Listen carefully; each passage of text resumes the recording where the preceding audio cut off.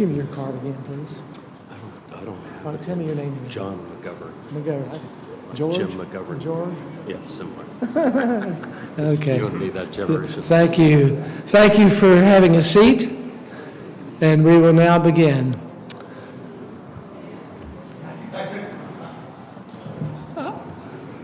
I've asked John McGovern to open up our time this morning with a prayer, and then we will introduce Senator Langford and have our prayer breakfast. Thank you.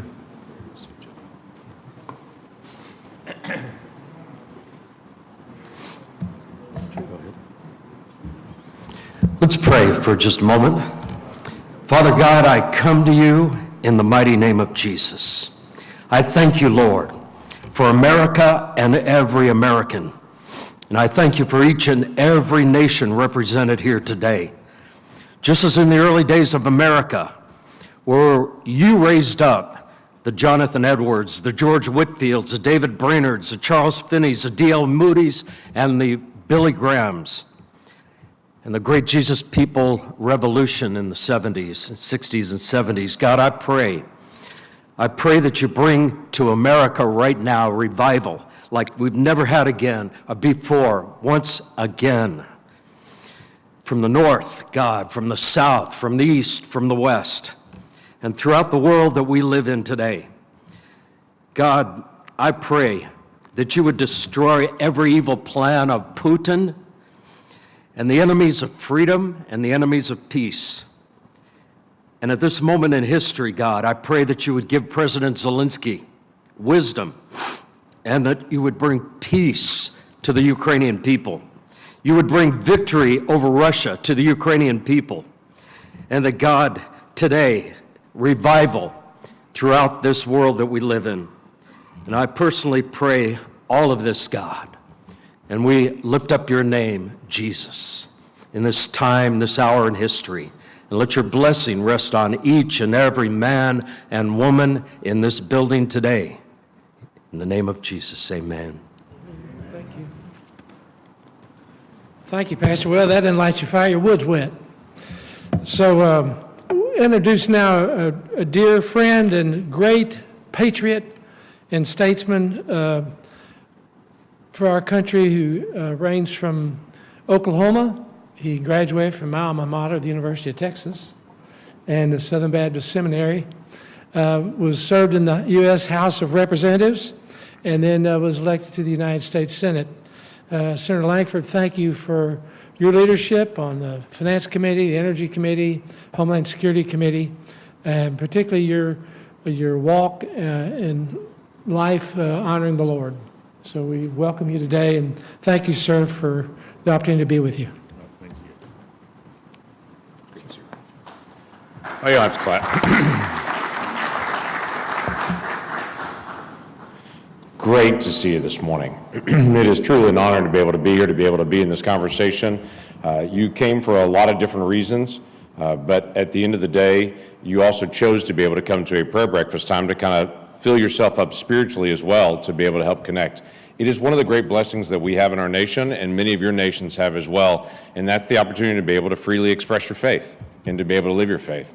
In the United States, we're very proud of the fact that 250 years ago, our nation set a path to say we're going to honor the rights of individuals to be able to have a faith, change their faith, or to have no faith at all, and that would be a protected right in America.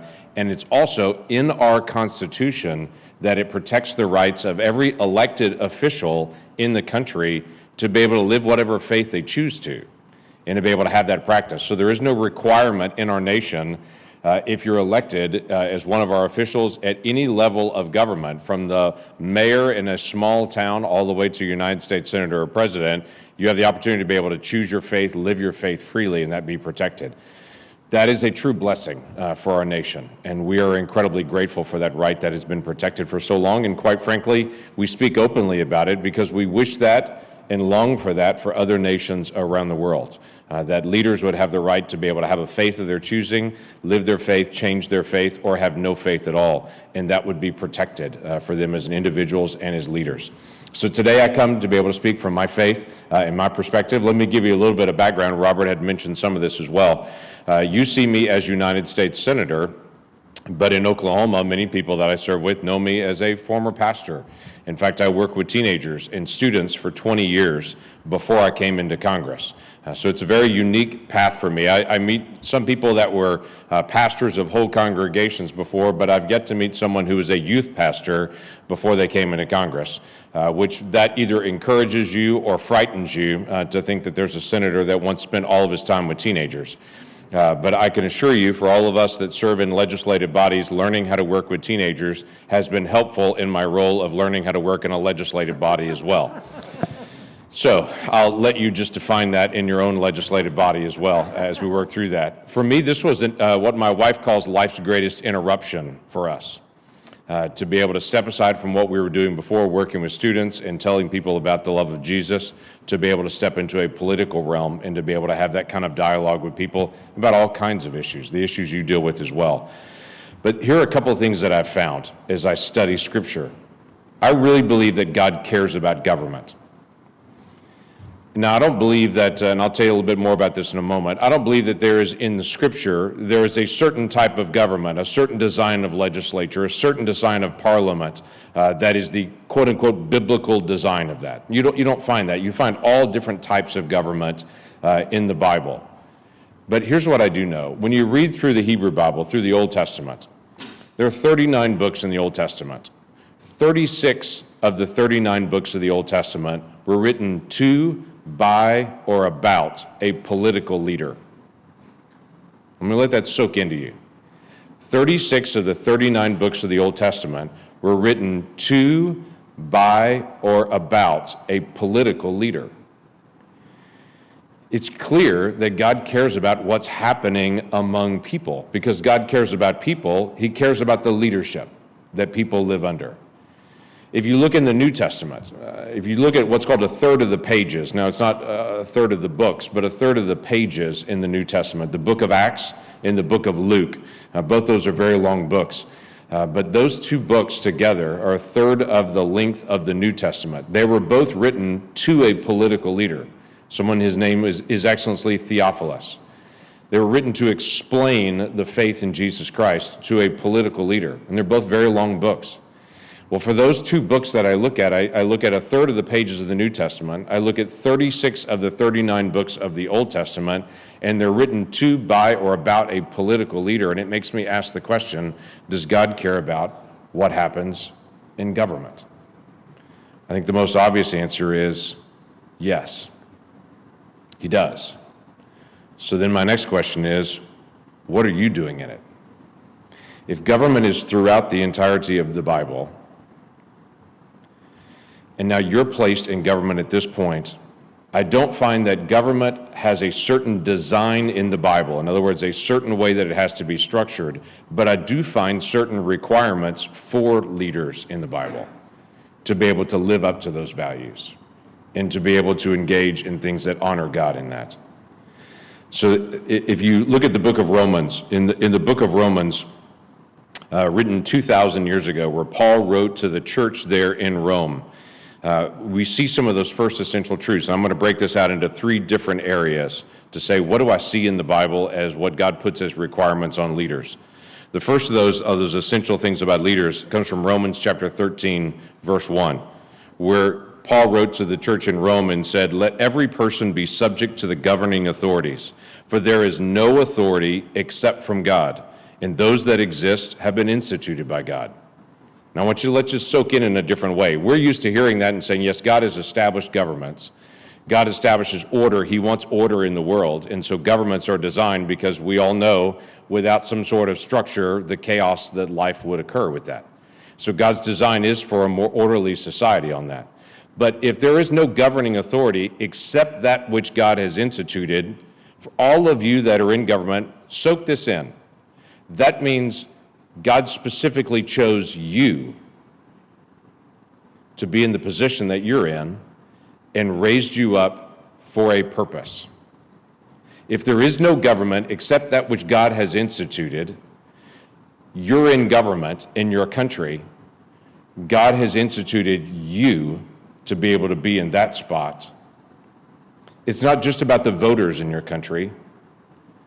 It's about God also raising you up for a purpose and a plan. So have you ever stopped to be able to ask God the simple question, why did you put me here at this point for what task? I think that's a reasonable question for everyone to ask. You and I can talk freely about elections and about serving. I have 4 million people in my state in Oklahoma. It's a great state. If you haven't been there before, I would welcome you to be able to come to my state in Oklahoma. But of the 4 million people in my state, there are only 2 of them that are United States senators. And I'm one of those. And it's a fair question for me to be able to ask of God, why of the 4 million people in my state am I the one that you raised up to do this? Now, it's not because I work so hard, though I do. It's not because I have red hair, but I do. It's not because I'm better looking than other people. It's not because I have a deeper voice than other people. There's a purpose and a reason that God raised me up for this task at this time in my state, in my nation. I have to ask those questions if you believe the Bible is true, and I do.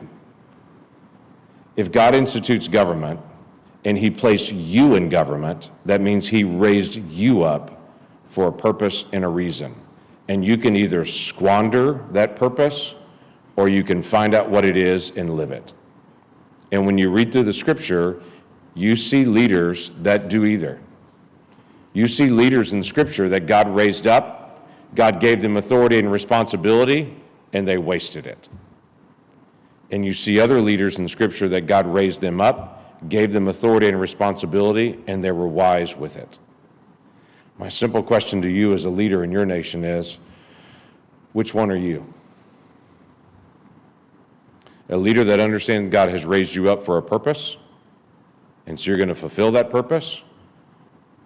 Or are you just excited that God raised you up for that purpose so you can have a business card and a title and travel? God put you in that spot for a reason. If you don't know what that reason is, you should ask him and find out what that is, and then go live your purposes. Second thing I see from scripture that's very clear is leaders do affect the nation. Nations are affected by leaders. Now, we sometimes look at nations and say nations drift in moral issues and in tax issues and all kinds of things. Nations have their own drift, but leaders have a responsibility. The scripture says in Proverbs 14:34, righteousness exalts a nation, but sin is a reproach to any people. Nations do follow leaders. You have a unique responsibility in your nation to be able to set the example in your nation. Now, I can tell you, all of us are human, and we don't always get that right. But you have the responsibility in your nation to be a leader, to be a role model, to be able to set the example in your nation. And my simple question to you is, how is that going? Several years ago, I have the opportunity, as many of you do, to be able to travel in multiple countries and be in a lot of different places for my responsibility. Several years ago, I was visiting with a head of state, and no, I won't tell you which country I was in, so don't ask. Several years ago, I was visiting with a head of state in a country, and as he and I were just visiting personally, I knew about that he was having an ongoing affair. And he was married with children, but he also has a mistress and an ongoing affair. He also told me about his faith in Christ. And as we were visiting and talking back and forth, I had the opportunity to be able to challenge him and say, you're the leader of your nation. You have the moral responsibility to be able to set the tone for your country. And though you're the leader, and no one's going to change that, do you want to use this responsibility for good? Or is this all about his selfish desire? For those of us that are followers of Christ, and I'm one of those, we have an obligation to be able to set a moral tone in our nation. Your nation's no different than mine. In every nation around the world, people that are not in government look at government and say it's corrupt. Every nation in the world. It's just a natural response. If you're not in the leadership of a country, you look at the leadership of the country and say, they have something I don't have, so it must be corruption. You have the responsibility as a leader to set a moral example in your country, to both challenge corruption, but to also personally choose to live a life that both honors God, honors your family, honors your nation, and sets the tone for the next generation. That's you. And I hope it's soaked into you that the reputation of your nation and who you will be in the next generation sits on your shoulders and how you choose to live. Because if you don't set a moral example for your nation, who will? You're the leader. You're one of the folks at the table. You're one of the people the cameras and the media talk to. And though they don't agree with you most of the time, just like the media here, you have a moral responsibility because righteousness exalts a nation. But sin is a reproach to every people. You're the leader. You have the opportunity to be able to set the example. And the third thing I would say is this. Leaders need wisdom. That's something clear from Scripture over and over again, is that leaders need wisdom. Book of James, which I personally like since my first name is James. The book of James, chapter 1, verse 5 says, if any of you lacks wisdom, he should ask God, who gives generously to all, without reproach, and it will be given to him. If anyone lacks wisdom, he should ask God. Many of us know the story of Solomon, who was a king in Israel. Solomon, as a young king, becomes the leader of the nation, and God speaks to him and says, what do you want me to do for you? What do you want? And Solomon's response as the brand new leader of his nation was, I don't know what to do. It sounded prettier in the Bible, the way that he said it.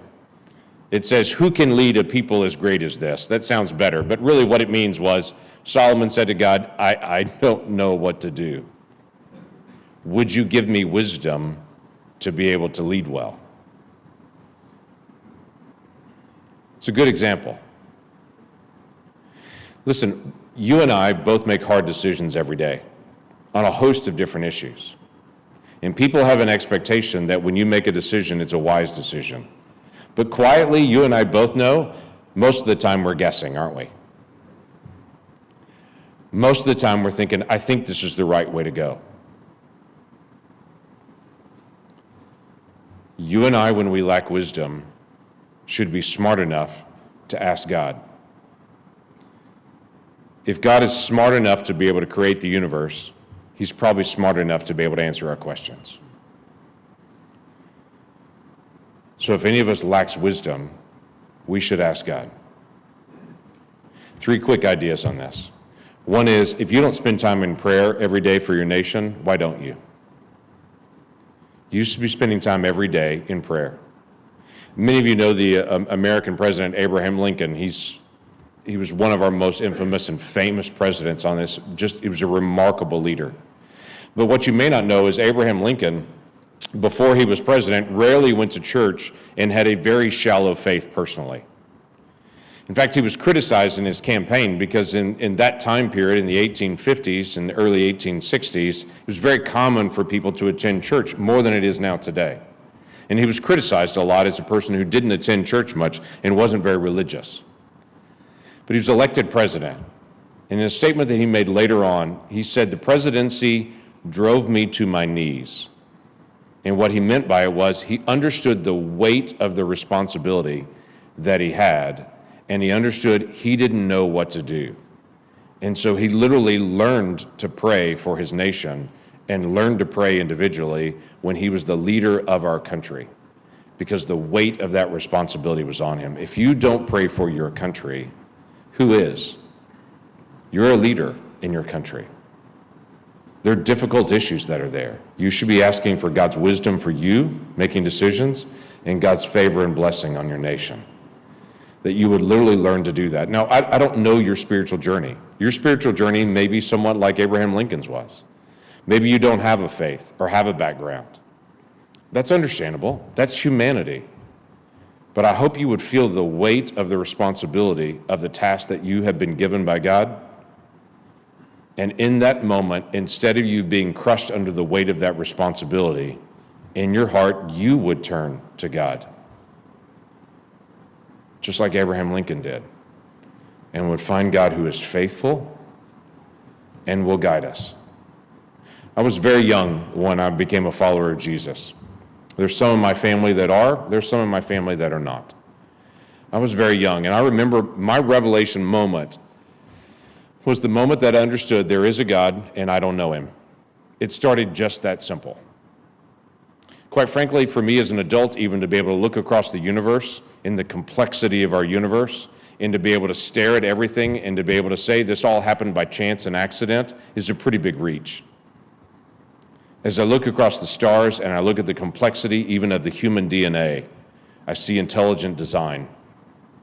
I see the thumbprint of a designer that's there who has actually done something to be able to help us be together. And as I reach out and to be able to look and say, who is that that's done that? I firmly believe it's Jesus. When I asked him to come into my life and to take control of my life, it started my life on a very different path. He forgave me of my sin and gave me an opportunity to know him and to be able to walk with him. I don't know your background and where you come from or what your spiritual journey is, but I would encourage you to pray for your nation and begin by even praying for yourself and saying, God, help me to be able to make wise decisions. Second two things are quick on that. Just advice on if you're going to get wisdom. Learn how to pray. I'd encourage you to be able to read Scripture. There's a lot of truth in there. I've had several opportunities to be able to visit with world leaders around the world, and I will often say to them, do you know the book of Proverbs? Do you know that book, Proverbs? And some people will say yes, and some people will say no. And I'll smile at them and say, Proverbs was written from one generation of leaders in the nation to the next generation of leaders in the nation to say, if you're going to lead well, these are the things you need to do. So it's a lot of short statements over and over again, but it was written literally from political leaders to the next generation of political leaders to say, here's how to be wise in your leadership. So if you're going to start reading in Scripture as a leader, I would encourage you to start reading the book of Proverbs to gain wisdom in your own leadership, insight on how to be able to lead. I would also encourage you to read the book of John. The book of John tells the story of Jesus and tells that beginning point of what it looks like to have a personal relationship with the God who loves you. Those are great places to start reading if you don't normally read the Bible. And I do run into people all the time that say, I have respect for the Bible, I just never read it. Take a chance. Read some of that wisdom and see how it helps you in your life. And the third thing is, do a prayer breakfast gathering in your own country. Each week, members of the United States Senate from both parties, we take off our party uniform and we sit down and have a prayer breakfast together. And we talk about our families, we pray for each other, we talk about what's happening spiritually in our own lives. We get an opportunity to be together and to be able to pray together and to be able to talk about Scripture together. Now, it doesn't help us pass legislation better, and that's pretty clear to be able to see. But it does help us encourage each other to not walk away from our own faith. When you're a national leader, there'll be plenty of people pushing you away from faith.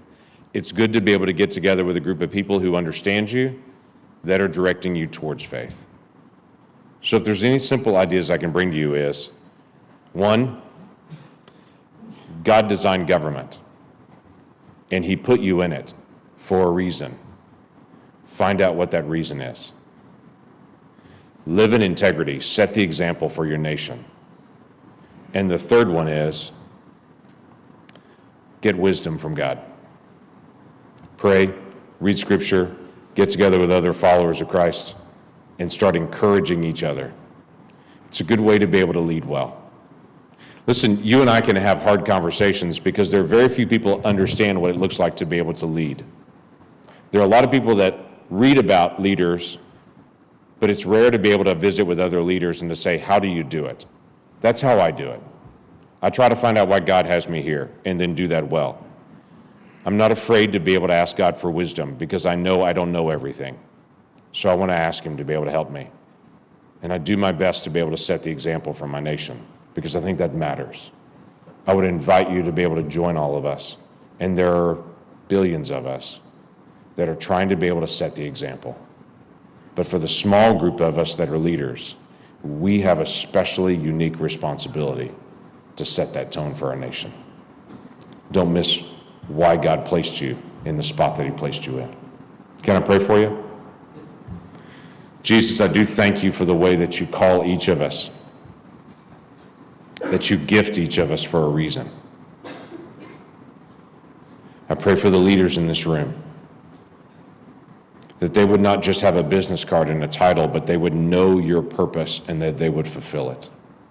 That they'd not be afraid to set the example, and that they would seek wisdom from you. We need it. The world that we live in is complex, but we know you are faithful. So Father, help us in that, we pray, to have your wisdom, to be able to do what's right as we lead so great a people. I ask as well for individuals in this room that don't know you, that came voluntarily to this breakfast time and are just exploring what it means to be able to know the God of the universe. I pray that even today they would have the boldness to be able to pray to you in the quietness of where they are and to begin a relationship with a God who gives wisdom and grace. In the name of Jesus, I ask. Amen. Amen. Wonderful. Thanks.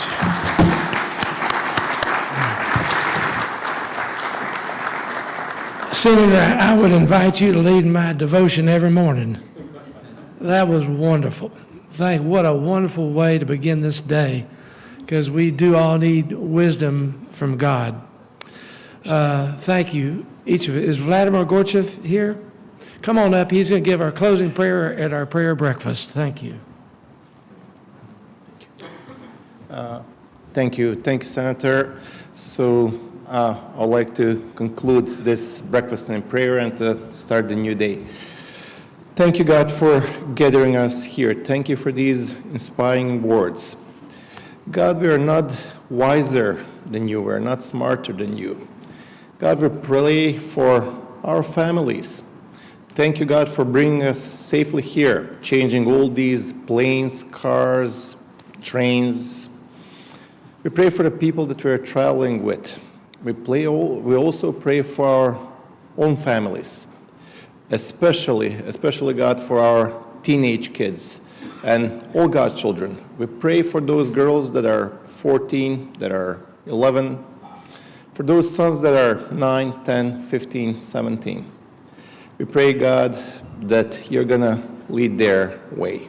We pray for this country, for the United States of America, for these people, for this nation, and for all other nations. We pray for my country, Macedonia, for the people there, because we need to pray for our countries.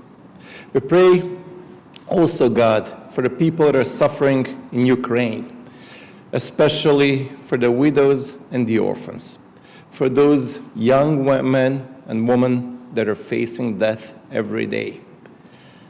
Touch their hearts. Relieve their pain during the funerals and the hard moments. And we pray for every continent and every country in this world. And we can't ask our blessings without respecting and following your word. In Jesus' name, amen. Thank you. Please come in and be seated. We'll have our next panel. See Senator Cassidy there. Please come on up, Senator Cassidy. We just need to give a special gratitude to Senator Cassidy, Joel Hurst, Katrina, that you met yesterday. I don't know if Katrina's in the room, but Senator, you have a remarkable staff, and it is a reflection of you, sir. You're a wonderful, humble man, a great statesman for our country, but it is reflected in your staff as well. I just want to thank you. His team is the one who organized everything that we've done.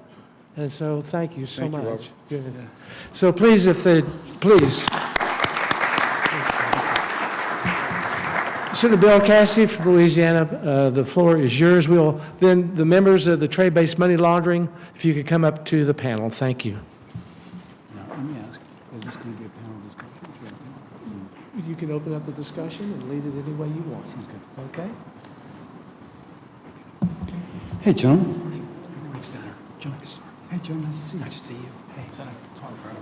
Great to see you again. Nice to see you again. Hey. How are you? Nice to see you. You continue your good work. Thank you. Nice to see you. See you by my last year.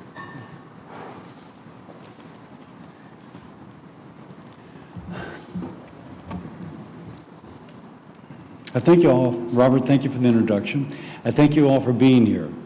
trade-based money laundering, you know, I could speak of from a United States perspective, but the reality is the very fact that it's trade-based means that no one country can solve it in of itself.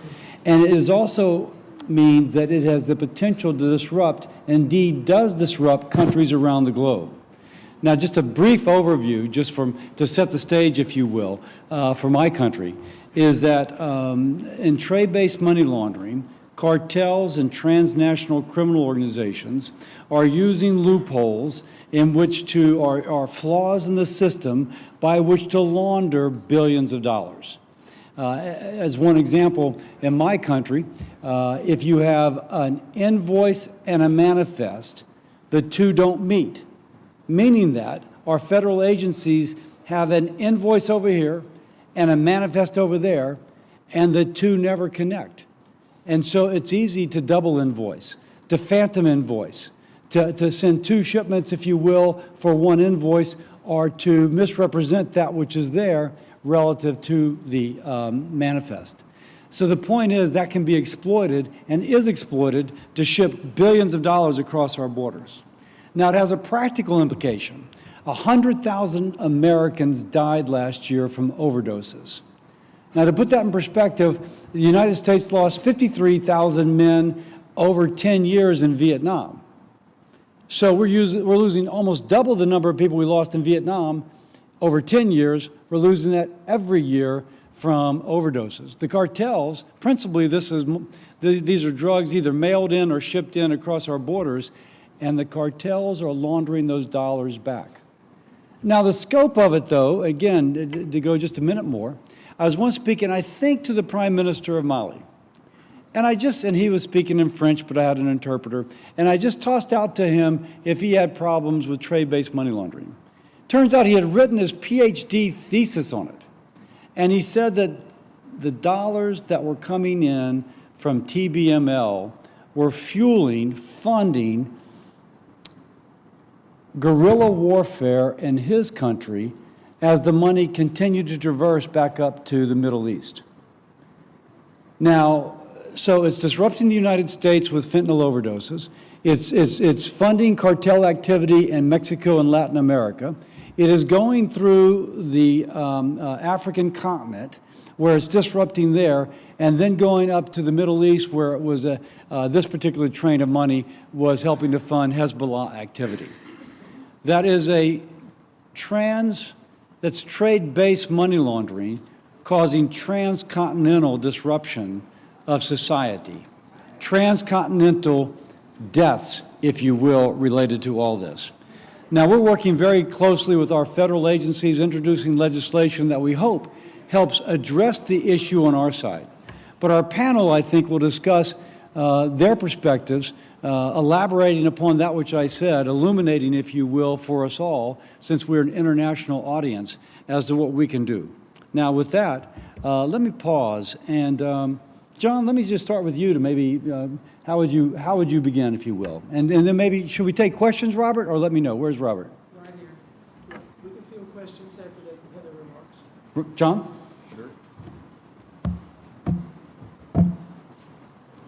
And we'll just go down the order if y'all don't mind after that.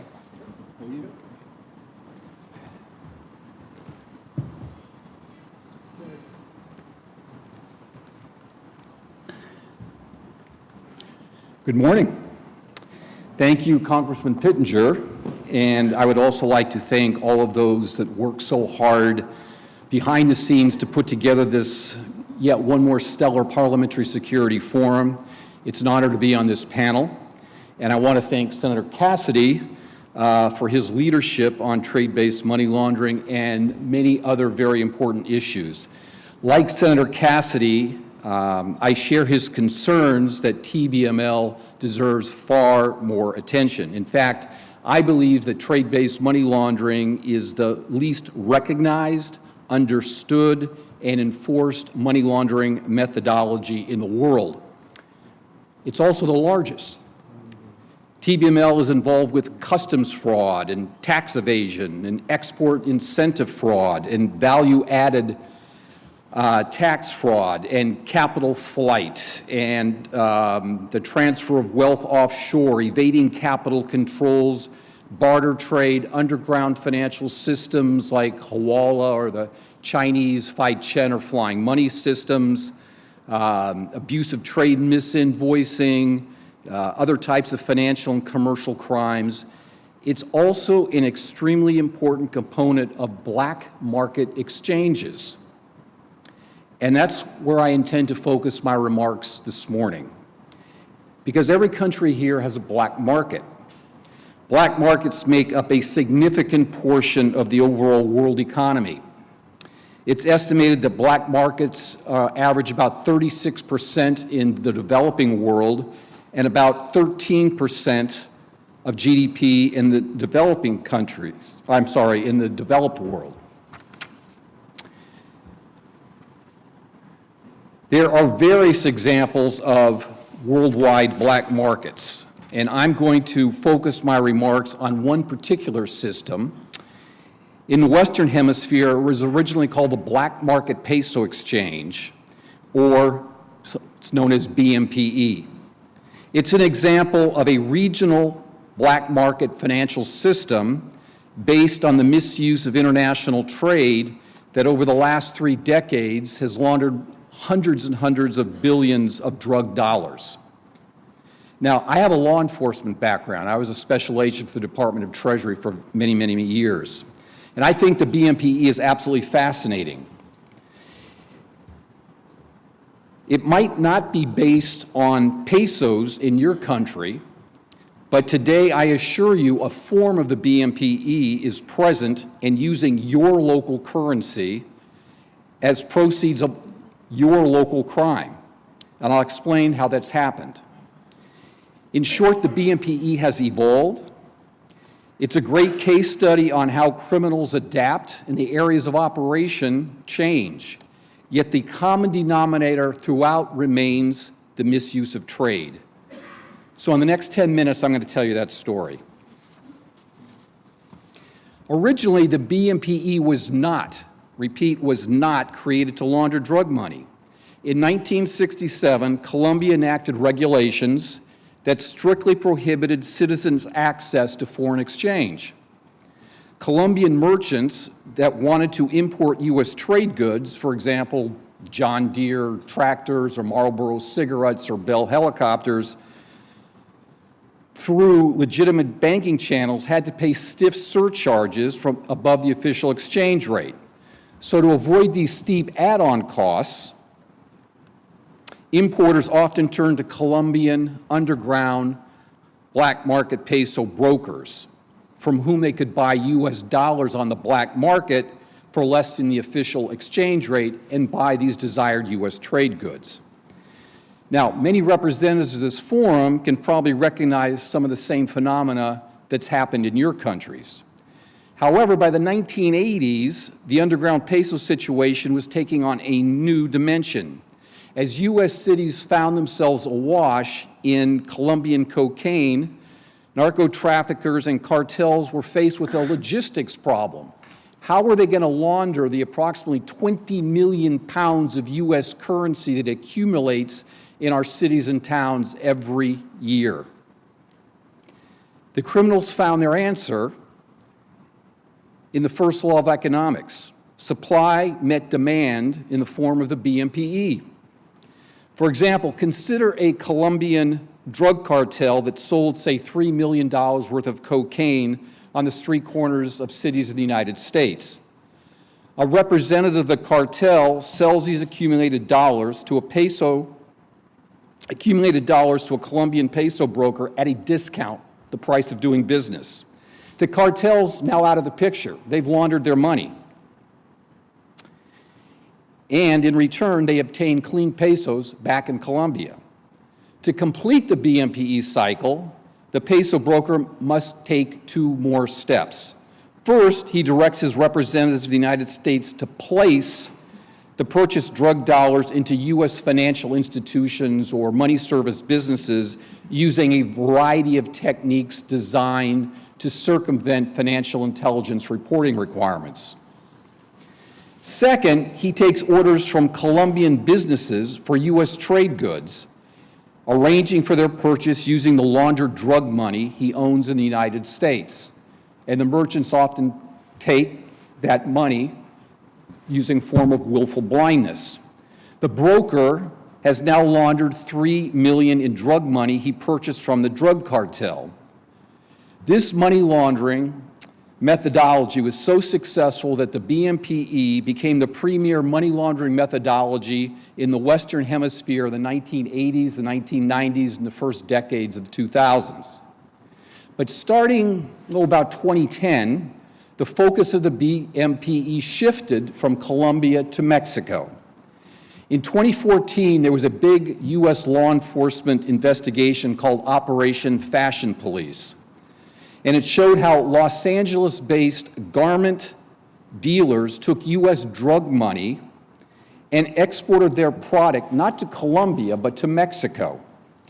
In addition, some of the clothing manufacturers missed customs fraud into the equation, into the BMPE conspiracy, and made in China labels were taken out of the garments and made in USA labels were put in. And this fraud saved the co-conspirators from paying taxes because on paper, these imports were made to appear to look from the USA instead of made in China and exempt from duties under the North American Free Trade Act, or NAFTA. And once again, with the Mexican BE, the bulk cash stayed on the US side of the border, proceeds from narcotics, but increasingly with the Mexican cartels, human trafficking and proceeds from stolen cars and other illegal activities. In return, the trade goods are purchased from US manufacturers and then shipped down to Mexico. But starting about 5 years ago, the BMPE shifted once again. Now, investigators are finding that Chinese manufactured goods are becoming favored instruments for the BMPE and BMPE-like financial systems found around the world, including in your countries. For example, in 2000, bilateral trade between China and Mexico was only about $1 billion. By 2021, trade between China and Mexico had topped over $100 billion. And Mexican authorities say publicly that this burgeoning trade has allowed the money launderers to piggyback on this burgeoning trade relationship. Fronts for Mexican drug trafficking organizations are using illicit proceeds to buy container loads of cheaply manufactured Chinese goods. And using the TBML technique of over-invoicing that Senator Cassidy briefly mentioned, low-quality Chinese manufactured items are made to appear on paper as being worth significantly more. Payment is sent out of the country, and that's the wash. Now, we see this result in our cities and towns, but we don't recognize it or understand what's going on. For example, massive quantities of cheaply manufactured Chinese goods, including counterfeits, are found in black markets as well as souks and bazaars and marketplaces and swap meets and mom and pop shops and street kiosks all around the world. They're found in your countries. In some cases, BMPE brokers under-invoice Chinese product. A variety of goods, including electronics, garments, small household appliances, are purchased, imported, and sold in many China shops and black markets. And via this form of value transfer, funds are used to buy contraband, perhaps drugs or ivory, endangered and illegal wildlife parts, heavily regulated flora and food items, and all of this shipped to China. What has also changed over the years is that now Mexican and other foreign national buyers and brokers travel directly to China to place orders for the goods, or they avail themselves of e-commerce brokers to purchase consumer products that are made in China. There has been further evolution in this BMPE pioneered by Chinese organized crime. It's the growing use of what we call mirror accounts or mirror swaps, or sometimes simply swaps. With these swaps, Chinese brokers are working with Chinese organized crime, and the cartels to identify Chinese-American businessmen or businesswomen that have cash-intensive businesses that are willing to cooperate. How do the swaps work? The Chinese-American businessman receives the drug cash from the Chinese broker. These businesses place the proceeds of crime into their revenue flow, representing the drug cash as legitimate proceeds from their business.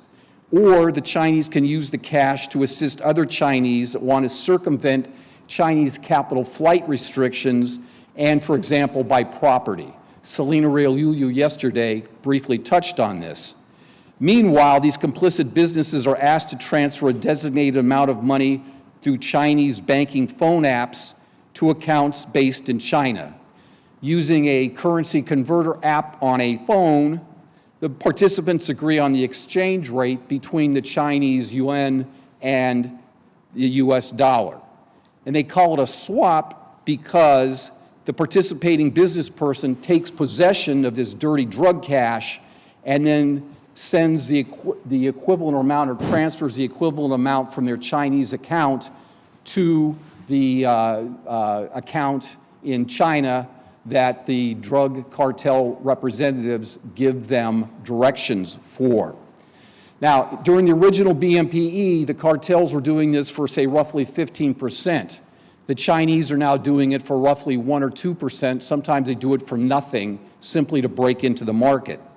Communication between the Chinese broker and the Chinese-American business people are almost always done by WeChat, a Chinese phone app, and law enforcement is generally very challenged to monitor these types of transactions, yet the Chinese businesses involved and Chinese intelligence are very much able to monitor what's going on.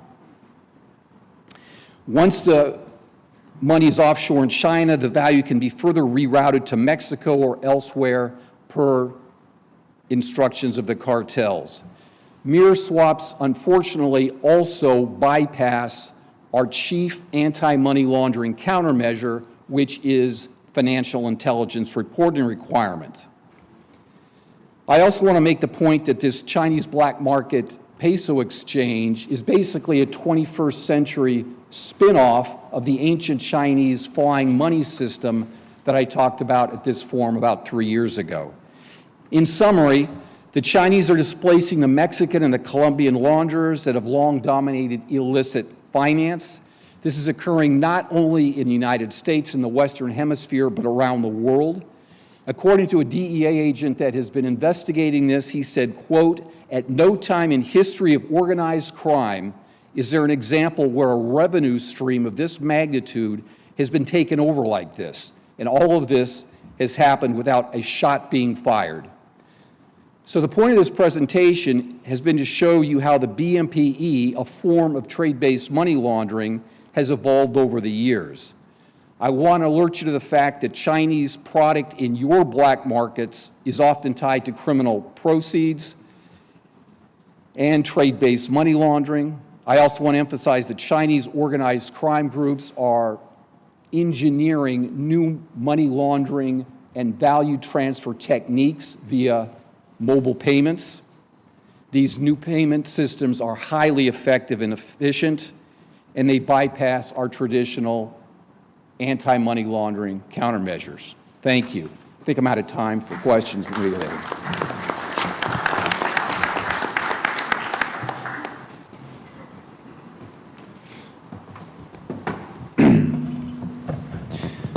Good morning, everyone. Many thanks to my good friend Robert Pittenger for again inviting me this year. It's a pleasure always to be here, and thank you, Senator, for your work, tireless efforts on this issue. It's a very difficult act to speak after John Cassara, who I consider as one of my mentors and great scholar on this subject.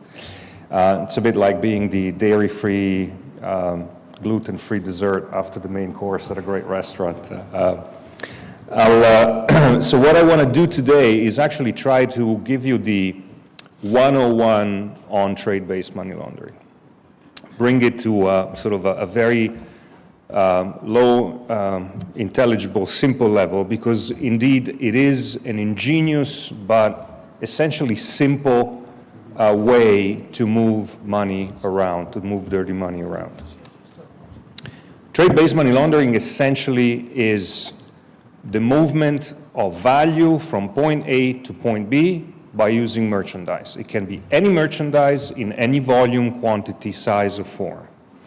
As John was mentioning, we see, cheaply manufactured goods coming in from China. It can be electronics, it can be counterfeited brand clothing or brand goods.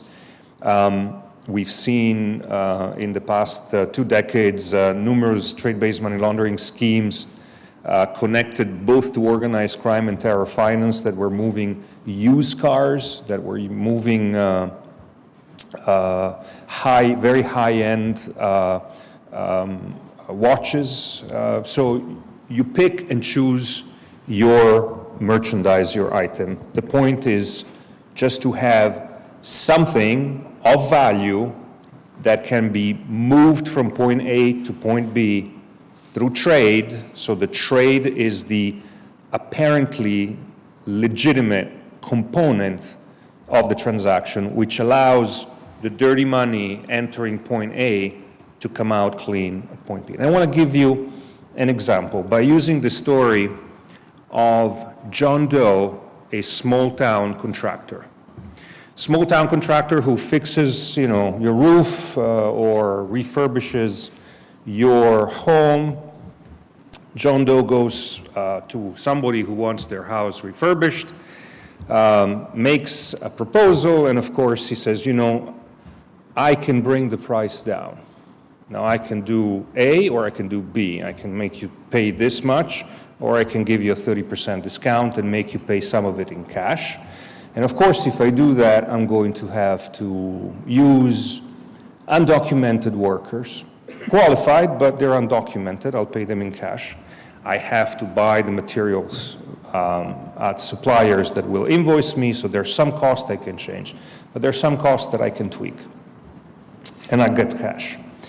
So he does his job, he gets paid in cash, and up to now, the main issue with this transaction is not trade-based money laundering. It's a case of unreported, undocumented services that lead to a cash payment that involves eventually tax evasion.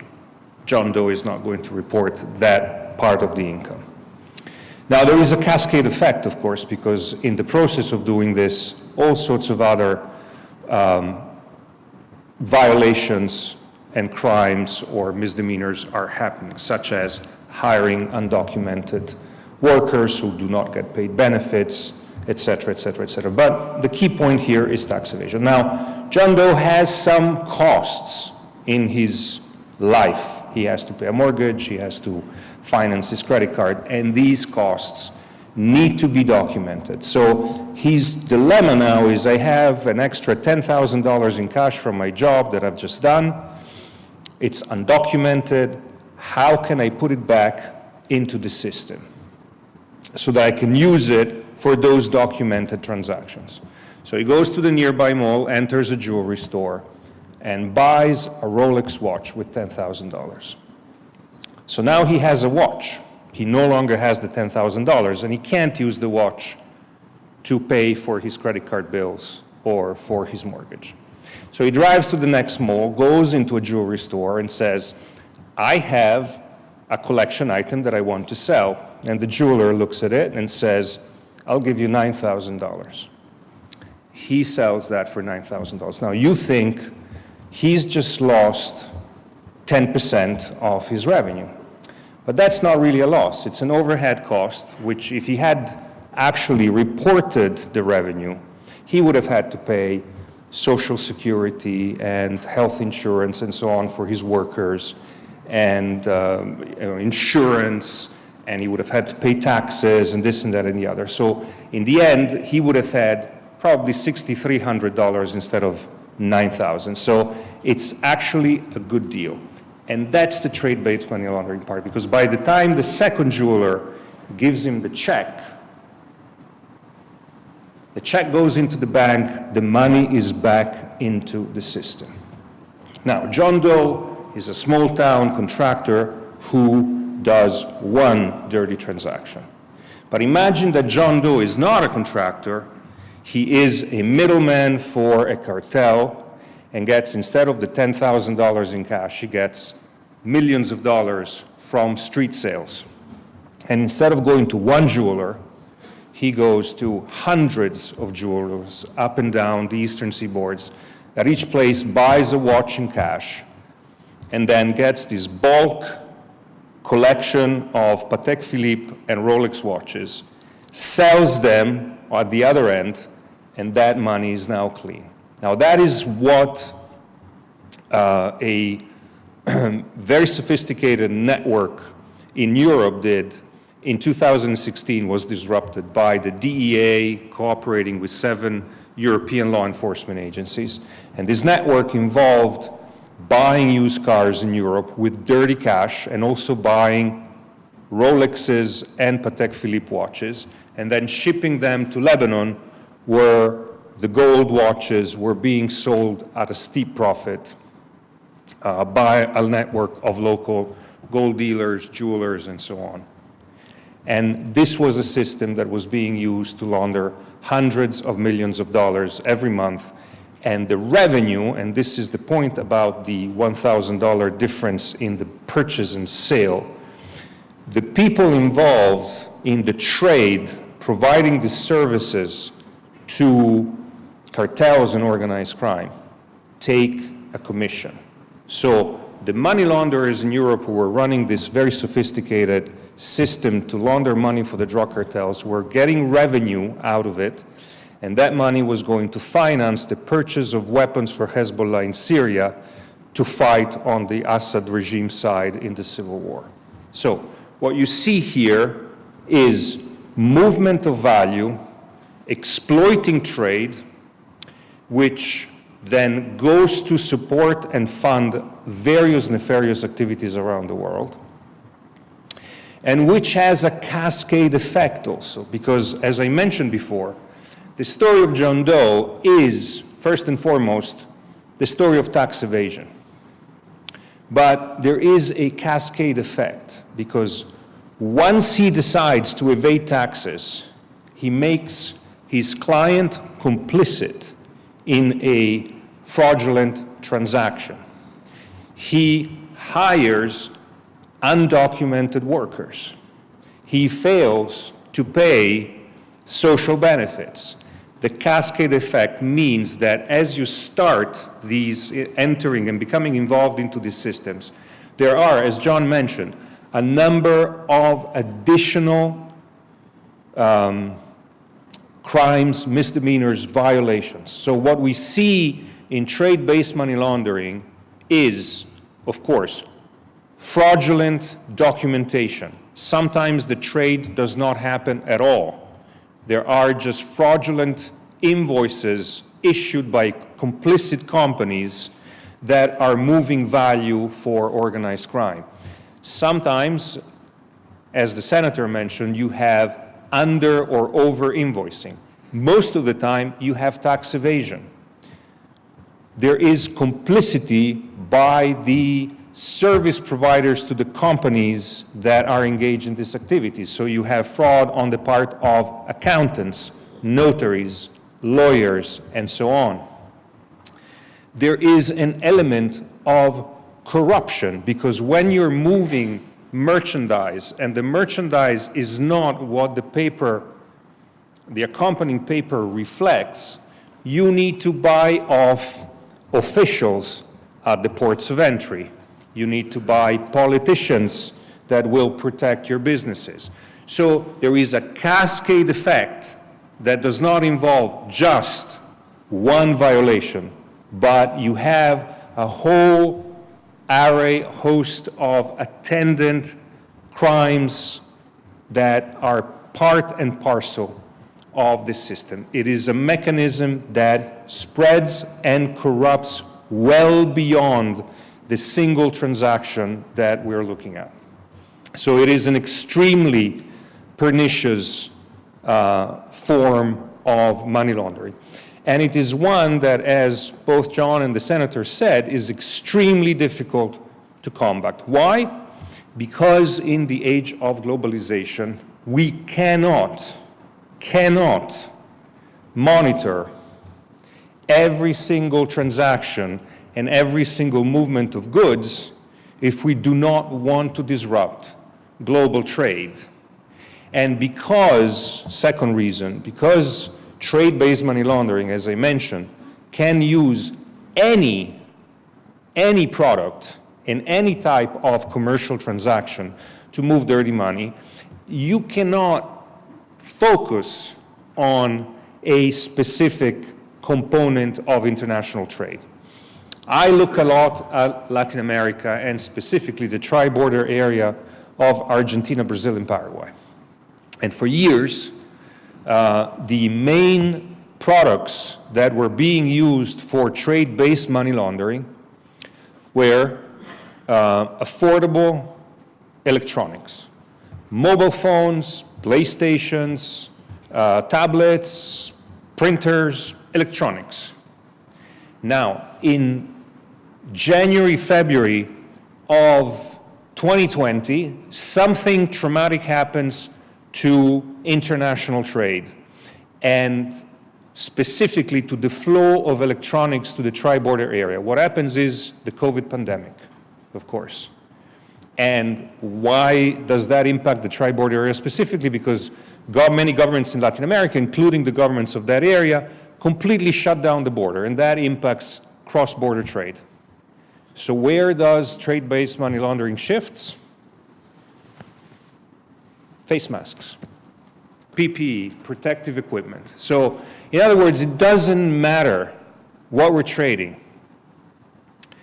The criminals will use any type of merchandise because, as I said before, the point is moving value from point A to point B. We see refrigerators, mobile phones, Gucci bags, cheap t-shirts moving. They see the dollar equivalent of a brick of cocaine or a bag of fentanyl pills. And that is the challenge of trade-based money laundering. Thank you.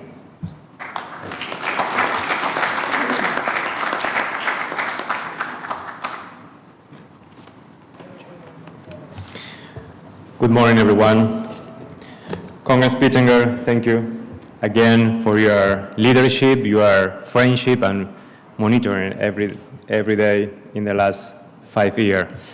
So it's a pleasure to me to be here. But first of all, I would like to say something about the exhibition we have here in the room. More than 250,000 migrants crossed the Darien Gap in Panama this year, coming from Africa, the Caribbean, and South America. The 20% are kids. In Panama, there are 3 different migrant camps, and the country has invested more than $50 million to support them, just in this year. Support them is protect the United States and protect different countries in our region as well. Because Panama is the unique country where all migrants are registered and vetted by the national authorities working with US, CBP, and Homeland Security.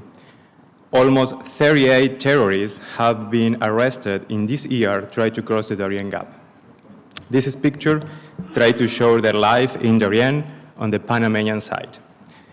Many migrants are used by the cartel of Colombia or by the criminal organization in Panama to move cocaine, money, illicit goods, or to be taken as a victim of human trafficking. Here in the room is Elvira Lopez. She's the executive director of the Museum of Freedom and Human Rights in Panama, with who created this exhibition. Thanks, Elvira. I don't know where you are, but thanks, Elvira, to open us the door of the museum and work together to fight against smuggling and human trafficking, and thanks, Congressman Pittenger, to put the exhibition in this forum. So, talking about human trafficking, talking about trade-based money laundering, we are so concerned about a new criminal phenomenon about illicit trade and trade-based money laundering in our region. We are we were tracking different shipping routes from Asia, and especially from China, India, and South Korea.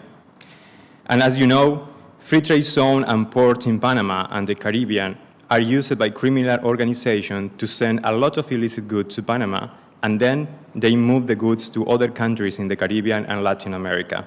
Sometimes they need to move containers just to move illegal money. They are still operating in colon-free zone. This is an excellent opportunity for criminals to hide and move illicit goods to destinations across the world. Maritime trafficking is the best method of smuggling illicit drugs, counterfeits, and money laundering across the America through routes in the Atlantic, Pacific, and Caribbean Sea by port and trade-free zones. The situation is worse in countries like Venezuela, Nicaragua, or member of the Bolivarian Alliance of Populist Authoritarian Regimes. In Panama, the colon-free zone is the largest free zone in the region with the most significant drugs money launderers and criminal facilitators. Weeks ago, as you know, a Panamanian was arrested in Dubai, and he was the head of an international drugs criminal organization, and they used Colon to send cocaine to Europe and Asia, and then send illicit goods to Latin America to introduce the illegal money in the financial system. And his mother is a director of the colon-free zone. Criminal organizations are owner of many companies in Colon, and they use false commercial invoicing, bulk cash smuggling, and other money laundering methods to launder drugs benefits from many traffickers. In the slide number 2, I don't know, yeah. The most important news is about how criminals are moving containers from Asia to Panama. They are using ports and free trade zones in the United States, like New York, Miami, and Galveston. They change the origin country of the shipping, and then they send or resend containers to colon-free zone in Panama. In Latin America, we believe if a container is coming from any U.S. port, it's a good container, without a red flag and with all security checks done. So it's very important to strengthen the cooperation between CBP and other U.S. authorities with Latin American ports, especially in Panama, to stop the illicit goods and trade-based money laundering. In the next one, I think so. Cigarettes, alcohol beverage, and medicines is still being the most illicit goods with high benefits to criminal and terrorists. In Panama, for example, more than 18% of the market is contraband, and its benefits are a financial support to gangs, especially for two gangs in Panama, Calor and Baghdad. But it's not just in Panama, it's the same situation in the North Triangle in El Salvador, Guatemala, and Honduras with the gang MS-13 or Barrio 18, where the operative structure of the Colombian drugs cartel to put the drugs in the containers and send the drugs to United States, Europe, or Asia. At the same time, they use cigarettes and medicines to launder the money because they have the control of the markets. It's very important to say that the gangs in Latin America control the markets and control the society in different points of the countries. In the next one, ports and free zones in the United States are using by transnational criminals to clean up the original country of the shipping. As you can see, many illicit goods from Canada, China, South Korea, Germany as well, and Iraq go to any port in the United States, and then they send the goods to Panama, Aruba, Belize, or other country in the Caribbean, the CARICOM community. In the next one, Colombia is a clear example. The 85% of the global cocaine comes from Colombia, and they use illicit goods like cigarettes and medicines to launder the money and introduce the benefits in the financial system. Corruption and kleptocracy is key to this operation. They sell cocaine to Europe or Asia and receive illicit goods to launder the money. At the same time, they sell the goods to support the daily criminal activities. With this cash from illicit markets, they buy guns, ammunition, pay bribes, send money to the jails, and pay the operative costs of the criminal structures. The next, please. So here we have some recommendation, I think so, yeah. How can United States eradicate this phenomenon? Number one, maybe implementing an effective controls on all manufacturing of and transaction in tobacco and tobacco products in and in transit through the United States, and adopt and apply controls and verification measures to the international transit or transshipment of tobacco and other sensitive products. Because today it's not just tobacco. We have a lot of sensitive products, and Ottolenghi said they are using a lot of different products. And the transparency and anti-corruption is very important. Present an authenticated certificate of existence and legal representation for the manufacturers in the origin market, custom agent in transshipment country, and purchasing entity in the destination market, along with a comprehensive due diligence behind their operation. And flag tobacco or other product shipment has a high-risk product only to be managed by the authorized economy operator. This will be translated into higher controls, relying on operators who maintain high compliance and security management.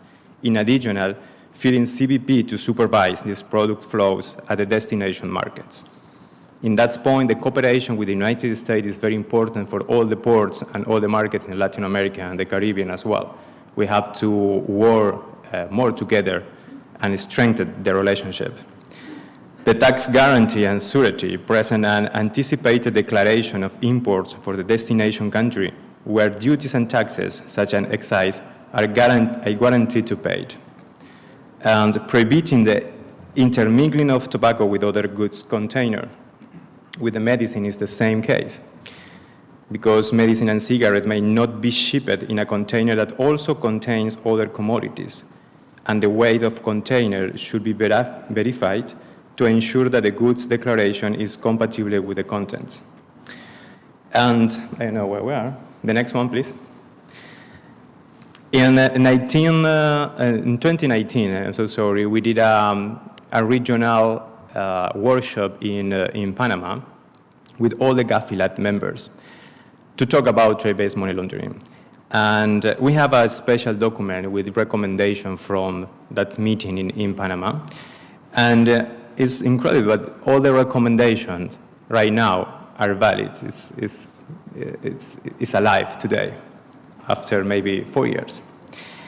So the institutional strengthening and criminal prosecution is important to boost the anti-money laundering capabilities of public bodies, for example, by setting up a special anti-money laundering unit within the custom, or by strengthening existing ones and generate specific typologies of trade-based money laundering.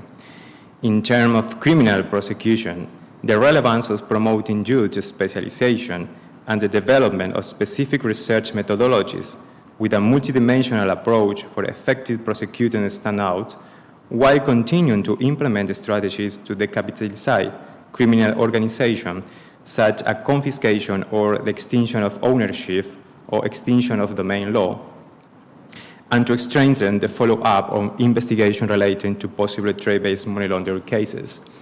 Here in the room is the Congresswoman, Corina Cano from Panama, and she is working very hard trying to approve this law in Panama. The next one, the multilateral articulation is very important. The fight against trade-based money laundering requires several specialties out of areas of knowledge and information, and requires more integration, exchange, and cooperation. In general, it is relevant to encourage international organizations to include trade-based money laundering in their agendas, as well as to provide training and recommendations to the countries. And similarly, it is considered important to encourage greater integration between anti-money laundering and custom authorities in the region. At the international level, we suggested the creation of special committees or task forces, both at the strategic and operational level, for the authorities involved and the private sector to address trade-based money laundering jointly, which will serve to define typologies, profile, and risk in real time. This work is very important, The main requirement is for the information to be in real time. It can be based on model of cooperation and exchange such as the trade transparency units, oriented not only to illicit trade, but also including trade-based money laundering. In addition, this unit must be multilateral. It is important to strengthen the quality of the information generated in customs in terms of anti-money laundering and to issue early warnings, which requires producing and providing access to information in easy manner. Greater connectivity between entities must be generated. It is necessary to analyze whether the technology guarantees the security of the information and safeguards the chain of custody with the use of blockchain both at national and international level.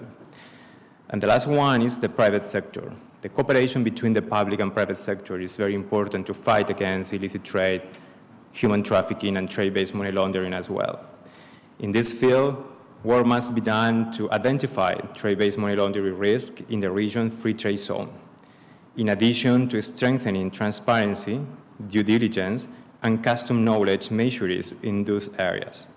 The manufacturers and/or suppliers with whom one enters a contractual or business relationship, as well as the local and foreign buyers of the products, must be known.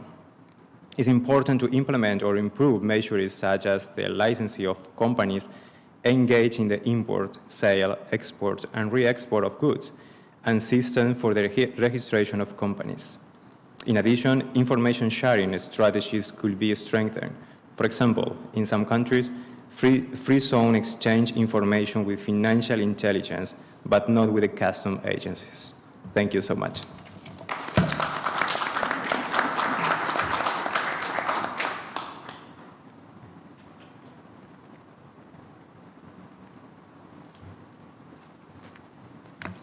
Good morning. I want to thank Congressman Pittenger and Senator Cassidy and their staffs for putting on this conference and for the invitation to be with you today. As we've heard, trade-based money laundering is a seemingly intractable problem. Illicit money is easy to convert into everyday products such as televisions, clothing, and other goods that do not raise suspicions from border protection or customs authorities. 2 years ago, Global Financial Integrity did an in-depth study of financial crime in Latin America and the Caribbean. We interviewed 250 subject matter experts, and we found that trade-based money laundering was one of the top 3 concerns they had in the financial crime area. So this is certainly an area of concern, not only in Latin America and the Caribbean, but across the globe. What I want to talk to you about today is the role that international trade and global commercial shipping industry plays in the moving, hiding, and laundering of illicit money. I'm going to give you a few statistics, hopefully not too many, and talk about actionable steps that can be taken by the international community, essentially a plan of action the countries around the world and multilateral institutions can implement to try to attack this problem. Speak to any economist at any development agency and you'll hear a common refrain, which is that global trade is the lifeblood of developing country economies, and of any economy, essentially. And it's absolutely correct. Without global trade, annual trade in goods is about $22 trillion a year. Without that interaction of goods, economies would collapse. But global trade can also help launder the proceeds and deliver all manner of illicit goods or legitimate goods that were obtained illegally. In that case, we're thinking about illegal fishing, illegal mining, timber extraction. In any developing country that relies on income from those industries is certainly undermined. Their economies are undermined when those goods are stolen and sold illegally. Now for some numbers. Each year, the value gap in international trade misinvoicing, this is when the value on goods invoices is misrepresented to evade taxes, to evade customs duties, is $800 billion a year. This is easy to do. There is no information that goes from an exporting customs department to an importing customs department. There's this gap. There's this sort of black box of information that makes this a very simple process to do. The annual value of illicit trade is close to $2 trillion a year. This includes not only things you would think of immediately, narcotics, weapons, and other things that are illegal, but the legal goods as well.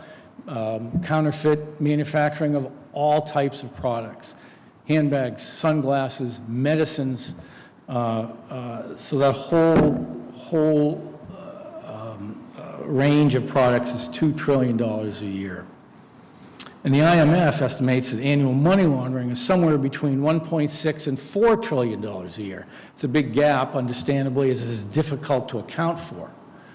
But trade-based money laundering is a major component of that. This is also a sort of pernicious problem, since there are no data to suggest that these figures have peaked, and they certainly have not reduced in any identifiable way. So it's important to note that while 90% of global trade is delivered by ship, 30% of the global commercial shipping fleet, some 29,000 tankers, container ships, cargo ships, fishing vessels, fly flags of convenience.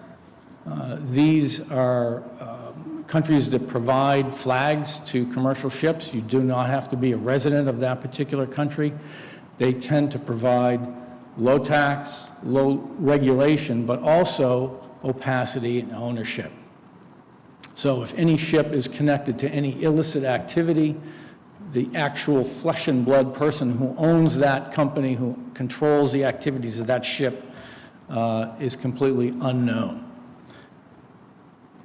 Recently, GFI did a research project to see if we could connect ships flying flags of convenience to the interdiction of illicit trade in the United States.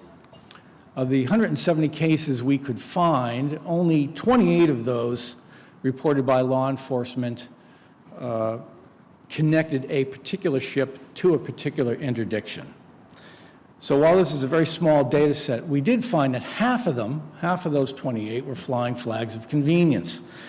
So we have approached Customs and Border Protection with the help of Senator Cassidy's staff to try to get some additional information to see if we can put some real solid analysis on the figures to see just how often flags of convenience are associated with illegal trade and potentially trade-based money laundering. The global shipping industry is so opaque that it was completely exempted from the OECD's 15% minimum global tax agreement of about a year ago. And that was because the OECD said it was too difficult to determine where shipping companies were actually located. So what we're facing is a convergence of several different factors. Massive amounts of illicit trade, opacity in a large amount of commercial ship ownership, a lack of trade data exchange between customs authorities from country to country, while at the same time there are 5,000 free trade zones around the world, with another 1,000 on the drawing boards. Many of these are operated with very little transparency or accountability, and they can be places to launder funds or transship illicit cargo with absolutely no oversight. In addition, ships' crews can turn off their global positioning systems in order to go dark and evade sanctions of all types. Think of North Korea, Iran, Russia. The way these countries get around global sanctions with their trade is because ships can actually go dark simply by flipping a switch. So this has led to essentially a global trading system that is opaque in many areas and which facilitates all types of illicit activity. As a result, transnational organized crime organizations, non-state actors, drug cartels, and terrorist groups can use the international trading system for illicit purposes, essentially with impunity. The current response to this problem has been one of dedication and hard work, but law enforcement is being overwhelmed by the sheer volume of illicit trade. The effort to interdict this trade is not being done at a scale that will dissuade, deter, or disrupt criminal organizations from using this international trading system to launder money and move illicit proceeds. Which leads to the following recommendations that I provide for your assessment. First would be a global beneficial ownership registry specifically for commercial shipping. As you may know, 100+ countries have said that they will implement a beneficial ownership registry for companies operating in their countries. This is a tremendous show of political will over the last 5 years or so to try to get at anonymous shell companies that launder funds of all types. We believe that a separate registry should be just for global shipping, regardless of any country registry that may be in place or soon will be implemented. This is a way to highlight the companies that, or the individuals that own companies involved in global shipping. Second would be the use of blockchain technology in all ports as a way to automatically and securely transfer trade information from an exporting country to an importing country. By having that information, the importing Customs Department can easily identify when the value on import invoices has been manipulated in a way that would likely move money illicitly in or out of the country. A global law enforcement database, perhaps operated by Interpol, that would be a free exchange of information among law enforcement on trade-based money laundering cases. And a renewed push for acceptance of the WTO's Kyoto Convention on Free Trade Zones, which essentially says the local customs department of the country where the zone is located should have complete, full access to that zone, and there should be no opacity whatsoever and full accountability of what happens there. What must be, if a customs department cannot identify who actually owns the ship, they'll probably have great difficulty to understand what's on the ship, and knowing what's on the ship is critically important for port security, for national security. Not only can those goods be illicit, they can actually be deadly. What must be kept in mind is that transnational organized crime is a global business, so this is going to require a multilateral approach, a global approach of leaders from around the world. Senator Cassidy is a leader here on trade-based money laundering, and I hope some of you can take up this issue in your countries as well. Thanks very much.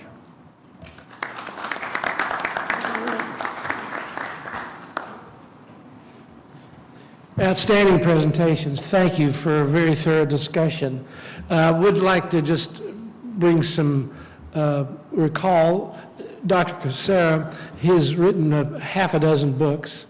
They are outstanding. If you want to really do a deep dive into trade-based money laundering, Google John Cassara, and he'll list those books. And also, if you're on the list for FDD, Foundation for Defense of Democracies, Dr. Adelinke writes many articles on this and a lot of other topics that I would point you to that try to get on their list to do that. Leo Campos is our partner in the Americas. We're considering and planning a fora right now in Jamaica and in San Domingo, and he and Crime Stoppers will be our partner in those meetings there. He has been an incredible asset for us in the region. And thank you, sir, for your friendship and partnership, and thank you, sir, for tremendous remarks today. This was an outstanding panel. I would like to make reference on a couple matters. We haven't outlined 2023 yet. We're closing in on that. If at some point you would like your country to host a forum, well, then get in touch with us.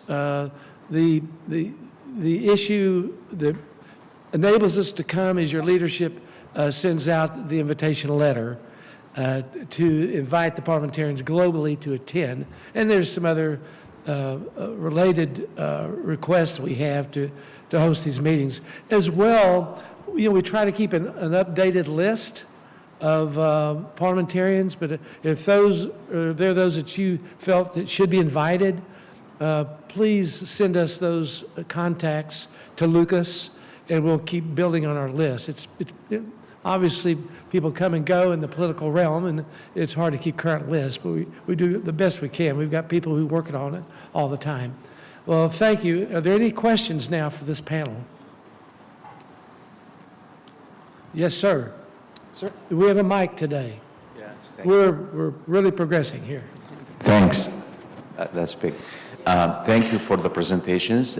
All of them were good. My name is Ziad Abul Taif. I'm a member of parliament from Canada, representing Alberta in the West Coast.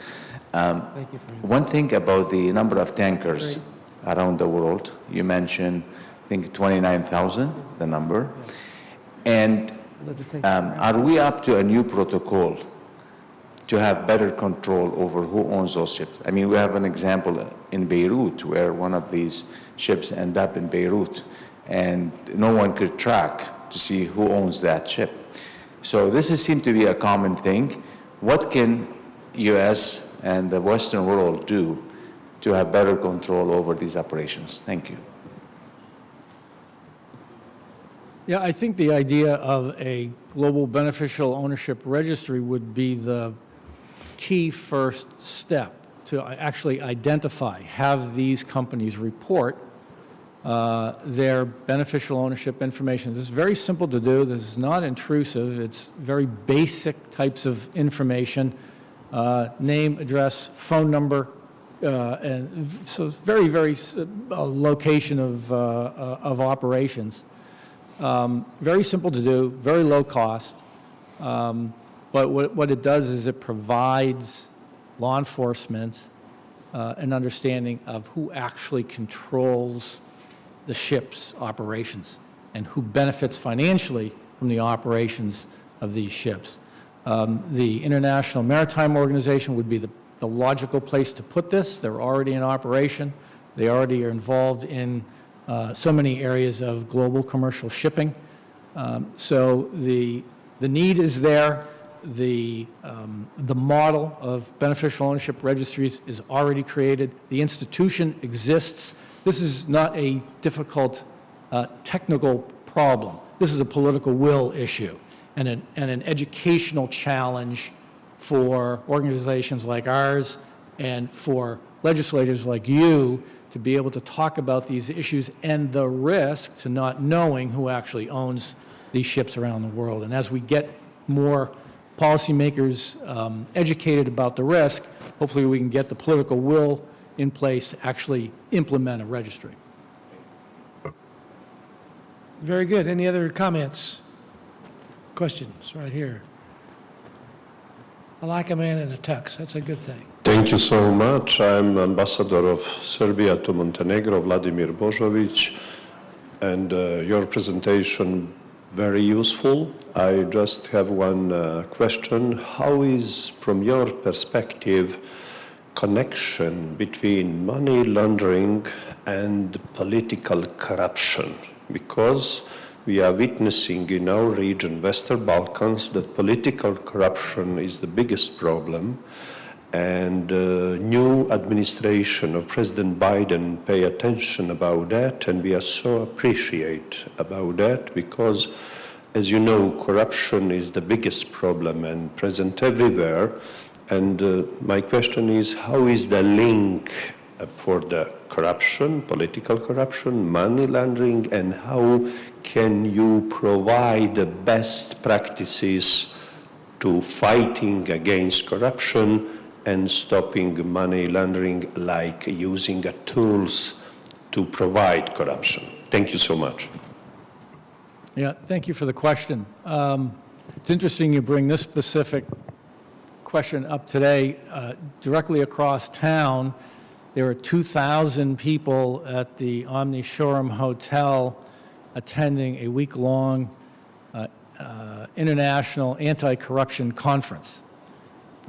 So there are a lot of dedicated people, dedicated organizations around the world trying to get at this very issue. As you say, the Biden administration has done a very excellent job on this, raising corruption to the level of being a national security threat. Janet Yellen, the Secretary of the Treasury, has said that the United States is probably the best place in the world to launder money. So there's an understanding within the administration that this is a global problem. Money comes here to be hidden and laundered. So this is not just a problem of one or two countries. This is a systemic problem. The direct link between corruption and money laundering, if you're corrupt, you've laundered money. There's one in the same. You have to find a place to move it and hide it to be able to get away with the crime. This is an issue of opacity in so many different areas. Opacity in company ownership, opacity in the ownership of trusts, and the use of enablers, whether they're attorneys, accountants, real estate agents that facilitate knowingly or unknowingly the movement of funds around the world into these dark spaces. Private equity and hedge funds are used to launder money. Real estate's used to launder money. So this is a massive, massive problem. You're right, it is at the top of the list. I mentioned the survey we did in Latin America and the Caribbean. The number one thing they were concerned about is corruption. But it is all intertwined, it's all connected. And if you try to address the opaque places, the opaque systems, that's the first step in trying to undermine corruption and everything that flows from it. One quick additional point. A lot of people forget that corruption is a predicate offense or specified unlawful activity to charge money laundering. And as we say in enforcement, corruption is the great facilitator for money laundering. Yeah, I think we have to understand a new word is the criminal convergence. I think is a correct word in English, the convergence, where the criminal or the transnational crime organizations are working together with the corruption groups because they need them. And it's very important to understand these new topics, to address the topics in our legislation. Because right now our countries, maybe in all our countries, we have a specific legislation just for drugs trafficking or just for human trafficking or just for a specific crime. But we have to understand that they are working together with all the crimes at the same time. But our legislation is trying to approach the problem from a separate way. So the criminal convergence is very important to understand the new phenomenon and address the word in our legislation. Thank you very much. Outstanding panel, great presentation, gentlemen. Really appreciate it. Thank you all. J.C. Boggs, if you'd like to bring your panelists up. J.C. Boggs with King and Spalding. They're a law firm who has offices in 24 cities around the world, and they represent assist governments on policy issues. He will lead our discussion on cryptocurrencies and digital currencies. Thank you, sir. Great. Thank you, Congressman. It is just always a privilege to be here and hear so many experts on different issues that are critical, not just the United States, but around the world. I learn a lot all the time, and I'm privileged to be here today to talk about another topic, cryptocurrency. We have two United States senators today that I'm pleased to introduce and a SEC commissioner. I think we're going to start with Senator Tommy Tuberville to come on up here. Senators, I meet so many former members and former senators, former governors. What do you call you, governor, senator? But here you got coach. You might like coach better than senator. But the senator's on, he was a great 40-year coach in college football and about 11 years, I think, at Auburn Tigers, great team, and then became United States Senator. He's on 4 committees, I think, Armed Services, Veterans, Health, Education, Labor, Pension, and Agriculture. And you'll wonder, what do any of those have to do with cryptocurrency? But we'll hear about that. Yeah. Thank you. Well, thank you. Thank you. Welcome to the United States. Welcome to our home, the House of the Senate. We're glad you're here. You know, I want to thank the people that invited me here, especially Congressman Pittenger. It's important that we continue to have these discussions. We all saw what has happened the last few weeks with cryptocurrency, and I tell people, when you don't really understand something, it's hard to regulate. And the thing that we're going through right now is, I just talked with some people in the back. 9 out of 10 people in this building know very little about cryptocurrency because it's so there's so many things to it. But with China on the rise, and I hope everybody really understands this, China is on the rise. We live in the most dangerous time in all of our era, and it's getting worse. You know, the leaders of the free nation, all the free nations across the world need to stand together in defense of all of our shared values. The free world must remain the global leader in both economic and military terms, and innovation is critical. It's probably one of the most critical things that we're going through right now to accomplish all those goals. Fortunately for us, freedom and education and innovation go hand in hand in this country. You know, I've been asked to speak briefly on cryptocurrency. As I said earlier, most people don't know a lot about cryptocurrency in our country. They're learning. Most people in this building and the buildings that surround us don't know a lot about cryptocurrency, but we're all learning. I've learned more about it in the last 2 years than I never, ever would have imagined. You know, crypto is a new frontier. Times are changing. Whatever you think of it, the technology underlying digital assets has the potential to be revolutionary. We all need to get smart and learn every day about this new technology. And our governments need to regulate crypto in a responsible way. In a responsible way that protects and encourages innovation and protects consumers. I think that's one of the most important parts. FTX, in the last few weeks, its collapse has made it clear that the United States has got to act quickly to put strong regulations in place for cryptocurrency. And we've been working on it for the last couple of years. Things around here move very, very slow. But I think what's happened in the last couple of weeks has encouraged the people in leadership to make sure that we speed things up when it comes to regulation. Our failure here in Congress to provide regulatory clarity is pushing crypto companies overseas and in areas that have subpar regulations. You know, this creates risk for us because our regulators have limited oversight over companies that are overseas. We've got several quality bipartisan bills in the Senate here as we speak. Again, you'll hopefully hear in a few minutes from another senator that will talk about her bill that she has been working on day and night for the last couple of years. She understands, as a lot of us understand, the need for a bill here in our Senate to be passed and signed by President Biden to regulate what we all know is something that's going to be very important for the future, not for just our country, but for the world. I believe that cryptocurrency is a commodity, not a security. There could be a lot of discussion, and there will be a lot of discussion about that in the future around this building.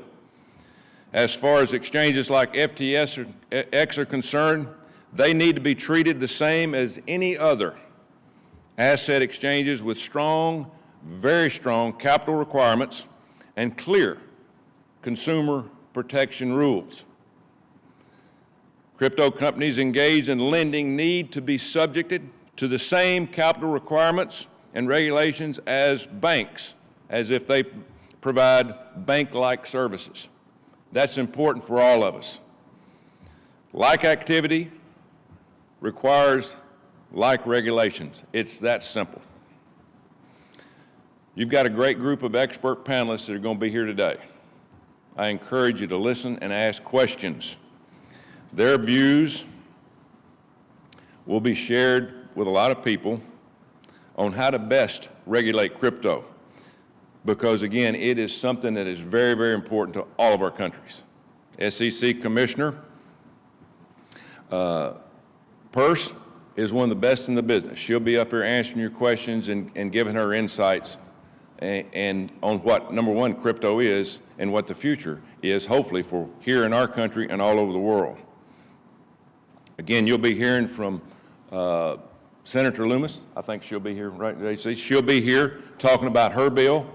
She has traveled worldwide, studying, understanding, trying to put her finger on the points that will make crypto strong here in the United States. And if it's strong here, then we can push it to other countries and help other countries. But she is one of the top in the Senate that understands it and believes in crypto and understand the future and how strong it could be for all of our economies. So thank you for all of you being here today, for your commitment to public service. I know it's hard. As you just heard, for 40 years I was a football coach. Now, that's American football, and I enjoyed every bit of it. I retired and said, I'm going to get into public service to have some common sense to what people that actually gone out and work with other people over years instead of being lawyers. Now, I got a lot of lawyer friends here, a lot of people that have been in business. Not very many of us here in the Senate have been in schools and education and talked to teachers, counselors, parents, and really understand, what's going on in our country and other countries. So I'm glad to be here. I'm glad to be part of it, but I'm glad that you're here putting public service in because it's time-consuming, it's hard. This area that you're going to talk about today sometimes gets a little bit boring, but to me, it's one of the most important things for our economy and the future of economies all over the world. I think it's so, so important.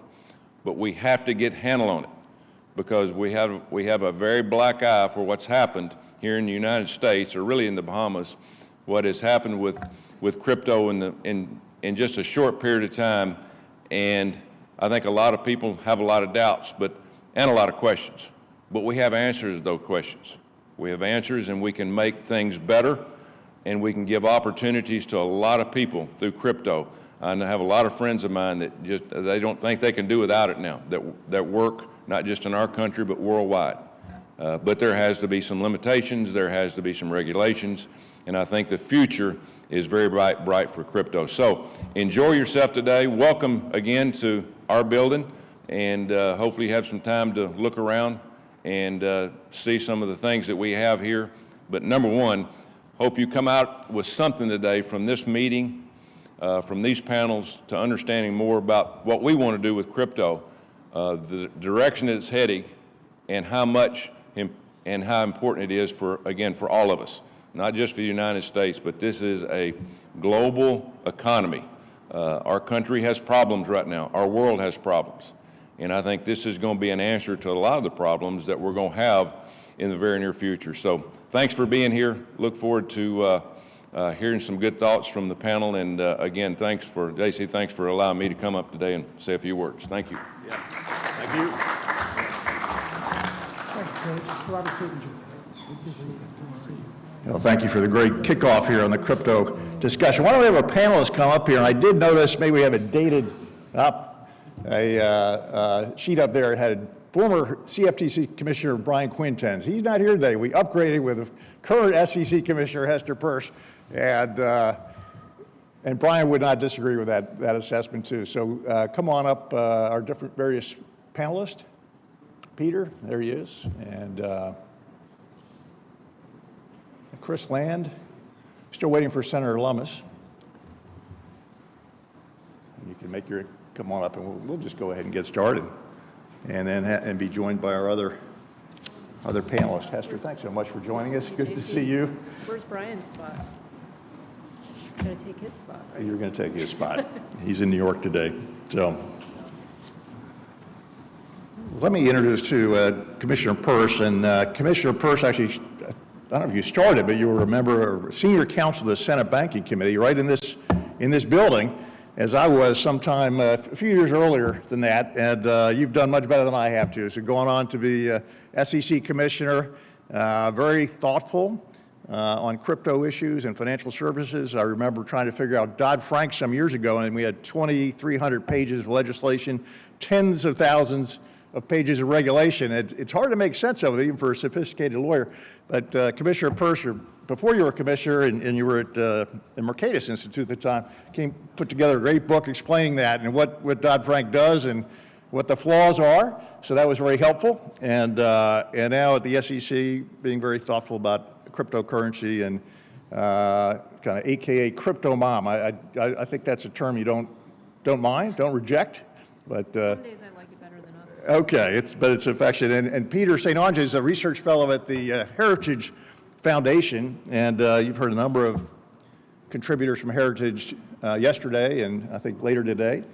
Peter's a PhD in economics, so we need that part when we're looking at cryptocurrency. And I think you've lived all around the world. I don't know if I can list them, but Germany, Mexico, Taiwan, other places. So you have a really global perspective, which is appropriate for this group here today. So thank you both.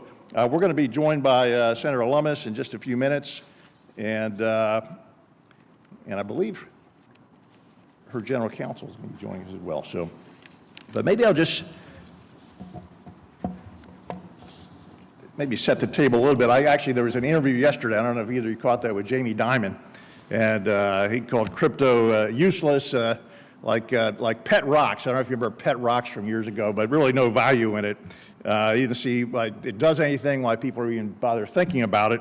Although he does separate, and he mentioned there's, downsides, corruption, $20-30 billion of ransomware a year, illicit uses, tax evasion, and so forth. But he does recognize the value to blockchain technology.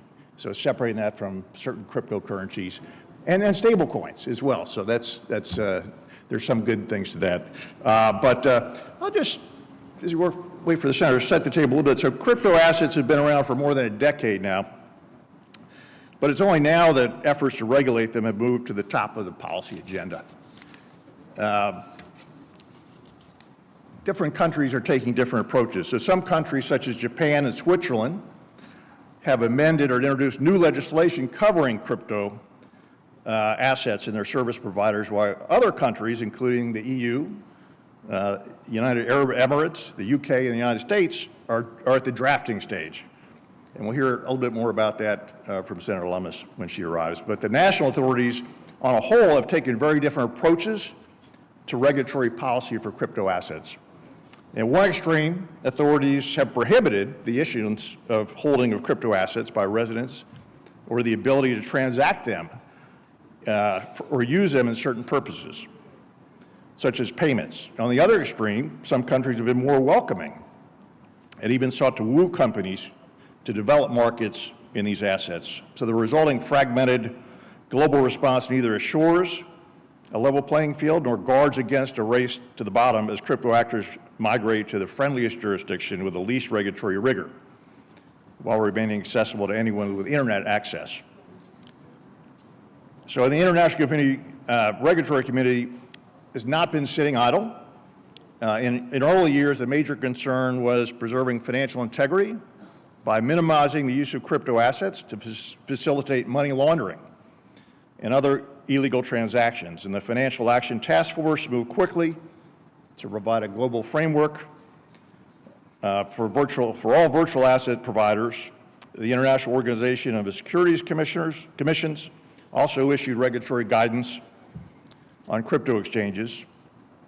The Financial Stability Board began monitoring crypto asset markets, released a set of principles to guide the regulatory treatment of global stablecoins, and is now developing guidance for a broader range of crypto assets, including unbacked crypto assets.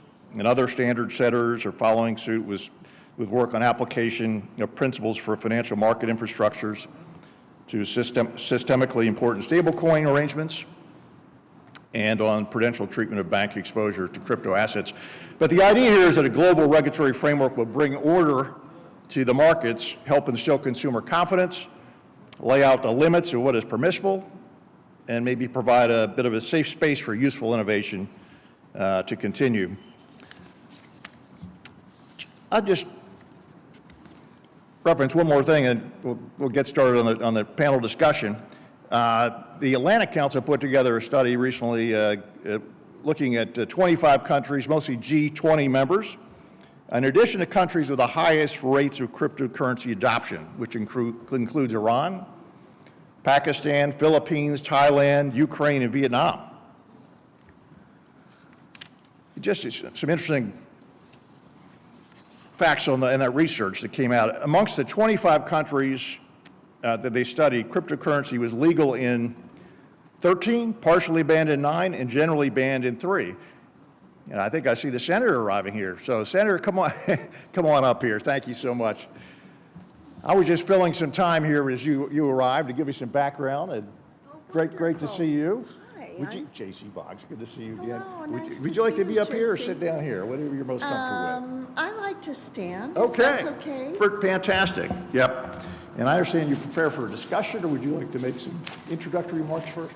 I'll do a quick introduction Let's do and that. very quick, and then perhaps we can just have a discussion, a dialogue. Thank you so much. Perfect. Gosh, it's nice to be with you.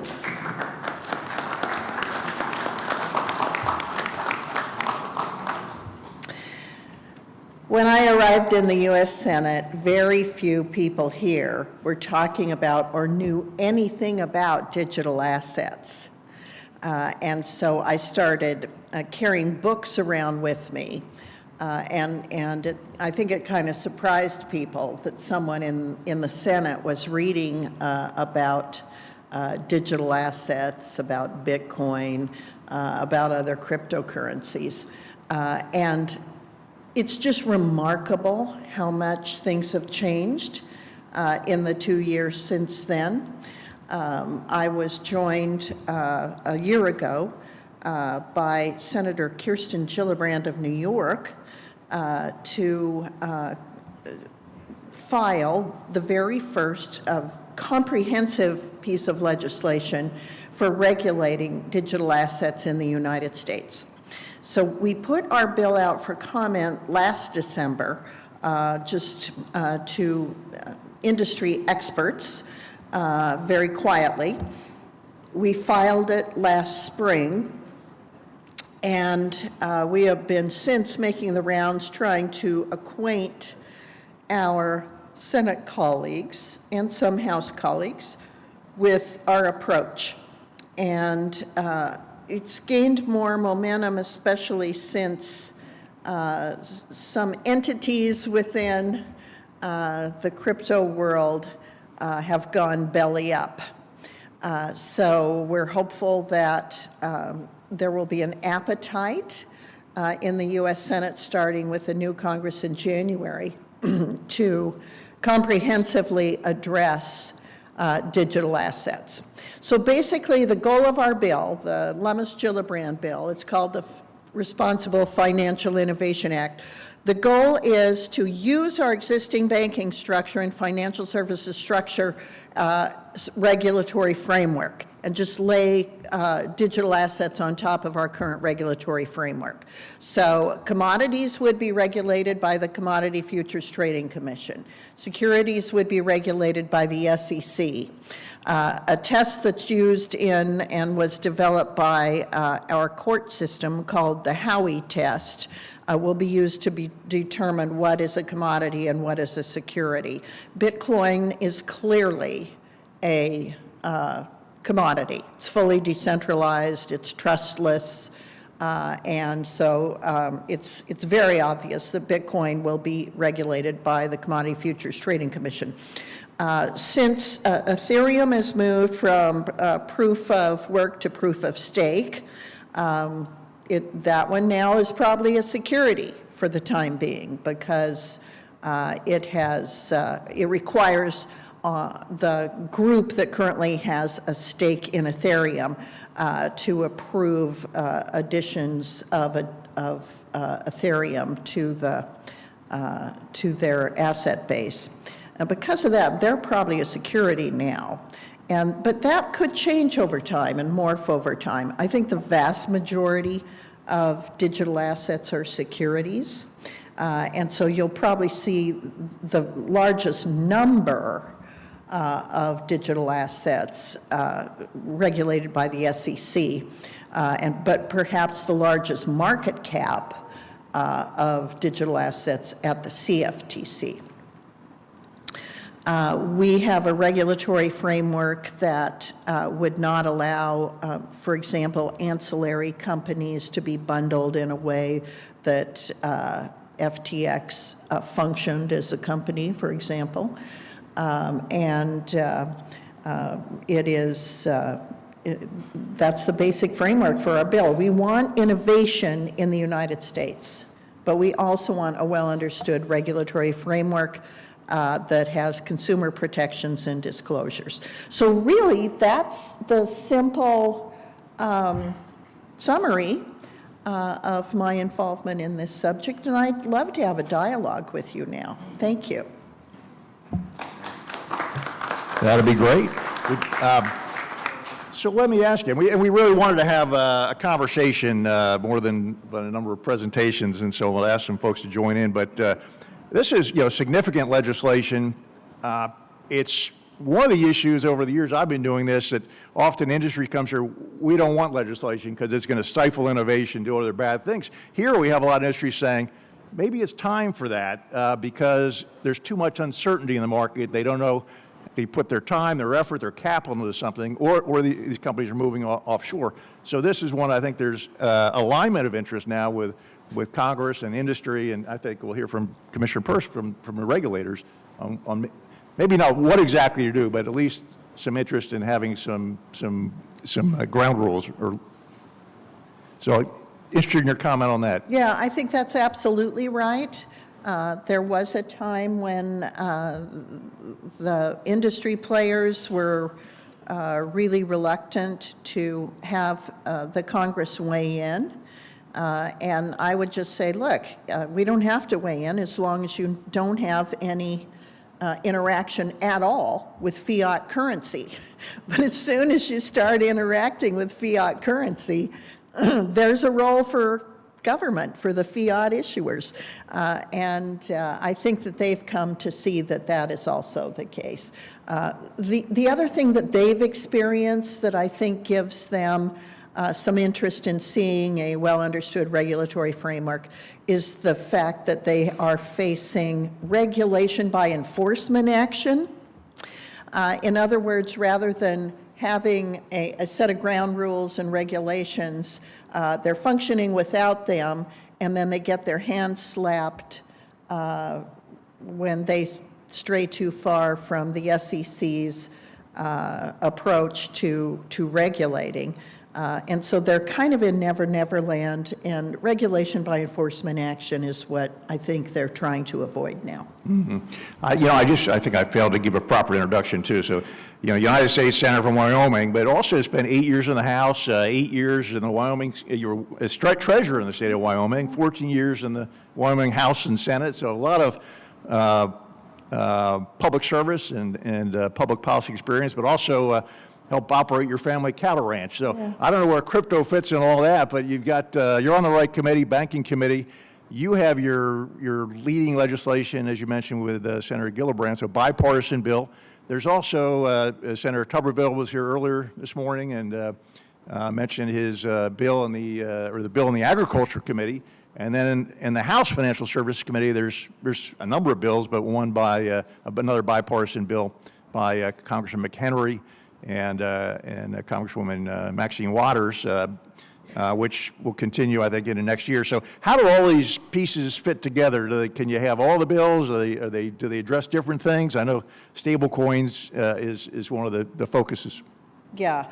The stablecoin legislation would tend to fall under the Banking Committee. Maxine Waters in the House and Patrick McHenry in the House have an approach to stablecoins. Over on the Senate side, Senator Pat Toomey from Pennsylvania has a stablecoin bill. He's been working with Senator Gillibrand, and I've been weighing in on their approach too. Senator Gillibrand and I have the only comprehensive bill. So we're looking at cryptocurrencies, CDBCs, just in terms of studying them. I'm of the opinion that I don't want a direct-to-retail CDBC in the United States. I'm fine with if the Fed and its member banks want to have a wholesale CDBC among themselves and to work with the international central banks and the Bank for International Settlements, but I don't want to see the United States have a direct-to-retail CDBC. So we're going to be looking at the digital yuan to try to understand how it's being used. We're concerned about its use as a tool of surveillance. So we'll do some studies on that. With regard to stablecoin, the questions that we're wrestling with are, should commercial entities be able to issue stablecoins, or should they only be issued by banks? I think under both approaches, they need to be 100% hard asset backed. Senator Gillibrand's in my bill would essentially prohibit algorithmic stablecoins. Senator Toomey's bill would allow algorithmic stablecoins as long as they are 100% hard asset backed. So we'll be working out some of those different approaches to see if we can find an approach that seems to meet the needs of the majority of people participating in this space. And then the Senate, and I had to learn this when I came over here, it's different from the House. There are different committees of jurisdiction, so even though Senator Gillibrand and I have everything in one bill, the stablecoin piece, the CDBC piece, the cybersecurity piece, the tax piece, and then the SEC and the CFTC piece, all in one bill. Those approaches really scatter among the jurisdiction of 4 different Senate committees. So our bill right now is in one piece. It's in the Senate Finance Committee. And the Senate Finance Committee is really the only committee in the Senate that can take jurisdiction over a piece of legislation that covers multiple committees. And so the good news is we've got both a ranking member of the minority party and a chairman of the majority party on the Senate Finance Committee that are interested in and increasingly conversant in this subject matter. So it remains to be seen whether in 2023, when Senator Gillibrand and I reintroduce this bill, whether it will remain bundled in one piece so everybody can see how the pieces fit together and move out of the Senate Finance Committee to the floor of the Senate, or whether it will be divided up. Now, we drafted it in a way that allows it to be divided into pieces. So the cyber part of it, cybersecurity, would go to the Intelligence Committee. The SEC part would go to the Banking Committee. The Commodity Futures Trading Commission part would go to the Ag Committee. And so, as you can see, it's a challenging effort just to navigate the the U.S. Senate's jurisdictional parameters. I'd like to see it come out all in one piece, because it just allows people who really don't even understand yet the difference between a stable coin, a cryptocurrency that's a commodity, a cryptocurrency that is in security. They're just starting to get their arms around that, and it's easier to actually understand if you see it all in one piece than if it's all divided up. Yep. Well, we had a conversation a couple months ago, and I don't know if you remember that, but you said you got this bill and your time's running out this year. Obviously, even less time now. We got a week or two left in Congress, so you mentioned you're going to reintroduce it next year. Good news. But then also you were really spending this time vetting the legislation with the regulators, with industry, but primarily the regulators. So we have a regulator here, and SEC Commissioner Peirce, and that might be a good time to. I walked right by you. Well, have you spoken yet? Well, Hester's absolutely fabulous, and really to have somebody with her knowledge and background and interest in this topic on the SEC is really a blessing. Because she's smart, she's thoughtful, she's knowledgeable, and really can help shepherd this through the regulatory process. So one of the things we need to do with the SEC, with Hester's help and Gary Gensler's help, they've identified some areas where the definitions that we use in our bill, the Lummis-Gillibrand bill, may have some unintended consequences.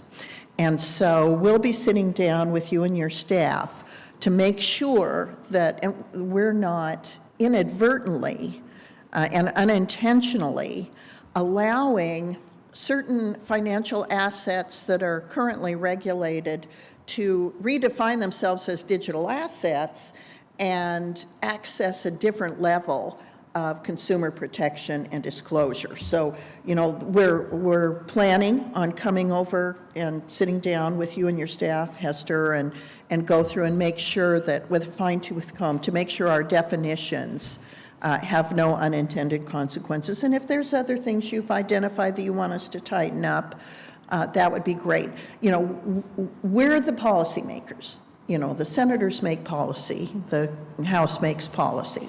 So if we get to the point with the SEC where we know what each other's positions are and we want to agree to disagree, then we'll go forward with a version that we prefer and just try to make the case for that among our Senate colleagues.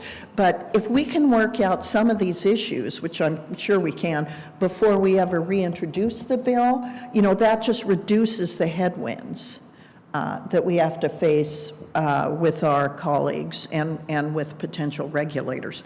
And we want to make sure that since the SEC is likely to have the lion's share of the actual cryptocurrencies, regardless of market share, we need to make sure that our legislation is sufficiently clear that their regulatory jurisdiction is well understood. Right. And we don't want you to disappear. I know your schedule's a little tighter, but you can stick around for a few minutes, because I want to make sure we get in all your remarks and comments before you have to run, and you may be, your staff may jump in here after you. Good. Yeah, I noticed Chris is on your agenda. Oh, I've got 5 minutes, Chris says, and then he'll be able to stick around because he's, immersed in this. Okay, well then we'll just stick with you for a couple minutes here before we transition over, guys, and then we'll have a longer conversation. But one of the things I noticed in the bill, it's kind of three buckets that you create to divide digital assets into three buckets. So there's the commodities piece, securities piece, and the sort of ancillary assets, I think it's called, which sort of 1 and 3, commodities and the ancillary assets, go to the CFTC. So they get some new jurisdiction and oversight in this space, and the SEC stays active.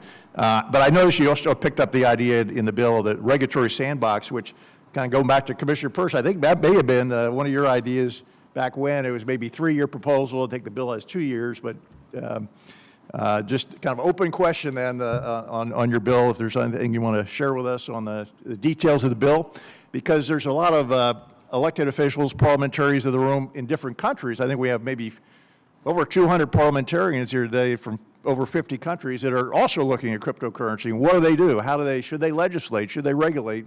What's the best way to do that? As I was talking about earlier, countries have taken a lot of different approaches on this, and some banning it outright, others trying to woo those businesses to come in.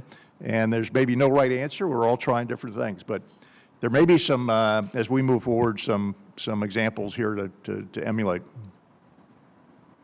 Well, we sure do welcome you to this discussion, because it is by learning and sharing what each other is doing that we can pick up some good ideas from each other and maybe find out what works and doesn't work.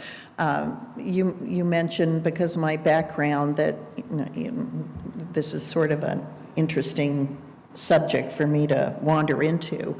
But the reason I wandered into it is because my home state of Wyoming really was one of the first states, the first state, in fact, to put together a regulatory and statutory framework for digital assets, authorizing special purpose depository institutions, for example, and then creating the bank examination manuals for those special purpose depository institutes.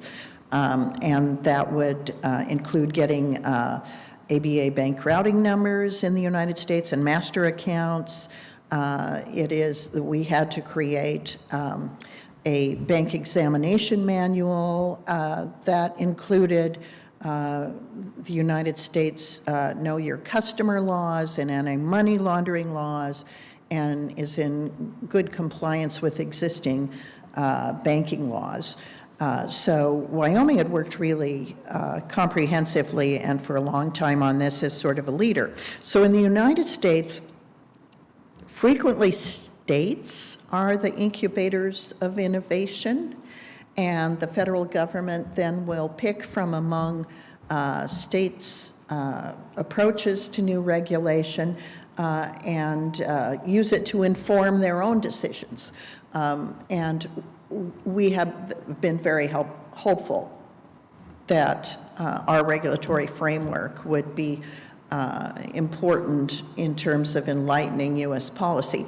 But that's true around the world. You know, there are, I know Chris Land may talk about how earlier this year he was in Switzerland looking at their approach to regulating cryptocurrencies. So we too are attempting to learn from you, find best practices from around the world, and stay in touch with you about what you're doing. So thank you for being here and sharing your knowledge and expertise with us.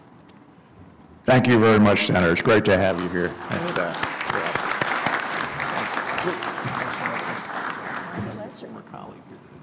Thanks. Oh my goodness, how are you? Thank you so much. Really appreciate it. Thank you, it's so nice to see you. Really appreciate your leadership. And we're going to have Chris Land join us up here now, who is General Counsel to Senator Lummis and was General Counsel to the Division of Banking in Wyoming before that. And Chris, do you have to run too, or are you able to come up here? Okay. So let's, thank you for your patience. It was great to hear the Senator, and I was about to turn it over to Commissioner Peirce because a lot of the action so far has been in the regulatory space, although, you know, I might say regulation by enforcement in many, many cases.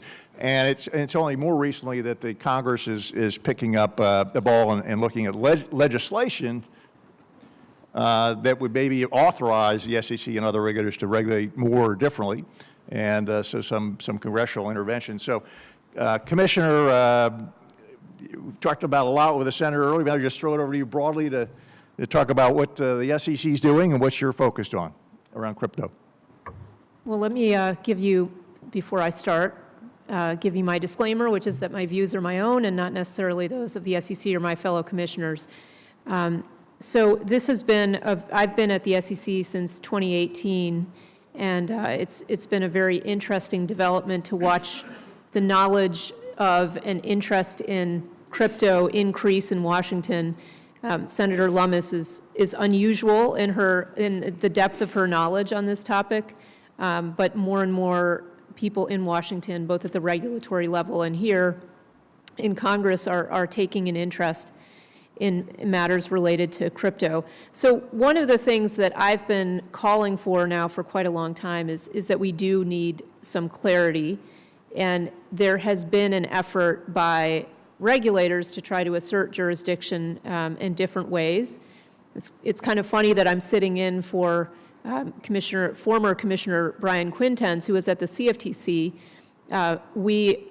We are unusual in the United States in that we have two regulators of the capital markets. Typically, it's more common in other places for those two regulatory functions to be in one agency, but we at the SEC oversee the securities markets, the CFTC oversees the derivatives markets, and so we're often in a position where we're working closely together and sometimes competing with each other for jurisdiction. And I think you've seen that play out in the crypto space, where people first were looking to the SEC and saying, we want the SEC to be our regulator. Then they got frustrated with the SEC because we started taking a very enforcement-first approach and not providing any regulatory clarity that people wanted. So then a lot of people turned their attention over to the CFTC. And meanwhile, I think what we really need is to have some sort of legislative clarity because, again, we're not the ones at the regulatory level who get to decide who has jurisdiction. That's up to Congress. And so it's really good to see efforts underway in Congress to provide some of that clarity. But in the meantime, we are quite active on the enforcement side. We, of course, bring cases around frauds, but we've also brought a lot of enforcement actions against initial coin offerings, which we've charged as being securities offerings, and a range of other issues. So I expect that that will continue. JC mentioned that I put out several years ago a proposal for a safe harbor, which would allow us to achieve the objective of getting information out to people who are buying crypto assets, but also allow those crypto asset projects to move forward to a point where they're decentralized. And I think that's something that my colleagues at the SEC did not agree with me that we should put it out for comment, but I put it out for comment. I got some really useful feedback on that. And I still think that there is a need for us to recognize some of the unique aspects of crypto and to build a regulatory framework that makes sense for crypto specifically. That's great. Well, Chris Land, and thanks again for joining us. We heard from your boss, kind of a broad overview of the legislation and other observations. She's great. You maybe just talk about the bill a little bit more and sort of how the bill deals with securities and commodities in a little bit more granularity. Thanks, JC, and thank you everyone for attending today. It's a really important forum, and we're really glad to welcome you here today. So the Responsible Financial Innovation Act that Senator Lummis has co-sponsored with Senator Gillibrand there are kind of three buckets, as I think you mentioned earlier. There are commodities, there are ancillary assets, and then there are pure securities or pure investment contracts. U.S. law treats investment contracts and securities a little bit different than the rest of the world. So what's necessarily an investment contract or security in the U.S. wouldn't necessarily be construed to be so in your home jurisdictions. But so this whole concept of an ancillary asset is what we hope, what Senator Lummis and what Senator Gillibrand hopes reflects kind of the case law around the Howey test. There's this Supreme Court decision from the 40s called the Howey test, and it interpreted what's an investment contract. And, Senator Lummis and Senator Gillibrand have looked at all of the case law that interpreted Howey from the 40s on and have determined that, if you're providing an asset with an investment contract, it's not necessarily a security or it's not necessarily part of that investment contract. So Senator Lummis and Senator Gillibrand's bill would recognize that, fact that's based in the case law and say that if you're providing most digital assets aren't necessarily decentralized enough to be considered pure commodities, like Senator Lummis mentioned that Bitcoin clearly is today, but they don't necessarily always check the boxes of being an investment contract either, because they're not conferring a business interest a financial interest in a business entity. But as Senator Lummis has rightly pointed out, many of the digital assets today have security-like features that requires increased disclosure. In the digital asset markets, consumers need to be aware of what assets they're placing their money with, and what financial decisions they're making. And in the digital asset markets today, I think Senator Lummis rightly pointed out that there isn't adequate. There are a lot of information asymmetries that occur, and that consumers need to have more information. So that's one key part of the Lummis-Gillibrand bill. What it does is requires disclosures from most digital asset companies, and they have to provide some tailored information to the SEC, and that would help better inform people's market choices.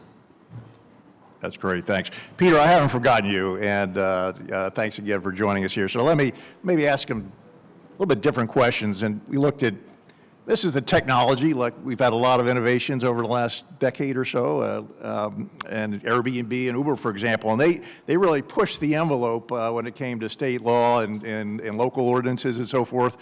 So I wonder, should regulators sort of turn a similar indulgent eye to crypto and let it grow, or is it time to regulate more broadly or heavily? Yeah, thank you. Thank you for that. That is an excellent point. Commissioner Pierce has actually done some great work on that, sort of advocating for a regulatory sandbox so that we can see what potential crypto has before we necessarily crush it. The Airbnb and Uber are two of the greatest successes over the past 10 years. They've affected all of our lives. They've affected lives of millions. And of course, both were very much illegal for years and years. A significant amount of their startup capital was spent fighting laws. And we saw this during the dot-com era as well, which of course the United States dominated. And one of the key features of the rise of the internet itself is that a whole bunch of it was illegal. Incumbent organizations, not just competitors, but the U.S. Post Office was upset about email because they had a monopoly over first-class mail. The FBI was upset that the internet itself could enable money laundering. Right? There are a whole lot of incumbents who have political power and can block things. Now, in the case of the internet, if we take Amazon.com, for example, Barnes & Noble did not have the political influence to ban Amazon.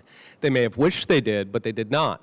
However, commercial banks are an entire different story, right? And so I think that we want to be careful, particularly given the case that when you're starting a .com, okay, if you paint mugs and you sell them on the internet, okay, you can start generating revenue. You can have a sustainable business without incurring enormous regulatory or compliance burdens, right? But in many cases, either because the regulations are not clear, just by the nature of the venture, when it comes to a lot of cryptocurrency, from the first moment that you are being remunerated for your effort, you already have this enormous universe of compliance costs that you must face. And so that then puts us in a situation where we can either say, too bad, that's the life, that's how the world works, and we can just basically write off the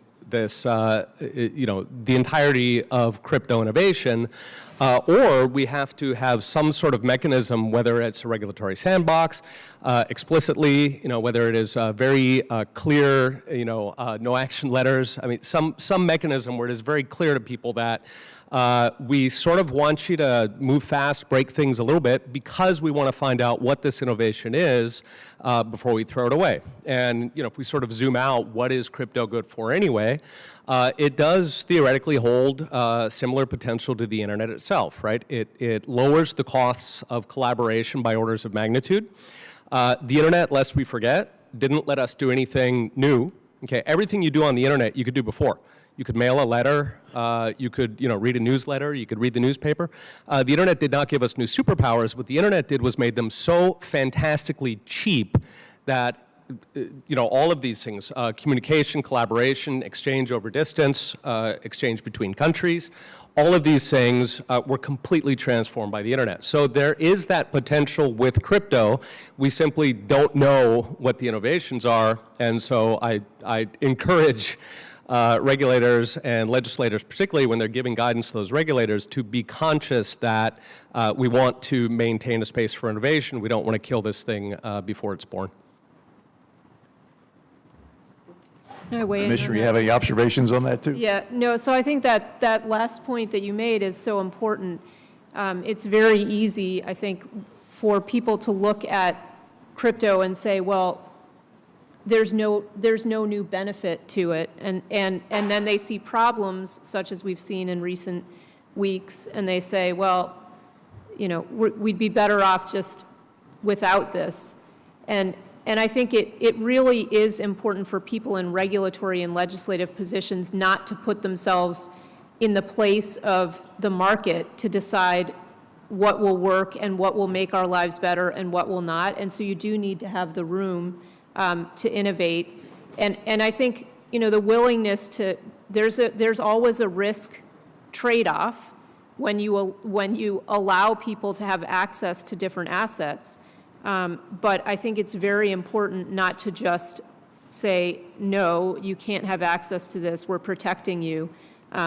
But to Chris's point from earlier, it's also important to try to figure out how to address information asymmetries when they exist, meaning if the person who's promoting an asset, who's developing an asset has more information and the person buying it needs information in order to understand what she's buying, then you can use regulation to help alleviate that information asymmetry and provide the information that someone needs when buying an asset. But the goal should be thinking about what are our regulatory objectives, what are we trying to achieve, and figuring out a way to achieve those as efficiently as possible so that you're not preventing that new innovator from coming in. Because typically in our traditional financial world, the regulatory barriers are so high that innovators just go somewhere else to do their innovation. And we certainly don't want to have that. I'll just add a few brief comments. America, for better or for worse, has, kind of shifted its attitude towards innovation and financial services since 2008. When Dodd-Frank was enacted in 2010, there's an appropriate focus on risk. And Congress imbued kind of a risk-focused approach to everything in financial services. And it's still highly appropriate.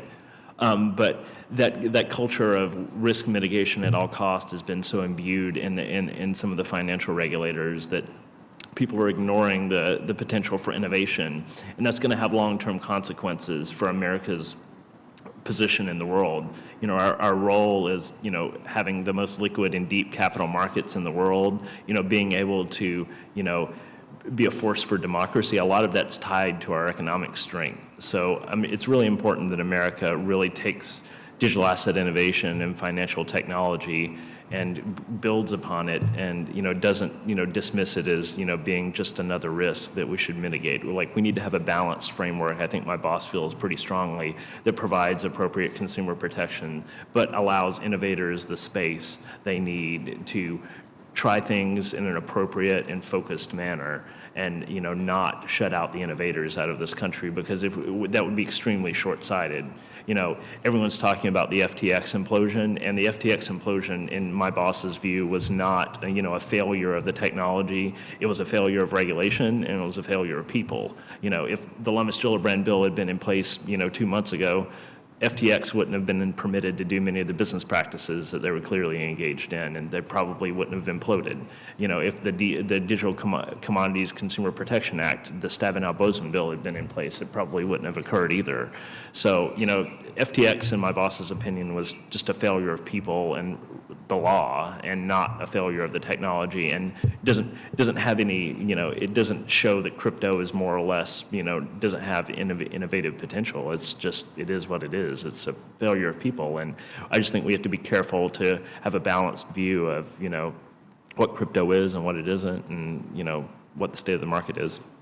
I was just going to turn to FTX, actually. So I wonder, from a legislative standpoint, does that, and it's been a tumultuous time in crypto in the last couple of months, for sure. Does that failure of FTX, do you think that accelerates consideration of legislation or slows it down, or does it make any difference?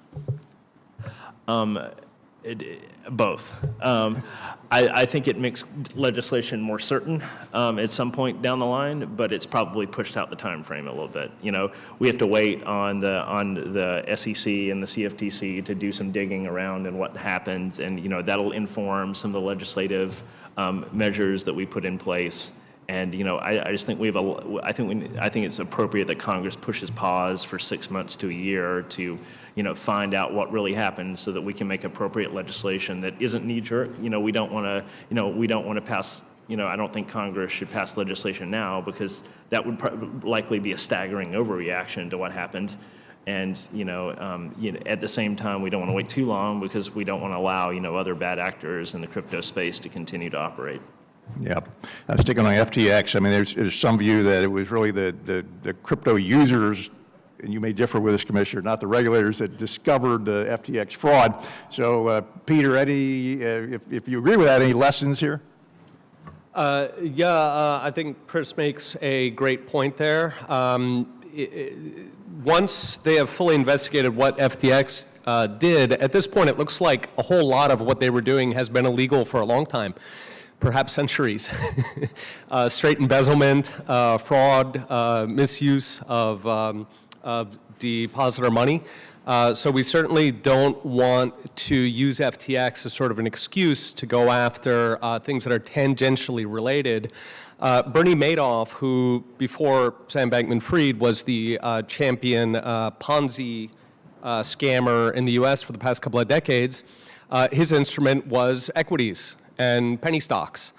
Is this an indictment of the equity markets? No, it was his excuse. If he didn't have that, he would have used something else. Who knows, maybe fine art. So I do think that we want to be very careful here, and we want to actually figure out what happened with the FTX. If they were committing grotesque fraud, why did existing regulators using existing laws against fraud not catch it? Are they perhaps distracted because they're exploring new regulation rather than sticking to their knitting? Well, I'm not going to weigh in on FTX specifically, but I think it's important when things like this happen for people in the crypto industry to take a step back and remember, that lessons that have been learned throughout the history of the financial system are equally applicable in the crypto world when you have centralized entities acting as intermediaries. And so it's important for people to remember lessons around counterparty risk, and there are things that people who are using centralized intermediaries can do to protect themselves. I think there's certainly an ethos, a philosophy of wanting to look out for themselves in the crypto world. So there are certainly steps that people can take, proof of reserves, things like that. And then I think it's also important for crypto people who are thinking about crypto to remember that the technology actually enables you to get rid of centralized intermediaries, to interact in a way that's much more transparent. You can see what's happening on chain. You can interact directly with code, and you know what will happen because the code is open source. And so as regulators think about how to approach regulating crypto, regulators need to take care not to try to impose centralized regulatory frameworks to decentralized technologies. I think, as we've seen in the past, most people will want to engage with crypto through intermediaries, and we can talk about how to regulate those. That's the kind of thing that's being discussed here in Congress and at the SEC and at the CFTC. But we also have to preserve the room for people to engage freely with one another through the mediation of code. So, Chris, you commented, we want to be careful about legislation, and because we could overreact and maybe stifle new technology. And I'm just thinking with 12 years ago with Dodd-Frank, and Commissioner, you had written on that very well and had spoken on it, and it did a couple things and didn't do a lot of things. So it did fail to achieve, I think, many of the stated goals that the Congress had in the bill. Tried to do a lot, it couldn't do it all. It probably overdid on some areas, but it also created some I think, dangerous regulatory pathologies that we think could lead to lay the groundwork for the next crisis. And I just wonder, I mean, now 12 years later, do you see some of that just generally or relating to crypto, maybe things that we did in Dodd-Frank 12 years ago, not even thinking about crypto because we didn't, I think 12 years ago we didn't have it, but some maybe corrections in Dodd-Frank, or just at least be careful what we do in the future. So. Well, I do think that we created some regulatory pathologies. One, Chris mentioned there's a real emphasis on trying to prevent anything bad from happening, which I get it. I mean, I was working here in the Senate in August 2008 is when I started, and that was quite a chaotic time, and everyone was really obviously very concerned about what was going on and wanted to prevent something similar from happening in the future. But my biggest criticism of Dodd-Frank, and now that I'm a regulator, my job is to implement it, not to criticize it particularly. I can raise my concerns, but it shifted risk management from the financial institutions and market participants who should bear the consequences when they make bad decisions. It shifted it into the regulators so that now regulators are trying to risk manage on behalf of market participants. And that means market participants are not incentivized to look out after their own risks. And that is a very dangerous situation. And I think we need to make sure that whatever we do in the crypto world, we do not take away the incentive for people who are putting their own money on the line to watch what's happening with that money, to think before they invest, because we can't just put a protective cushion around everyone's activities and say, don't worry, if something goes wrong, we'll come in and we'll rescue you, because we were the ones telling you, trying to mitigate the risk. Chris or Peter, I don't know if you have any further observation. Peter?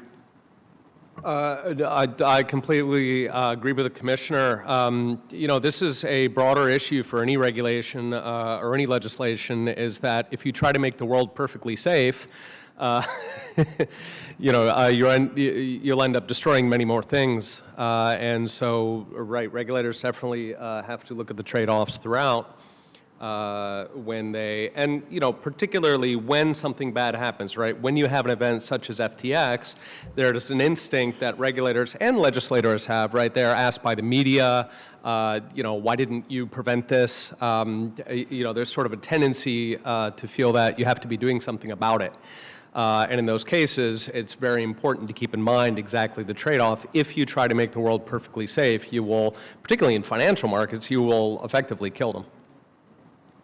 Well, and I think it's also important that people who are participating in markets and say, well, we don't want regulatory intervention, that's fine. We can come to the conclusion that there are aspects of the market that aren't going to be as high touch from a regulatory perspective.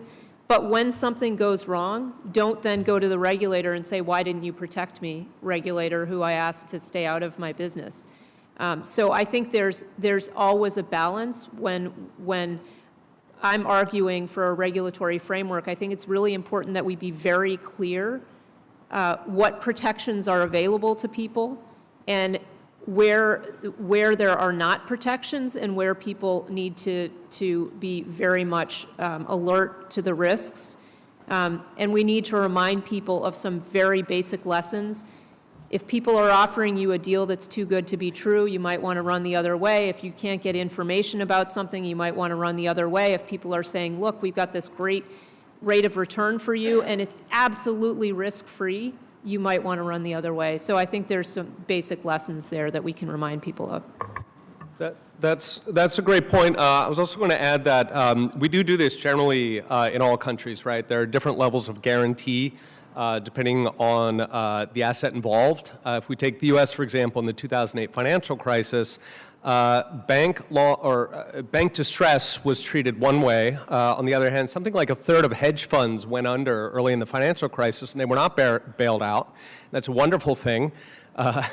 It was judged that hedge fund investors and managers did not need to be bailed out. They can suffer their own slings and arrows. And indeed, that's also been the case with crypto. So with FTX going under, I have seen no significant voice calling for bailout of FTX investors. Nobody cares about crypto bros. That is as it should be. However, you know, we want to sort of ring fence which investments we do, sort of from a public policy perspective, inevitably need to care about. So widows and orphans, bank holdings. And then on the other hand, right, we want to make it very explicit that, look, here is caveat emptor, but if you go down alone. I know Chris has got to jump a little bit this, and I wanted to ask you about 18th century rise of ministerial governance and the foundations of the Fourth Amendment, which was Chris's senior thesis, but we don't have time for that today. But Chris, maybe a final observation before you run, and then we can, Peter and the commissioner can finish up here. Thanks. You know, one of the cool things, I've lived in London for a long time, and I get to work at Parliament, and I get to see like the foundations of the U.S. Constitution and British law, and that's what that was based on. Is like when you go through the U.S. Constitution, you can find like 20 things that we took from Great Britain. So the parallels are insane. But I just wanted to make a closing remark that I really appreciate everyone being here. You know, Senator Lummis and Senator Gillibrand really love to talk to parliamentarians from around the world about crypto regulation and what's going on, because you guys have been doing this, for a long time, and we've had some really good ideas come out of meetings with MPs from Australia, and the UK and the European Union. So, please feel free to get in touch with our office, and we'd love to set up a conversation. And thanks for everything you do, and really enjoyed the panel, Commissioner. See you later. Thank you so much, Chris. I'd like to touch on CBDC, central bank digital currencies, and then maybe have an opportunity for a couple of audience questions. But and this is maybe not under the jurisdiction of the SEC, but you might have observations to share anyway, Commissioner. But I mean, CBDCs are sort of promoted by some as for payment efficiency and inclusiveness. But how do they compare to just plain old stable coins we've been talking about, or payment apps like Venmo? So Peter, I'll throw that one to you first. Thank you. Yeah, CBDCs are very topical at the moment. Before FTX, they were sort of the main crypto discussion in Washington, unfortunately. Indeed, all of the benefits that you get from a CBDC, right? So what is a CBDC? For those who don't know, this is essentially a stable coin, which is a type of cryptocurrency that is worth, let's say, $1. It's always supposed to be worth $1, so the idea is that people can use it online instead of actual US dollars. And of course, almost all cryptocurrencies are US dollars, but there are others in euro and yen, and there could theoretically be stable coins and other currencies. And so the idea of a CBDC is that the government runs the stable coin. Generally, there are benefits to stable coins. Indeed, most crypto transactions now occur by stable coins because they're much more intuitive for people. They don't fluctuate in value. People feel a lot safer using them. However, right, I would argue that a government-run stablecoin introduces enormous risks to zero benefit whatsoever. Normally these sort of benefits promoted are lower transaction costs, reaching the unbanked, people who do not have exposure or access to the financial markets, and then theoretically raising the international use of the dollar. Basically, China has one, so we need one too. These are generally the three arguments that I've seen in favor of government-run stablecoins. And in all three cases, they're false. In the first two cases, lower transaction costs and reaching unbanked people You get those from stablecoins themselves. Stablecoins have extraordinarily low transaction costs, nearly zero, in fact, which means that they're much cheaper than using a credit card or a debit card or anything else, right? So one could imagine stablecoins replacing, for example, Visa. They actually do a better job of them. And assuming that they have sufficient collateral, which we've been discussing on this panel, they could theoretically be just as safe.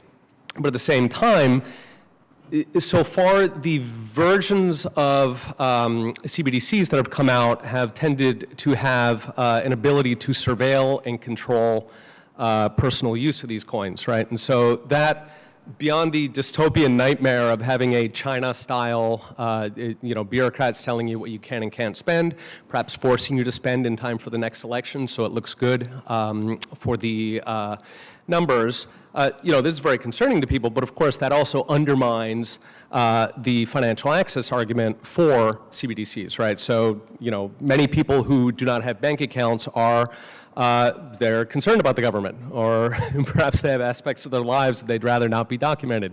Right, I would actually bring that down. And then the final point is just the international use of the dollar, so-called dollar dominance. Internationally, about 60% of transactions, give or take, are currently in the US dollar. In the case of stablecoins, it's 99.85%. Almost every stablecoin in existence, and keep in mind so far it's been free market, so this is the market choosing this, they're almost all in dollar. Why? Because the economies of scale in U.S. Financial markets, the size of the U.S. economy, means you have a winner-take-all.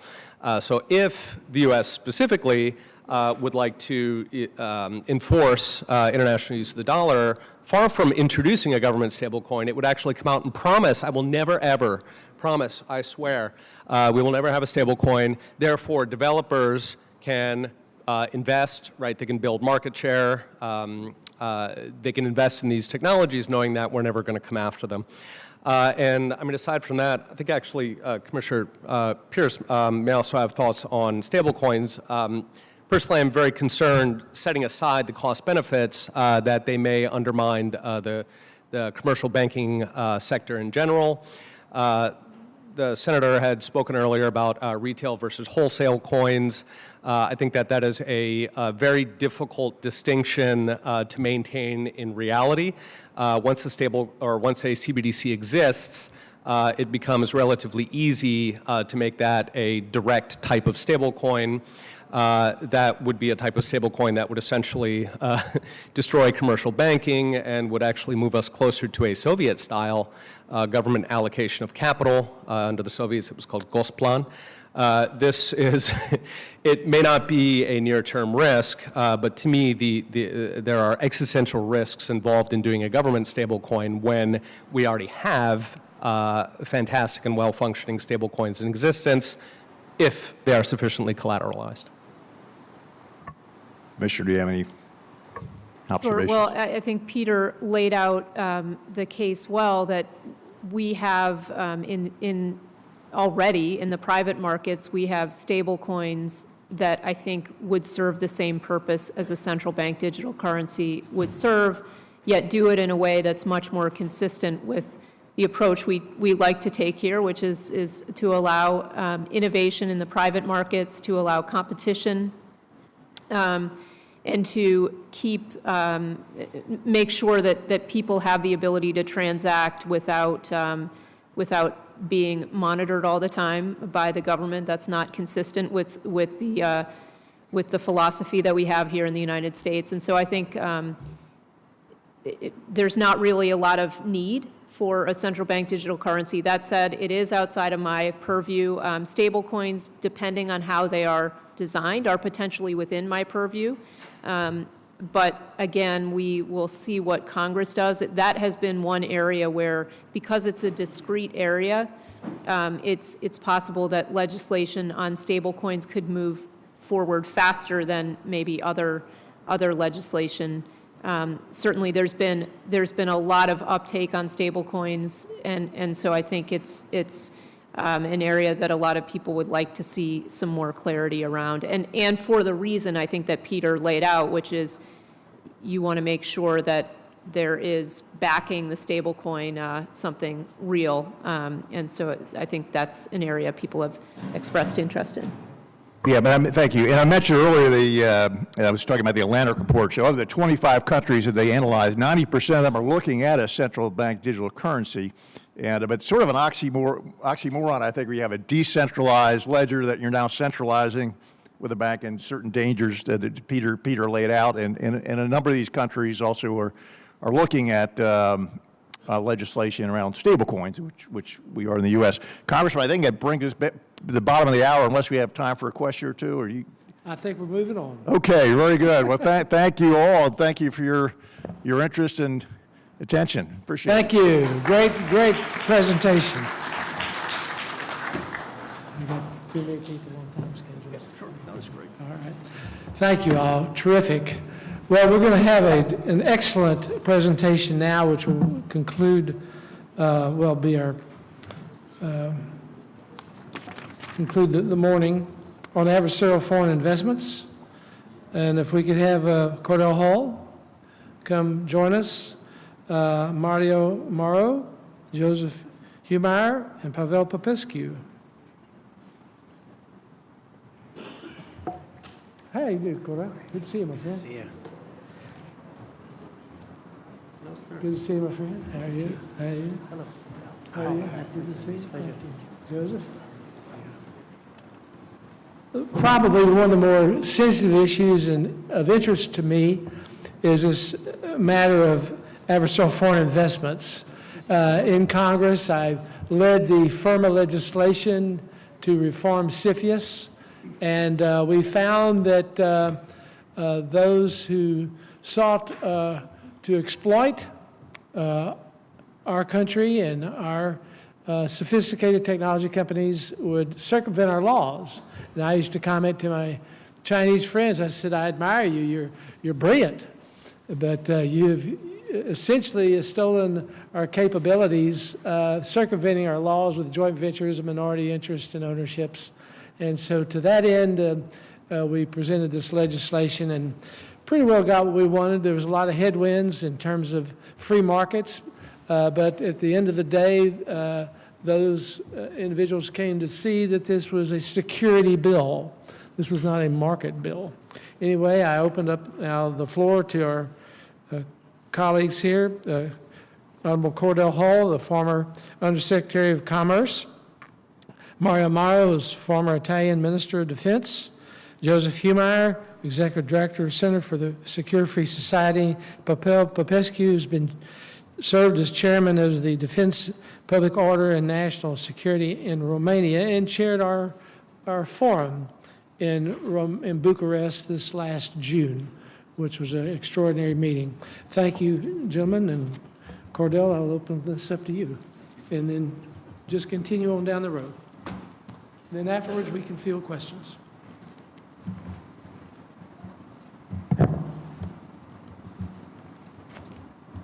Well, thank you, Congressman Pittenger, and thank you to the Parliamentary Intelligence Security Forum for the invitation. I'm well aware that I'm kicking off the panel that precedes lunch, so I will do my best to be quick. But it's a pleasure to be here, and I certainly welcome all of our delegates who have come from abroad. I hope that, notwithstanding the weather, that Washington is treating you well. So what I'd like to do is just set a little bit of the stage about how we here in the United States treat foreign adversarial investments. It's something that there's been a little bit more press on recently than has been historically, but there's a little bit of background here that I'd like to get into, and then I can talk about the things that we considered when I was in government and that the Biden administration has carried forward.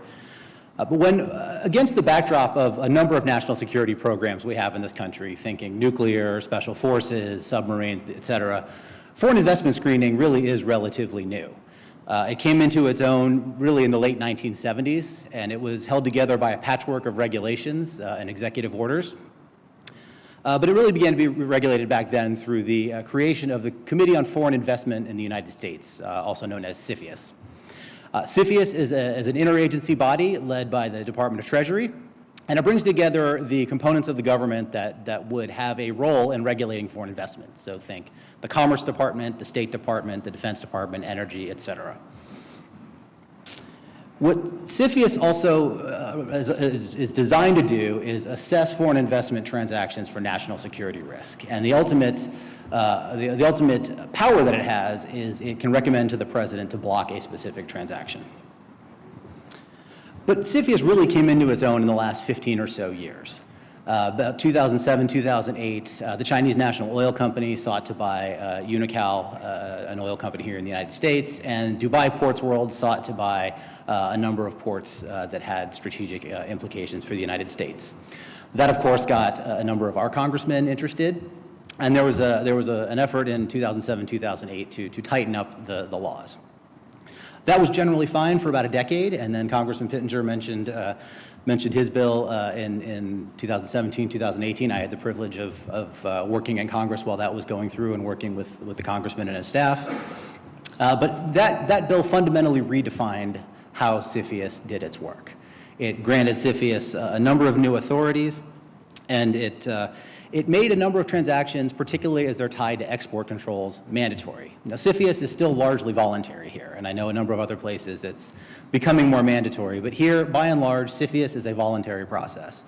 What it does, if you get the seal of approval from the committee, is it gives you a safe harbor, and it means the U.S. government can no longer come back and challenge that transaction later. I had the privilege of working on implementing some of Congressman Pittenger's bill when I was at the Commerce Department. And it really is something that has been a long-running effort and is in need of constant tweaking. The 2018 bill also streamlined the process in a number of ways. We realized that having a fulsome review of 90-plus days really wasn't the best way to get at it. There were a number of transactions, particularly from countries about which we had very little national security concern. Think the Five Eyes and similar type countries. So they had short-form declarations, really a couple of pages. You describe the general terms of the deal, and hopefully within 30 days, you either get sign-off or you're told you have to file a longer form transaction. The 2018 bill also brought in certain real estate transactions, and this is public, but there were a number of concerns over the years that some of our adversaries were buying real estate near sensitive facilities, military and otherwise. So the 2018 bill brought that within the purview of CFIUS.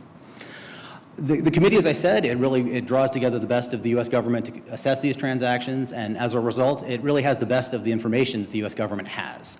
It has law enforcement information, it has information from our intelligence community, it has economic and commercial data from some of our agencies like the Department of Commerce and the Department of Treasury. So the committee really does, as it assesses these transactions, has the benefit of the best of the U.S. government's information on the topic.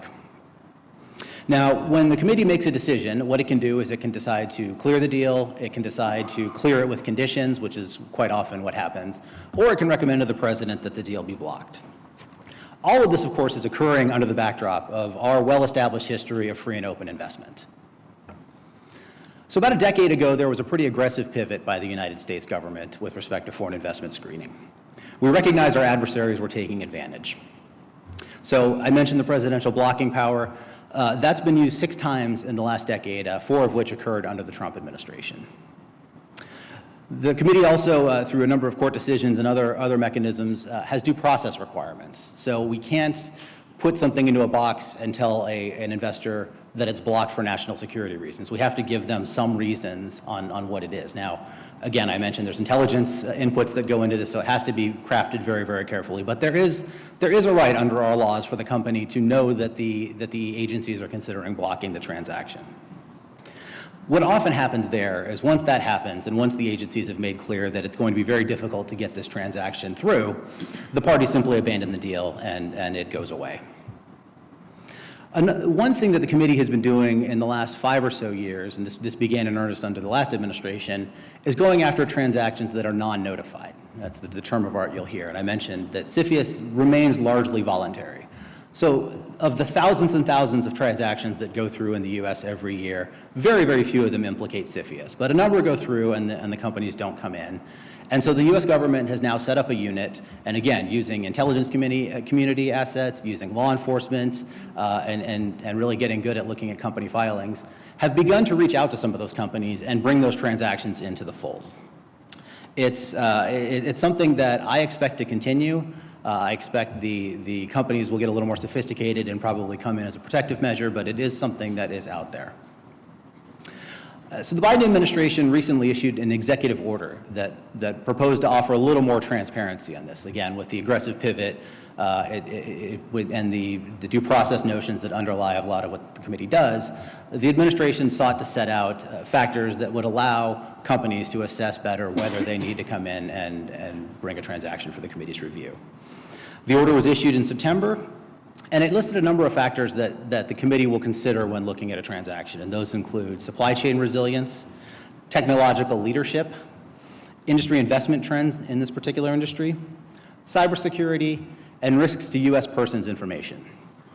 Now, I will hasten to add that those are all issues that had been widely considered under CFIUS for a number of years, but again, national security regulation in this country is often challenging, and that there's very little that government agencies are allowed to say. So the Biden administration's executive order was really a step in the effort of transparency that, as I understand it, has been quite welcome. But although the U.S. government has pivoted and become more aggressive, so too have our adversaries. Adversaries are using different forms to make acquisitions, and they're structuring transactions to try and evade the committee's review. As I mentioned, there's been a rise in non-notified transactions that have been brought in. In the mid to late 2010s, we saw a number of transactions come through the committee involving semiconductors.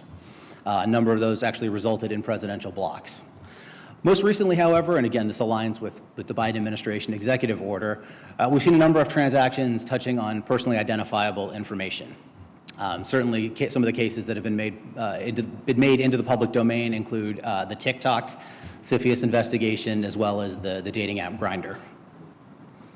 So where do we go from here? So there's widespread U.S. recognition of the problem. There's bipartisan concern. As polarized as this country can be in our politics and our policies, this is an area where there really isn't a whole lot of division. There needs to be continued vigilance.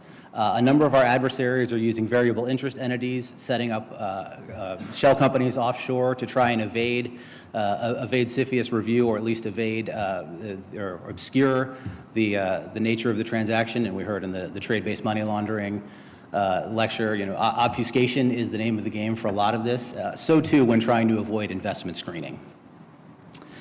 The government needs to continue to increase resources to CFIUS and other agencies involved in this, because our adversaries are continuing to change their tactics, and so too must we.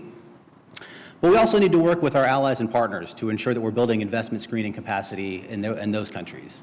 We here in the United States are blessed to have a number of strong alliances and like-minded allies that are proceeding along this path as well. There are a number of EU member states that are working on this. A number of Five Eyes countries are also working through this. It's a trend that I expect to see continue over the next several years. But we also need to remain nimble. As we talked about in the last panel on cryptocurrencies, legislation takes a long time in this country, even when on something where we largely agree. So that means the agencies need to be nimble, and they need to be aggressive, and they need to get regulations out that give clarity to acquirers and the capital markets, but they also need to ensure that our national security is being protected, and we're not filling the old maxim of that a capitalist will sell you the rope to hang them. But I have hope for the future. I think the alliances that I mentioned are going to carry forward. I think we're going to have a number of integrated defenses in some of the screening here to ensure that transactions that would not be approved here in the United States won't be approved in Europe or elsewhere. So thank you again for your attention. I look forward to the discussion, and I hope you enjoy the rest of the conference.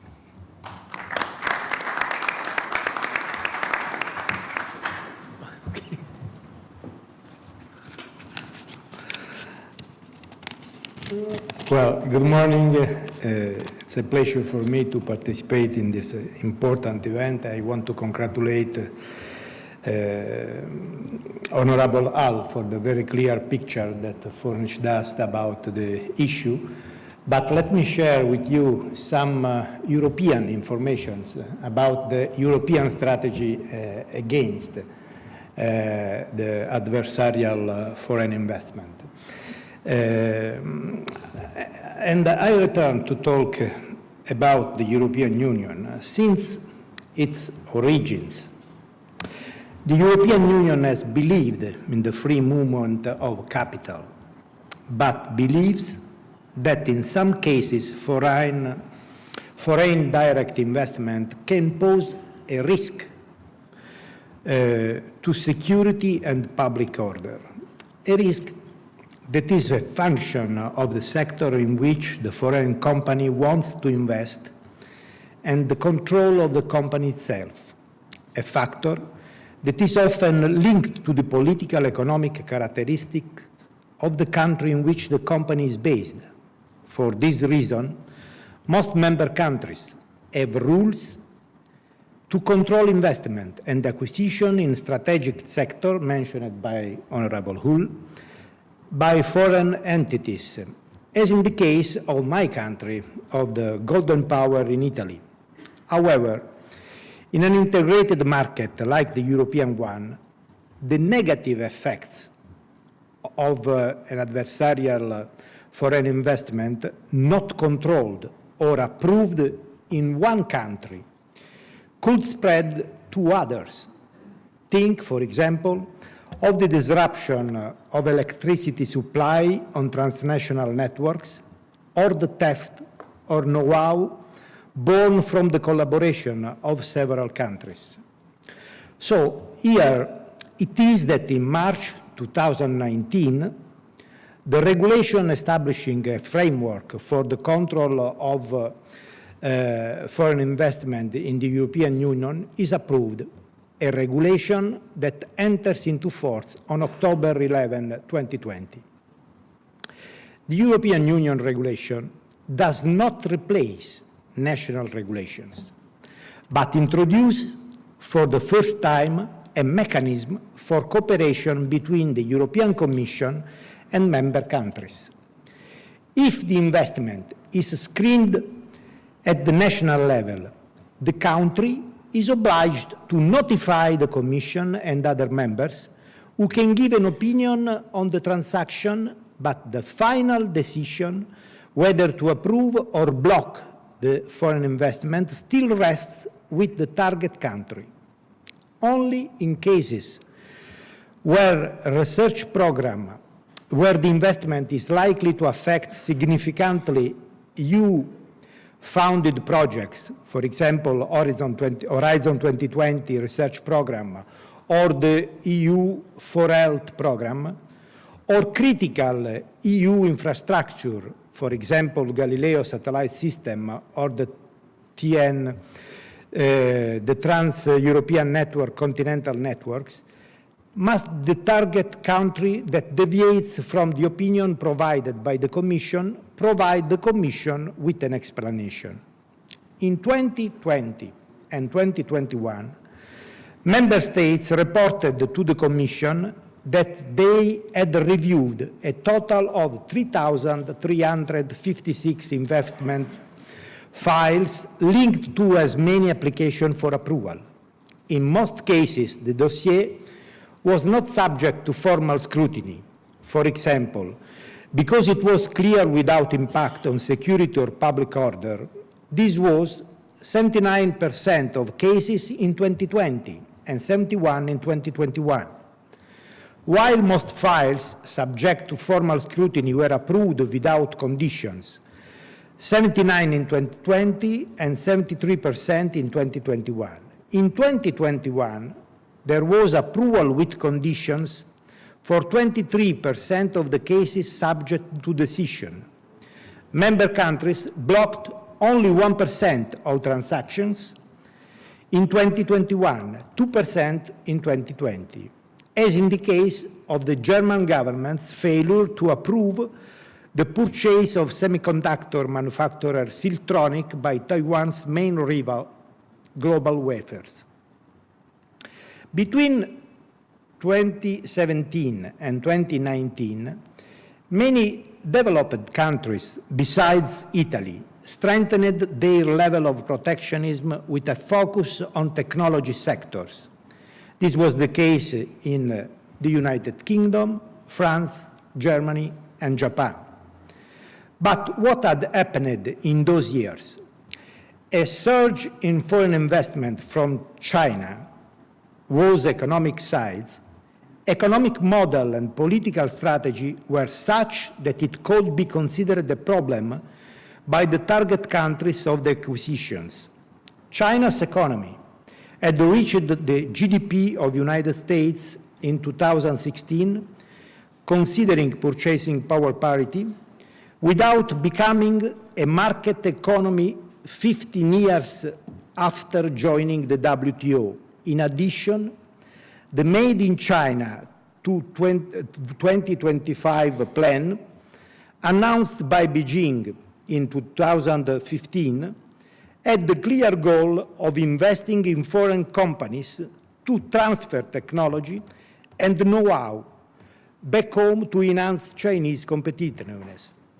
The government-controlled firm can be subsidized in foreign acquisition transactions and can sacrifice the profitability of the foreign asset on the altar of on-country goals, especially when its government has political cycle times behind market times. A distance between political and economic models that lingers less fluid globalization due to the COVID-19 pandemic and the failure to condemn Russia's February 2022 invasion of Ukraine all contributed to the proposal launched by Janet Yellen on April 13 to strengthen economic ties between countries that can be trusted by referring to friend-shoring. In response to the US Treasury Secretary proposal, the European Union and New Zealand signed the free trade agreement on June 30 after just 4 years of negotiations, and despite thorny issues such as agriculture, politically relevant for the EU and economically relevant for New Zealand.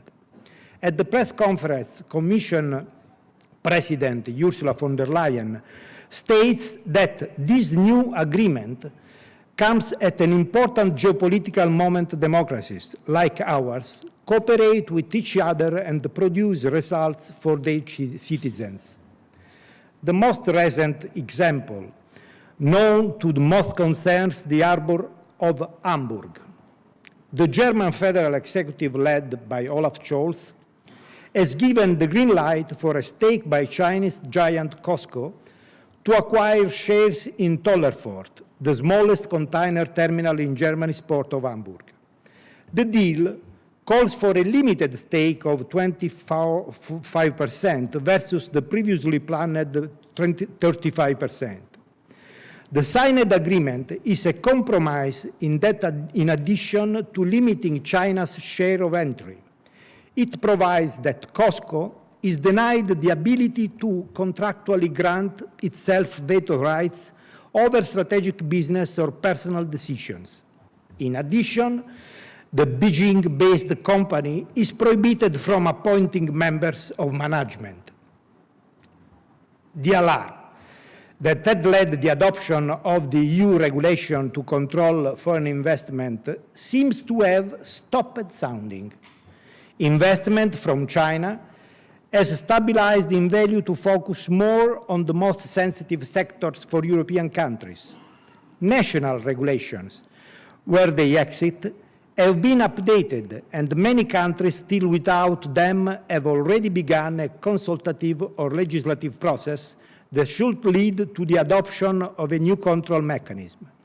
The European Union economy has reached a level of integration that it cannot afford weaknesses easily accessed by authoritarian regimes.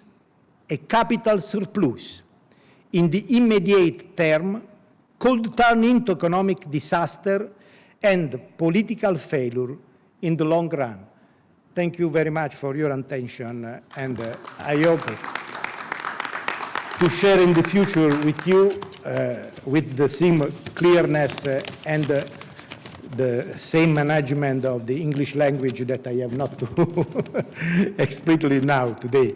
I am really sorry because I have to leave. I have my flight to Europe, and sorry to not participate in the debate. Thanks a lot.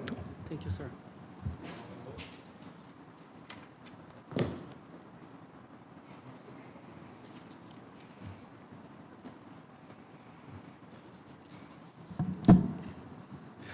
Okay. Good afternoon. I'd be remiss if I didn't begin my remarks by thanking Congressman Pittenger. It's been a privilege and an honor to be with the Parliamentary Intelligence Security Forum since 2016. And many familiar faces I see in the audience, many friends now that I can call after all the different forums we've been, from Latin America to Europe to here in Washington, D.C. So it's very good, and thank you to all of you for coming, some of you from very far places. By way of introduction, for those that I haven't had the privilege to meet yet, my name is Joseph Humeyer, and I'm the executive director of a national security think tank here in Washington, D.C., called the Center for a Secure Free Society. At our think tank, what we do is we focus on a part of the world that most of Washington doesn't pay a lot of attention to. I know the forum does, but most of Washington doesn't pay a lot of attention to Latin America. So what I'm going to talk to you about today is a little bit about what's going on in Latin America in terms of foreign investments, particularly with China. And I won't just limit it to investments, because the twin brother of foreign investment is international trade. You know, trade moves goods, investment helps produce the goods.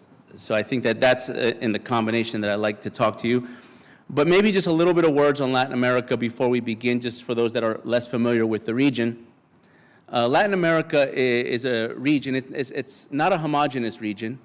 It has 33 countries, including in the Caribbean, very diverse, but it's a region that's very new to democracy.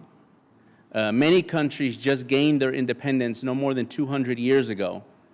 And for those that did get their independence, many just got out of dictatorships in the 20th century, some in the late 20th century, so it's very new to the democratic experiment. It's also a region that is struggling with many structural challenges, both economics and the rule of law. It's a region that I would argue perhaps is among the most hardest hit after the COVID-19 pandemic. GDPs on average dropped between 8 to 9% region-wide. So I give you that context just to understand the vulnerabilities that Latin America has for things like adversarial foreign investments. And as you could tell by the title of the presentation, I'm going to talk to you today about what China has been doing in Latin America. Next slide, please. So the story of China in Latin America is a story of malign intent, but U.S. neglect. So I repeat that, U.S. neglect. We have neglected the region, and we've had some specific results. We should go back to 2004, when the former president, then President Hu Jintao from China, visited Latin America, made a very bold promise. He said that China was going to invest $100 billion by 2010. That caught a lot of Latin America's attention. He was not wrong. If we look at the data, from 2000 to 2010, China was a negligible economic partner in Latin America at the beginning of the century. By 2010, if you combine foreign direct investment and trade, China had soured to $180 billion in Latin America, had become the top trade partner of 8 of the 33 sovereign nation states in the region, and 4 of the 12 in South America. If we fast forward 10 years later, in 2020, that trade and investment has grown to $450 billion, which is right around where it sits today, and has now become the top trade partner of 14 of the 33 sovereign nation states, about half of the region, and almost all of South America. 9 of the 12 sovereign nation states in South America prefer to trade with China over the United States. And this is in the Western Hemisphere. This is not Asian, this is not the Indo-Pacific, it's not the Middle East, it's not the other side of the Far East. It's important to understand how this happened, and this is where I talk about the neglect. And I'm going to share with you a story that was shared to me. I had a conversation recently with the former president of the Inter-American Development Bank. So for those that are unfamiliar with the bank, it's the largest multilateral lending institution to Latin America. The United States, in fact, is the largest shareholder of the bank. It's approximately about 30% shareholder of the Inter-American Development Bank. The most recent president, until a few weeks ago, or maybe a month ago, was an American, and for the first time an American was in the 63-year history was in charge of the bank. And I had a very interesting conversation. It's actually available on a podcast if you want to listen to it on our website. And he told me something that was very telling. I'm going to share it to you because I think it's applicable to a lot of your countries, and particularly those of you that are engaging in multilateral development. Back in 2008, the Inter-American Development Bank was exposed to subprimes. If you remember, the global financial crisis was catalyzed by the U.S. housing crisis that happened here in the United States. And because the bank had specific deals, particularly with Nationwide and other banks, it got exposed to these subprimes. The bank at the time wasn't managed the best, and so they were in red. They were basically bankrupt to the tune of $500 million. So the bank was in the red for $500 million. Naturally, they went to the United States to capitalize the bank, to give it a capital increase. The United States had other priorities. You remember 2008 was a very difficult year economically for the United States. So we decided not to capitalize the bank, and this opened a golden opportunity for China. Coincidentally, at the same time, the breakup of Yugoslavia opened up 0.004% of the shares of the bank, which was just enough for China to become a very minority shareholder of the Inter-American Development Bank.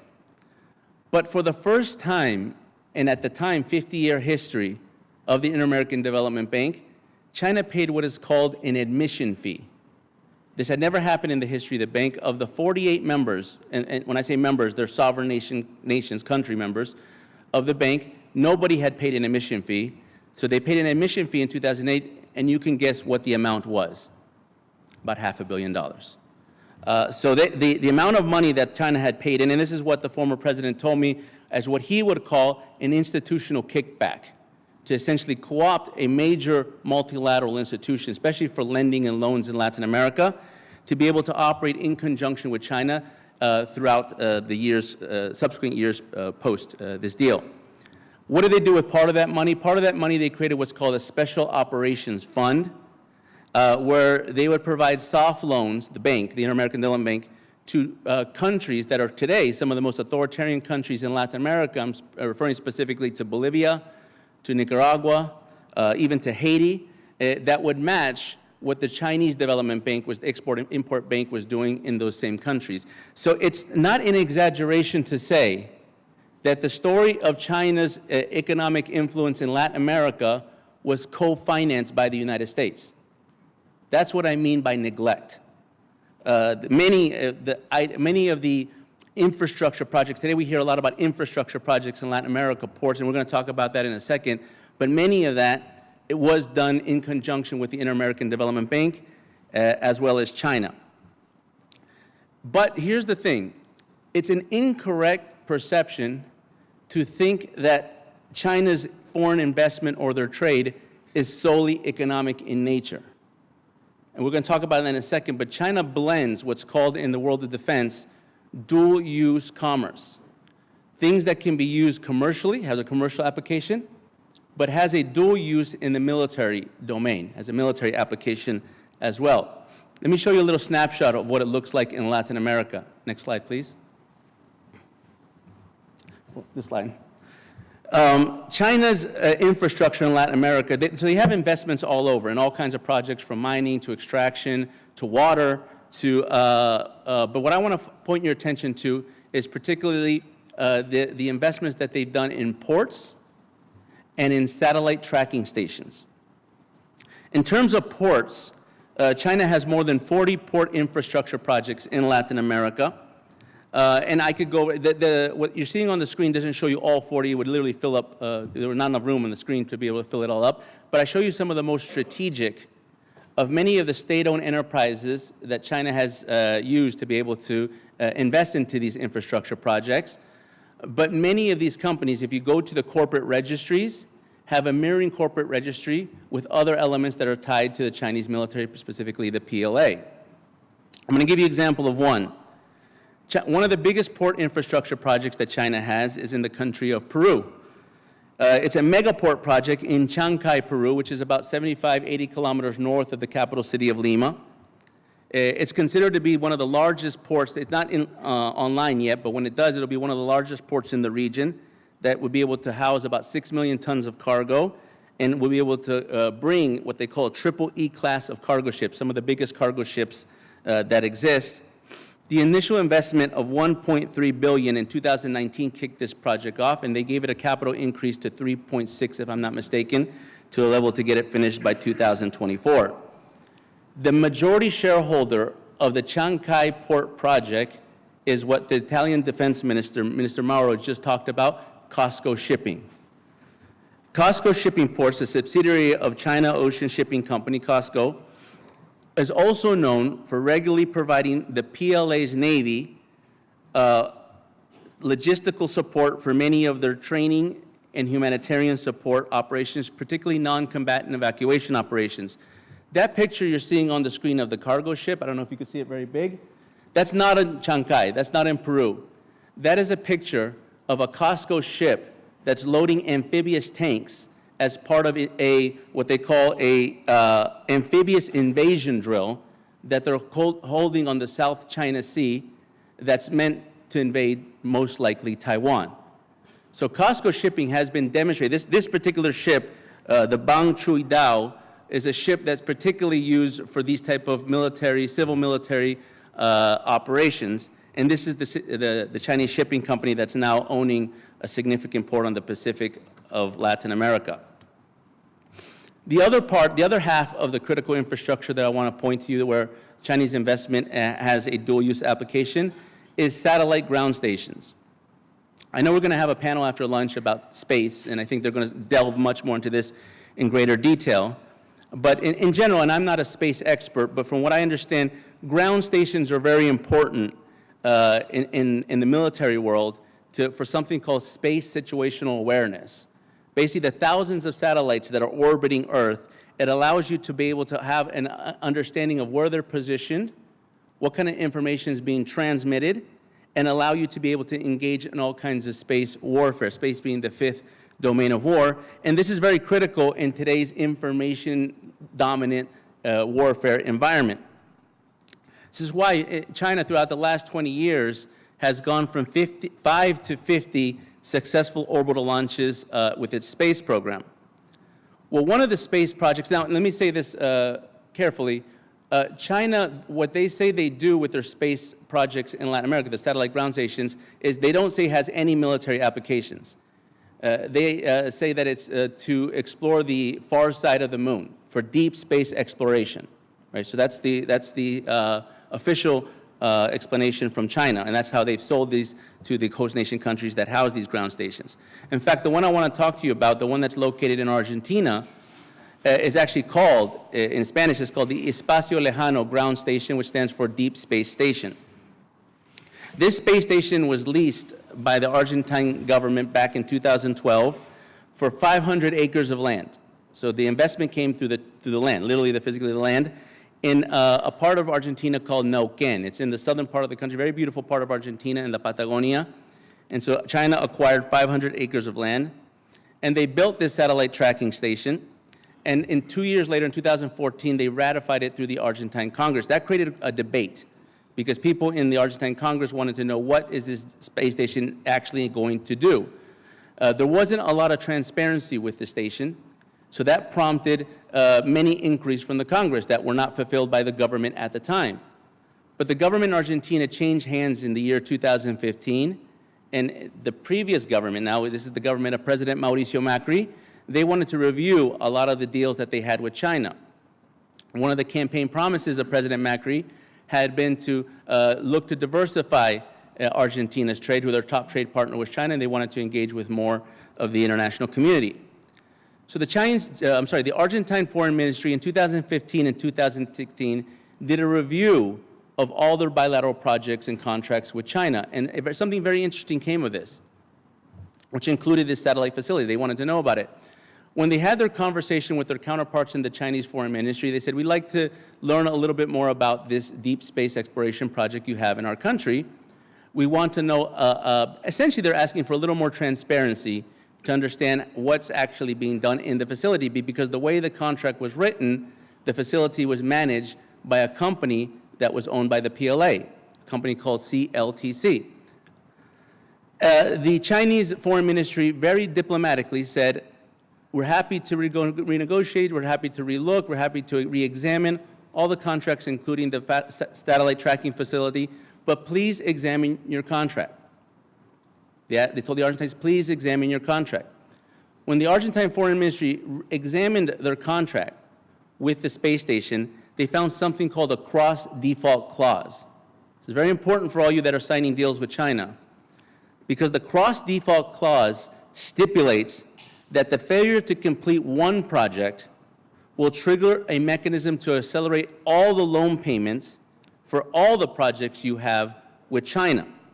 It would actually reduce the grace periods that the China's given on any kind of loans that they've given to your country. Argentina was not in an economic position to renegotiate all of its infrastructure projects. Some are very key to their commerce, like the Belgrano Cargas Railway project, which is also financed by China. So essentially, they got hoodwinked. Argentina got hoodwinked to getting stuck with a military space station. By the way, CLTC, the company that owns the space station in Neuquén, Argentina, is run by a division of the PLA called the Strategic Support Force. This is a military installation inside Argentina that the Argentines have no control over. So let me give you some key takeaways. I know my time is ending. You know, back before, and I studied economics as my degree, and when I studied economics, there was a saying from one of the basic classical liberal philosophers, Frederick Bastiat, that would say, when goods don't cross borders, armies will.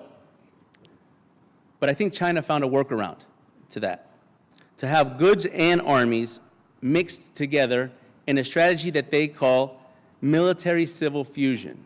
It's very important that you understand that term. It's not like civil-military relations. We purposely put the civil first. But the PLA has a strategy called military-civil fusion that, according to their documents, and I'm going to read from one of their documents, is a state-led, state-directed program and plan to leverage all levers of state, military, and commercial power to strengthen and support the armed wing of the Communist Party of China, the People's Liberation Army. So my message to all of you that are coming from different corners of the world, and especially for those that are from Latin America, but for anywhere, especially in the global south, is that China is essentially going to try to use investment, use trade, to hoodwink your country like they've done to Argentina, like they're potentially doing to Peru, to bring you into a geopolitical conflict that's not yours. When China decides to act on Taiwan, they're expecting the global south to go with them. But not because the global south wants the political will to get involved in a conflict of that nature, but because they're indebted and by extension belong to the People's Republic of China. Thank you very much, and I look forward to the questions.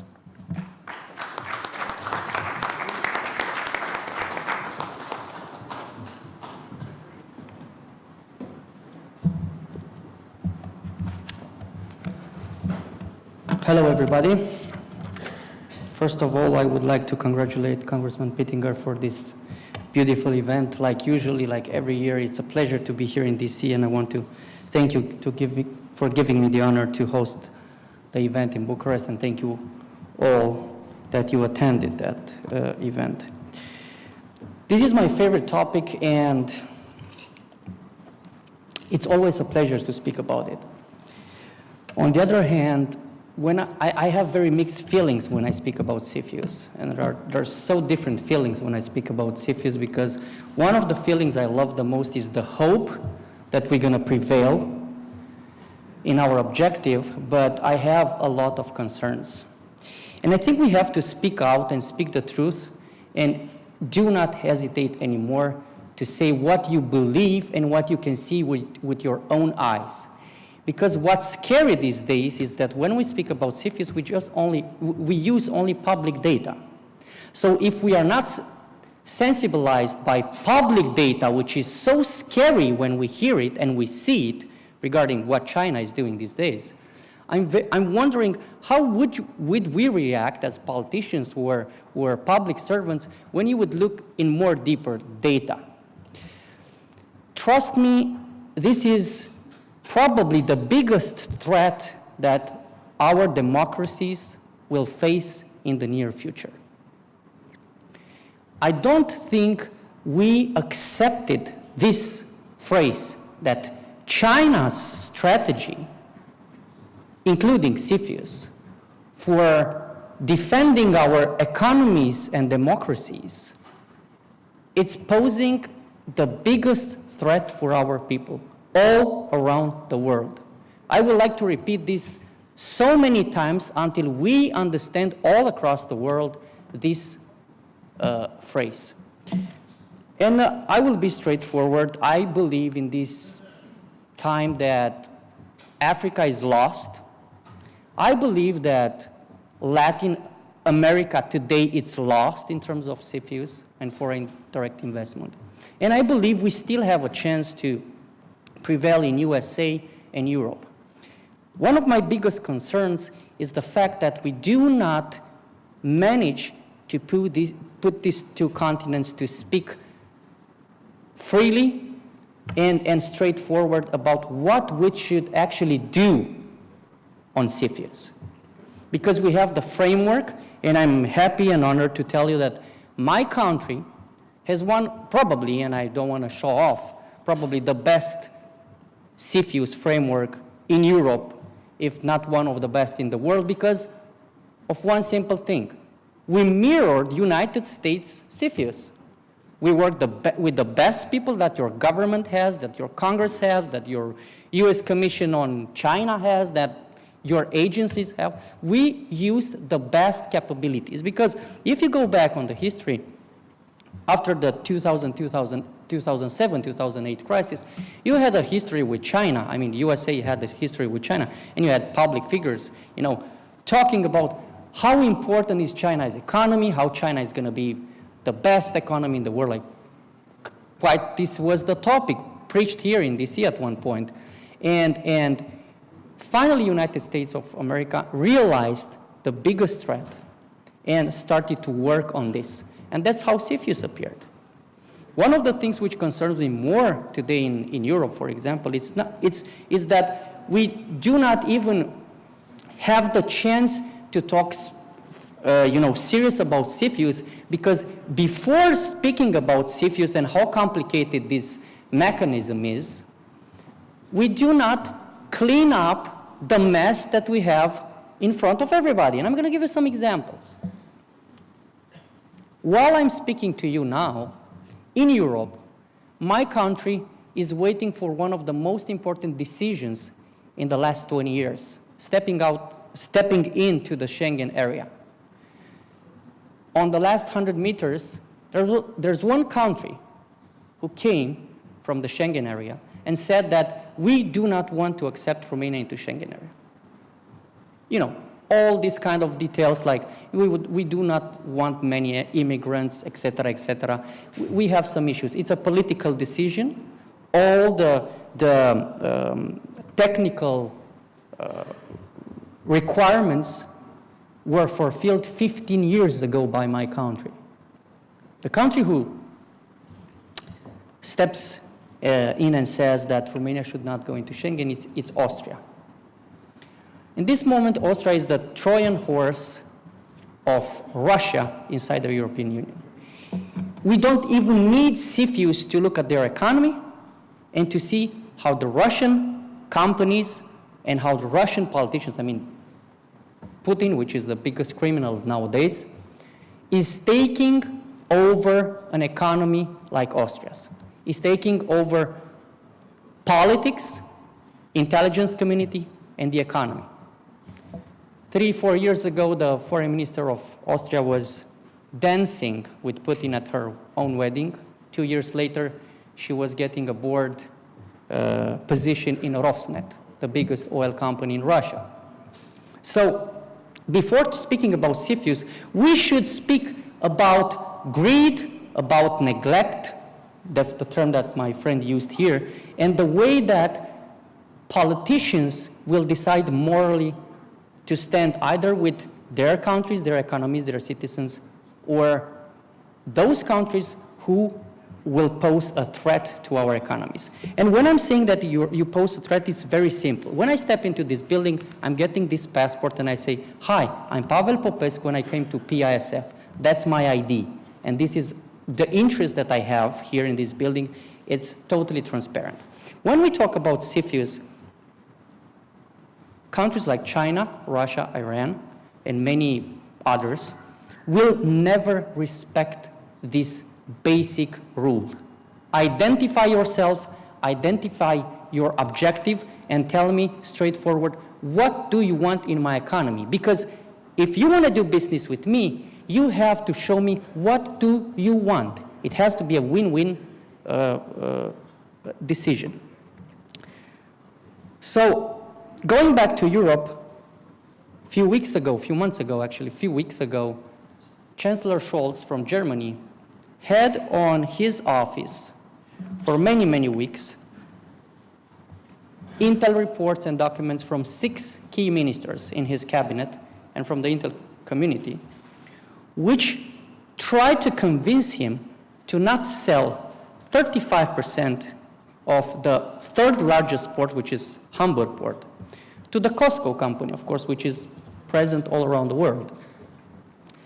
So 6 key ministers were trying to convince a chancellor, or prime minister of Germany, that it's not good for Germany's interest, not United States of America interest, not Europe's interest, we can put this on second and third or any other place, but for Germany's interest to do this deal.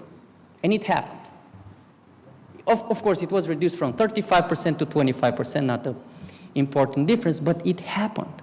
It happened because at the political level, one person took this decision. And of course, we hear different, arguments like, I'm having elections in that particular area. I promised to my mayor that I'm going to bring investment. On a long term, we will all lose. If Germany is losing, Europe is losing, Romania is losing, Eastern Europe is losing, and at the end, our partnership with the United States of America will lose. So I believe that before going into very detailed things of how we use CFIUS to protect our economies, we have to have an honest conversation between politicians of what do we actually want to do with our economies and how much we care about our own people. Because this is the main idea and this is the main question that you have to ask yourself as a politician, as a public servant, as a, any piece of public servant into the chain of the institution. When you take a decision in CFIUS, has to raise this question. How committed I am to serve my country, my own economy, and my own people before any other partnership around the world? This is the honest question that we have to put.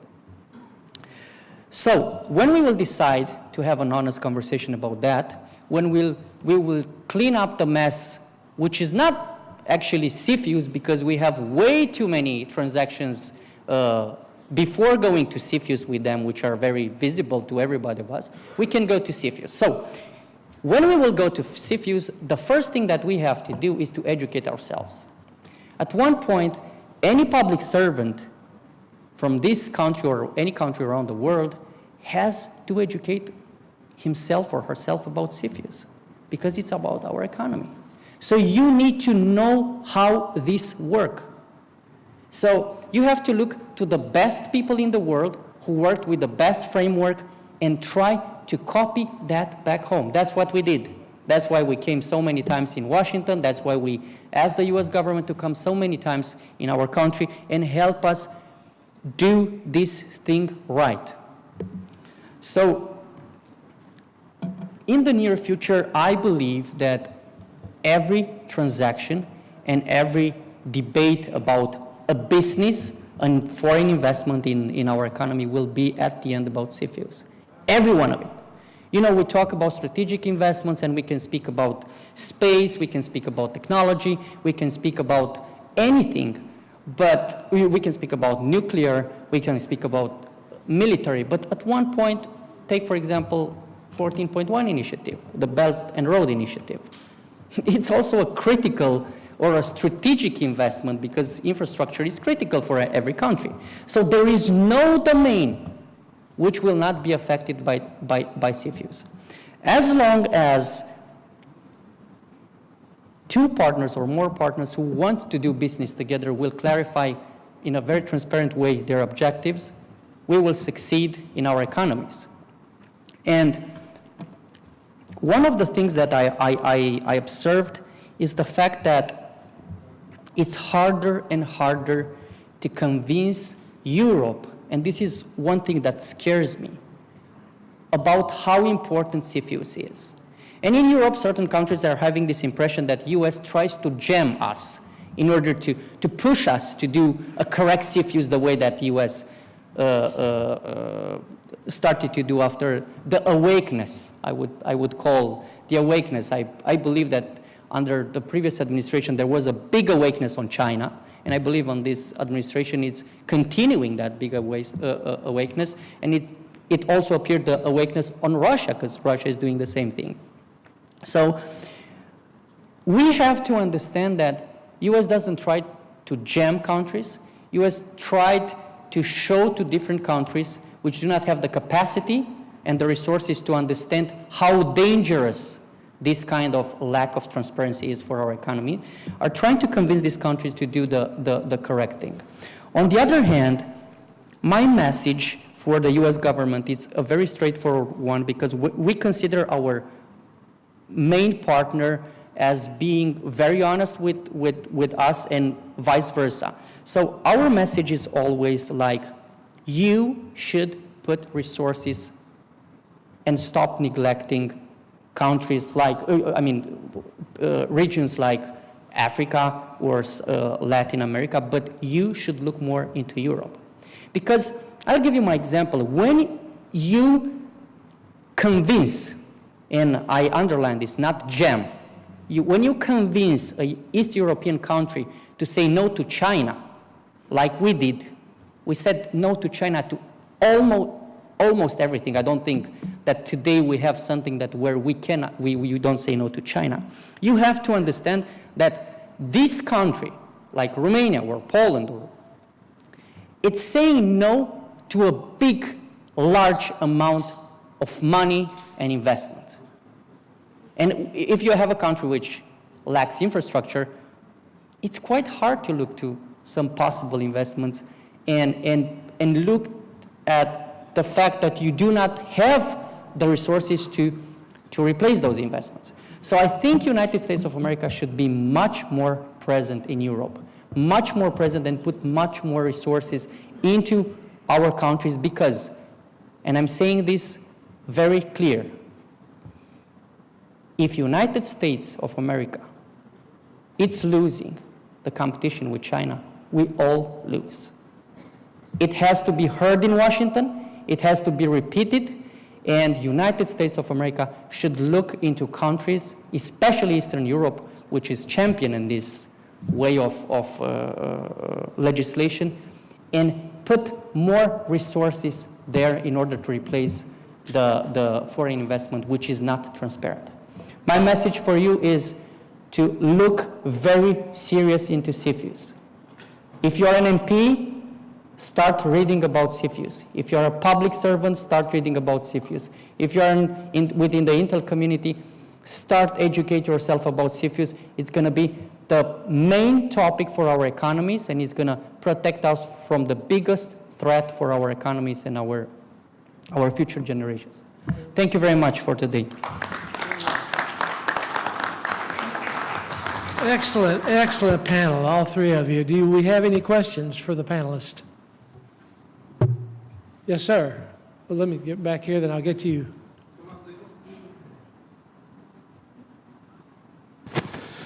Good afternoon, Tomáš Zdechovský, Vice Chair of Budgetary Control Committee, European Parliament.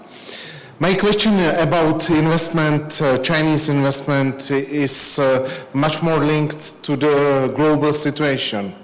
We are now challenging the Chinese investment in Africa countries, and you see that we are there speaking much more about human rights, but Chinese are doing the concrete projects. The fight about the Maldives, where was the former president corrupted by the Chinese and now current president is facing a lot of fake news about him from the Chinese channel. You know the situation in Sri Lanka and other countries. Also, this is the challenge. We, as democratic countries, we are speaking much more about the things, how to behave, but the Chinese are doing the projects. Also, my question is, it's not about that we are many times losing our positions because we are democratic. It's much more about that we are losing position because we don't behave like Chinese in many countries. And look on Western Africa countries, how really every time they behave and how they corrupt the local governments. Also, this is my point of view, what I would like to share on this forum, and I think it's very important to see it in the context with the South America. Thank you, sir. Thank you for your comment. Yes, sir. Right here. Thank you. Congratulations to our panelists. This topic certainly is really in the heart of the Philippine situation. The drawing that you have, the presentation there, if you will put up also the drawing for the ASEAN, Association, Southeast Asian Nations, ports, airports, buildings, museum, Chinese funds go to many countries in the ASEAN.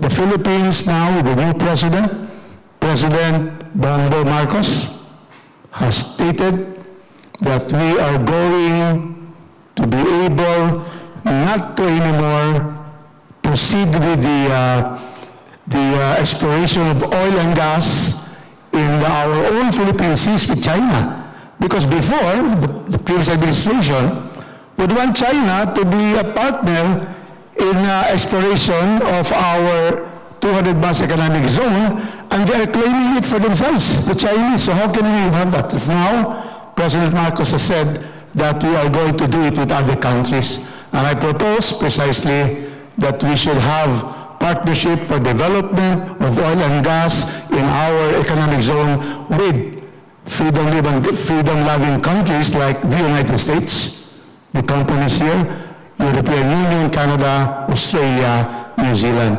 And so this is a problem. The Philippines, although we are in conflict with the territory, are getting still loans from China. This should already stop. And so therefore, thank you to the panelists. You have given us here more information about what's happening in the world, in Europe, Latin America, and certainly it's happening in Southeast Asia. Thank you very much, Congressman. Thank you, sir. Very well stated. Cordell Hull, if you'd like to respond. Certainly, and just picking up on the theme of the two preceding comments, I mean, one common theme through both of those is territorial expansion through investment. And you look at the Silk Road, the new Silk Road through Africa and elsewhere, it's investment, and then the digital Silk Road, telecommunications infrastructure and critical infrastructure. And then, as our Philippine colleague said, expansion toward the Philippines. China has been slowly but aggressively militarizing the South China Sea for about a decade now and claiming exclusive economic zones off of what were heretofore, were previously rocks. And so they're invading fishing rights. So the common theme through both of those comments are, in addition to investment, China is getting more aggressive in its pursuit, but all of the theme is territorial expansion. And so it's something that I think folks, as my colleague here said, if you're thinking of investments in China, it's something to consider that once they're in, if there's cross-default clauses and other mechanisms, other commercial mechanisms, to say nothing of military and diplomatic mechanisms. So it is something that I hope the theme has been apparent to everyone. Thank you. Outstanding presentations. We appreciate it. Okay. Oh, I'm sorry, Victor. Thanks for your presentations. Joseph, I have a question for you. We just found out that the Congress has been closed in Peru by the President Castillo. I just spoke with the former President of the Congress, Mari Carmen Alba. All the members of the parliament in Peru are inside of the Congress, and the army is moving towards the Congress. They don't know if the army is with them, against them. And you were talking about the great investments, China. China is the largest investor so far in Peru. My question is, do you think China will care if on the situation, or they don't truly care about human rights, freedom, and your valuation on this? Thank you. And just want to express my support with the members of the parliament in Peru, which are being held inside right now. Thank you. Very tragic. Well, no, thank you, Victor, for your question. And to begin to answer about Peru, let me just, I'm a defense expert, and this also goes to what our friend from the Philippines was talking about. Why is this port so critical for China and Peru? Because an early warning indicator of what their potential military actions will be on Taiwan is dependent on their infrastructure on the other side of the Pacific in Latin America. Because once Taiwan falls, as many of the folks here in the room know, the chain of islands will come next, which includes the Philippine Sea, and then there's nothing stopping submarines, military ships from entering the Pacific, but they need a destination to arrive to. They're not going to come to the United States, so they're going to have to come to Latin America. So now going to your question about Peru, and this is, I think, something that all the Peruvian politicians need to understand, whether it's Pedro Castillo today or whether it's another president tomorrow, the permanent fixture in Peru has been China. And it's important that whatever changes happen in Peru, whether they're in the presidential or even in the congressional or however the political situation shapes out in Peru, that the new leaders of Peru have a bigger consciousness of the geopolitical situation that their country is facing, more than the current presidents or the previous presidents have in the past. Let's be honest, one of the reasons Peru is in this position is because previous presidents that were either more conservative or even market U.S. friendly continue to do business with China, even though they were not, digamos, a friend of China on the political level. So I think that would be the main message to Peru. That it's not just the internal situation, they have to understand the global situation because it will impact them directly. Well, very thoughtful. Thank you very much, each of you. Oh, I'm sorry, do you have a question? Love the pink suit. Thank you very much. Honorable Sir Charles, the member of the 23rd Parliament, West Africa. I appreciate the panelists for their presentation so far. It is clear that we need to do more as a world. But one thing that I've seen missing in most of the conversations here is the neglect on the African side. Don't sit back and leave Africa as we are. Yes, Pablo was saying that there is need for US to concentrate to Europe. Yeah, we know. But I believe our attention and focus should also not be taken away from Africa and Latin America, because these are the two prey to China. And the thing is, the reality is China will come. They will come with all attractive things, with their insidious plans, all in the name of what? Capturing the resources of these countries, exploiting them. At the end of the day, what they do, they entrench those in governance with the necessary support they need to put the people in misery. It's saddening to be informed in this garden here this afternoon that our colleagues in Peru are on the siege. It's very unfortunate. And this is where we expect America and other bigger economies to see how they can step up. Come in, support regime that are open up with regards the affairs and welfare of the people.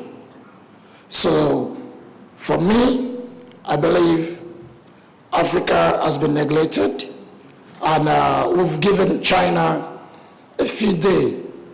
They're all over the place, all over.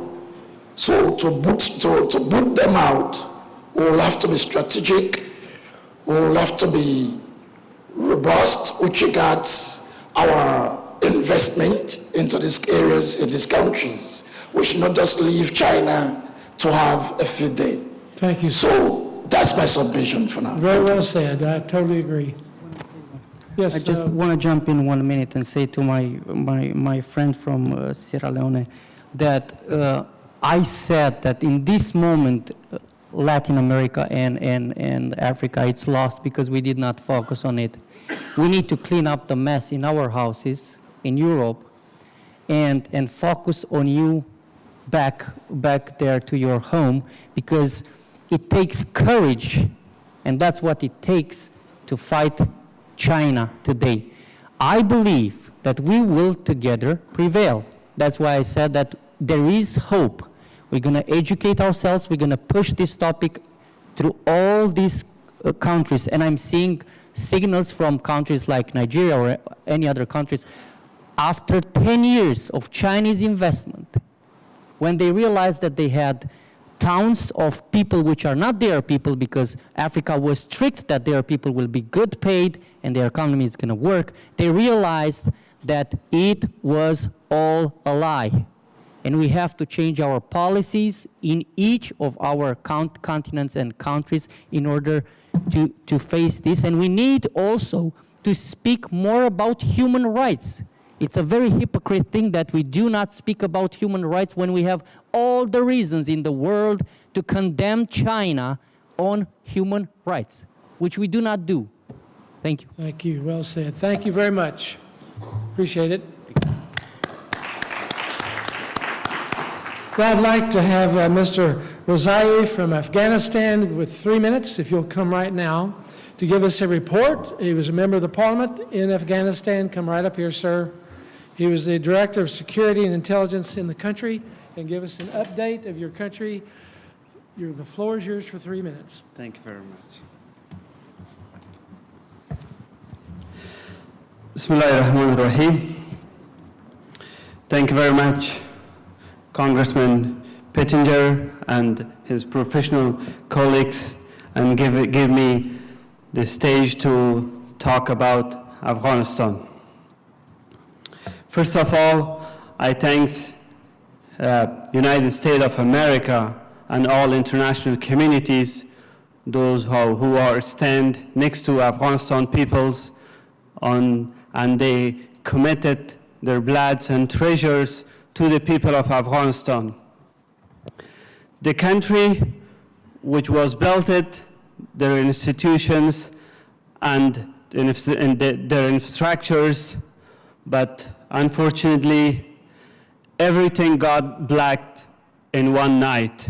On August 15, 2021, the country has been converted safe haven to the terrorist groups, to the international terrorist groups, and the center of the supply of narco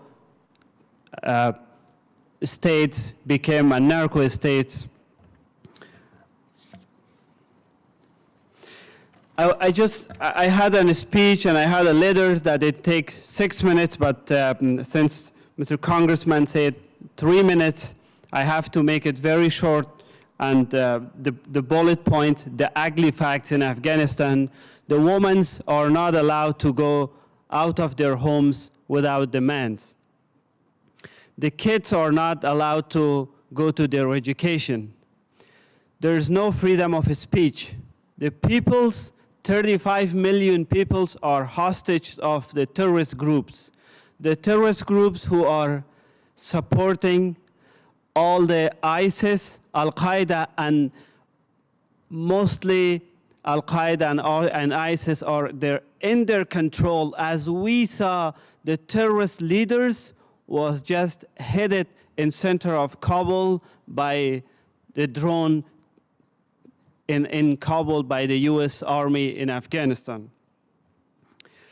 There is only one group, and the resistance groups is still fighting, standing against Taliban. It's called National Front of Afghanistan, National Resistance Front of Afghanistan.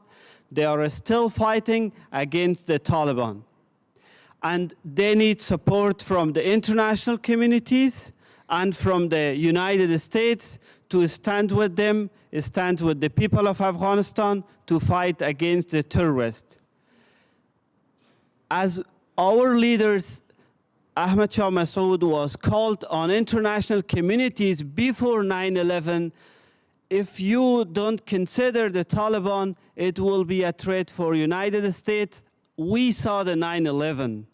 We are saying if we don't consider and if we forgot Afghanistan, we will face bigger problem than 9/11.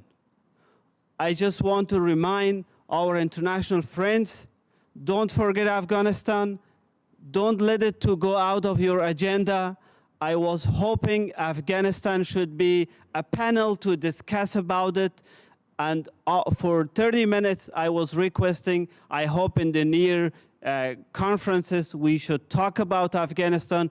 We have a lot of the information that what is going on the ground. The National Resistance Front of Afghanistan is fighting against Taliban. We want the international communities to stand with the peoples, with the women, with the young generation of Afghanistan to get the country from the terrorist groups and narco states. Thank you very much. Since I don't have time, I can't speak more than this.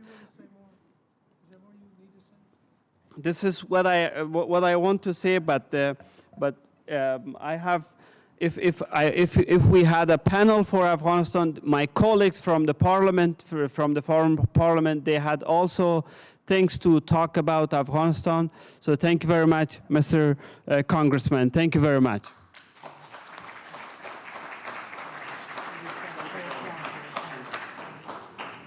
Well said, sir. We stand with you, and I apologize for the time requirements. We are very, very honored to have with us today a head of state, a very distinguished leader from Jamaica, the Prime Minister. Sir, we greet you, we respect you in the relationship the United States has with Jamaica. You have an absolutely wonderful ambassador. Our remarks, thank you. You represent your country extremely well. But the Honorable Andrew Holness, Prime Minister of Jamaica, the floor is yours.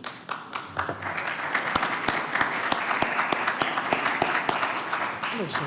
Thank you. Thank you. God bless you. Thank you, Chairman, Congressman. Thank you for the invitation to address this very important forum. Dispose of the fact that I'm Prime Minister and focus on the fact that I'm a parliamentarian.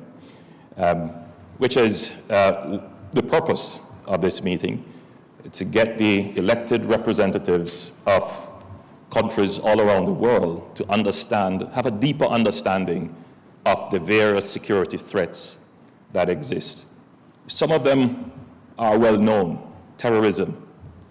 Others are less well known, adversarial investments.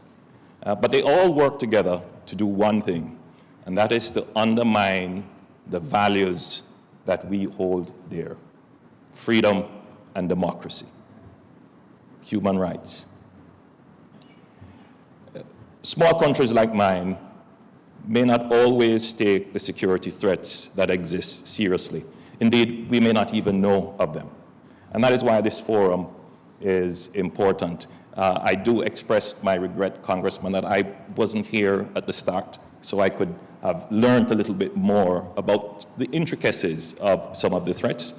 But I believe that you have covered, for my review, some very important subject areas. For Jamaica, some of what you have discussed would be pertinent, but there are other areas which I would want to bring to the attention of this forum. For example, the growing and evolving nature of transnational gangs. They are moving from just mere street-level criminal activity into cyber, into controlling resources, and seeking even to take over countries. And there are examples of that. We see Haiti, for example, in this region. The challenge is, once they have undermined the state, they create a safe haven for any kind of criminal activity, and they become a threat for entire regions. So a forum like this is very important to bring together all the threats so that we can have a better understanding of what the threat environment looks like. So I don't know if you have a panel to discuss this kind of threat. I would love to participate if there is. But I'll close my 5 minutes by saying I'm inviting you to Jamaica with the conference. I think there are many issues there.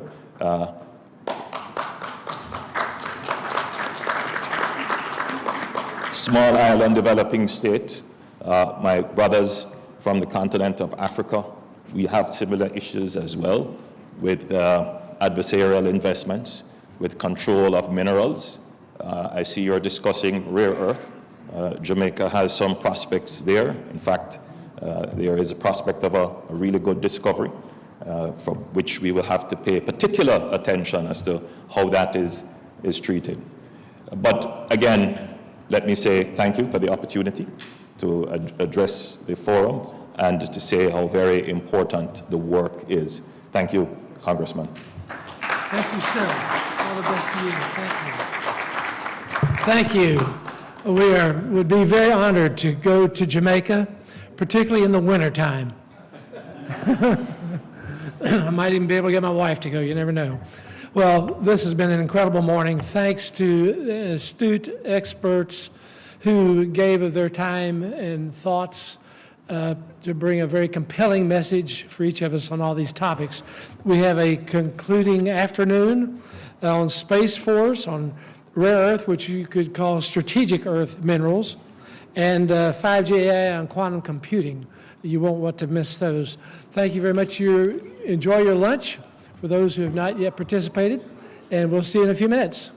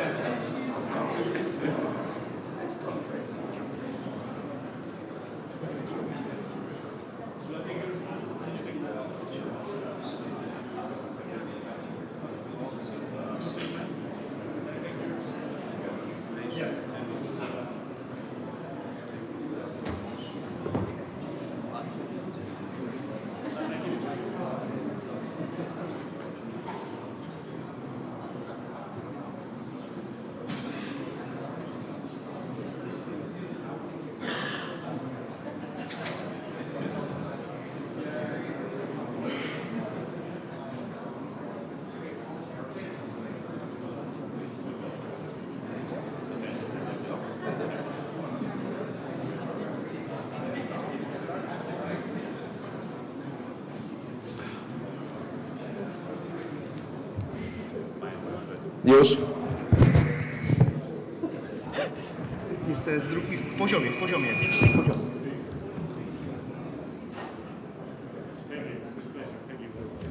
Pokaż, co zrobiłeś, kochany, muszę zepnąć.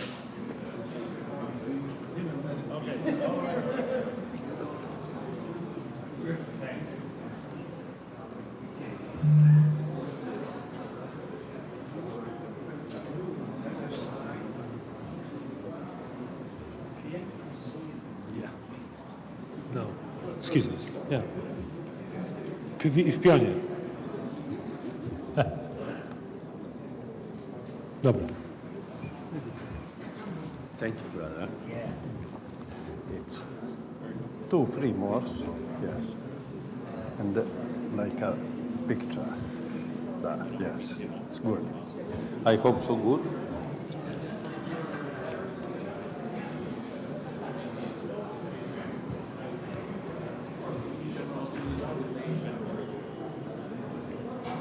Okay, you do it.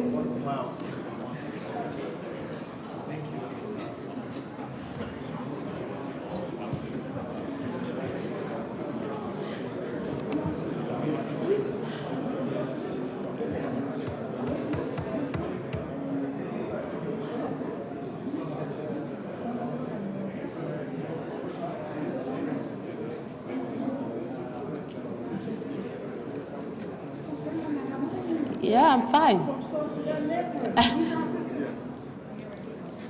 It's open.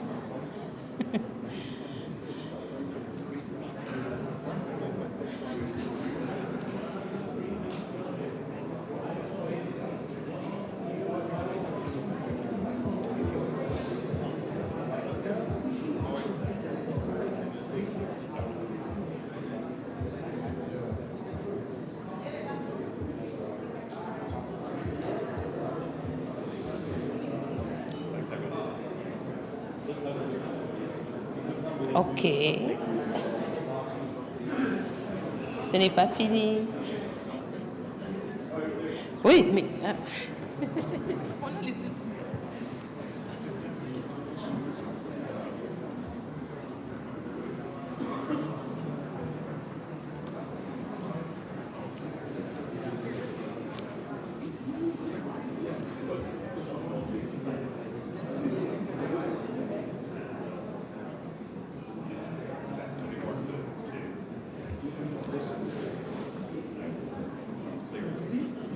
Approche. Approche.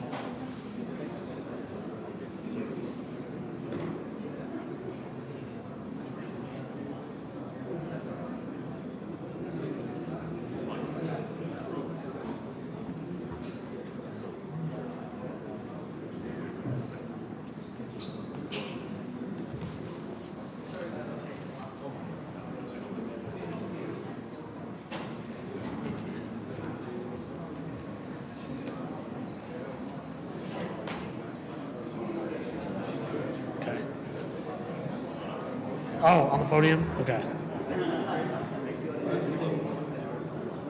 You got it? Jesus.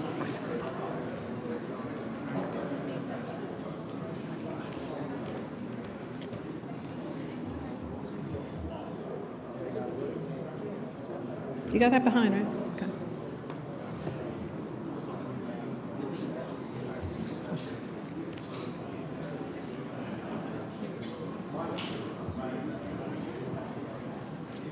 Sorry, everybody.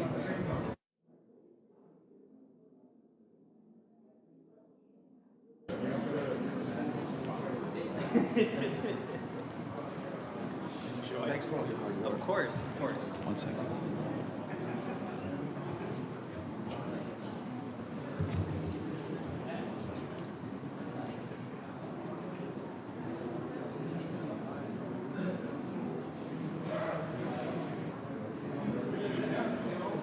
Just did two just so you could see them real quick, but then I can do more. Is that one? Oh, they're great. Sure. I mind doing more.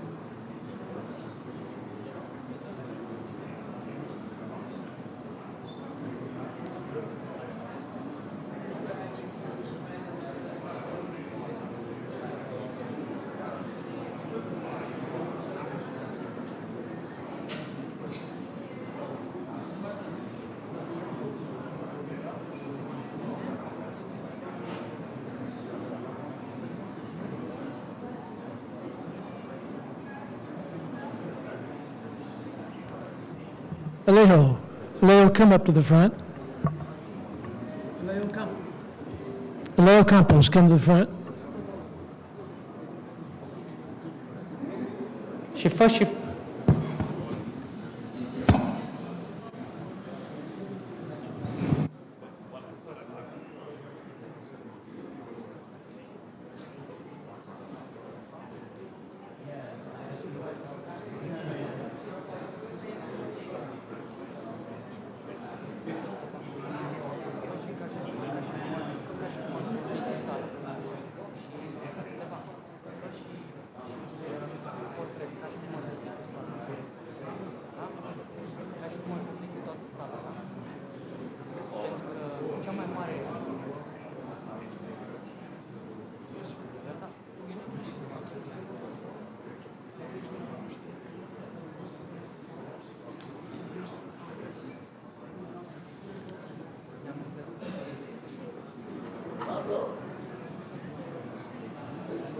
Só que a luz tá ruim, né? Aqui.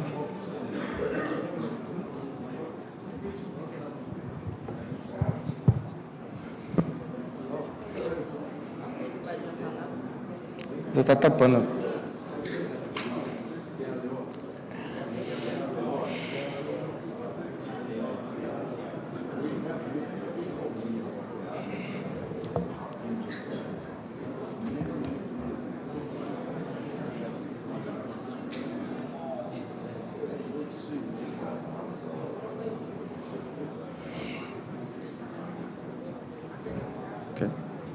Tirando aqui. Mais escuro. Muito escuro, né? Mas acho que tá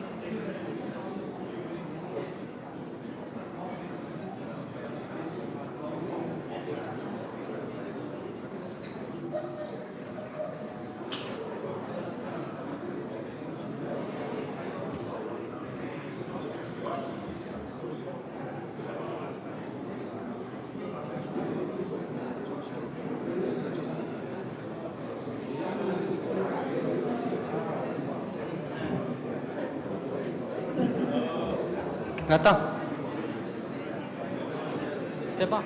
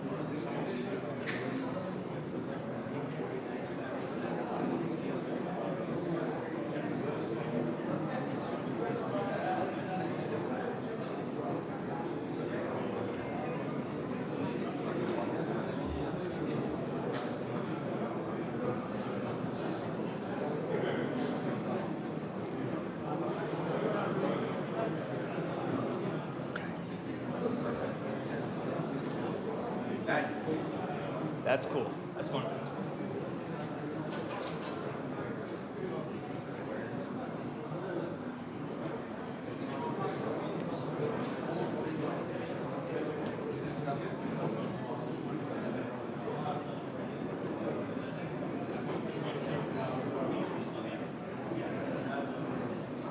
I'm vertical.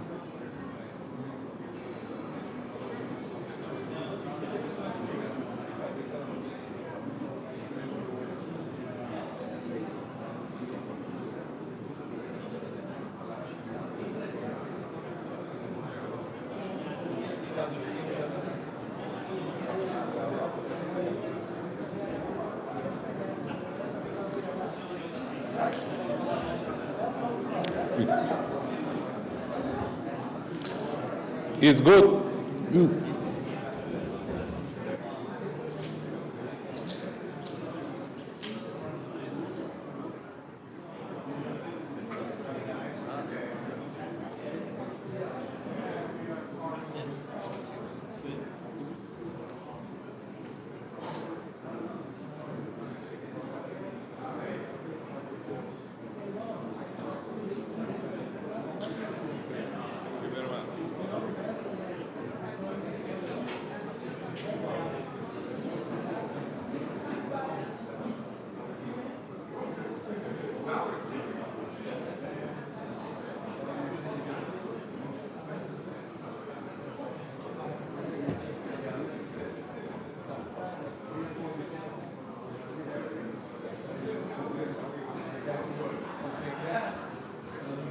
Thank you. Thank you.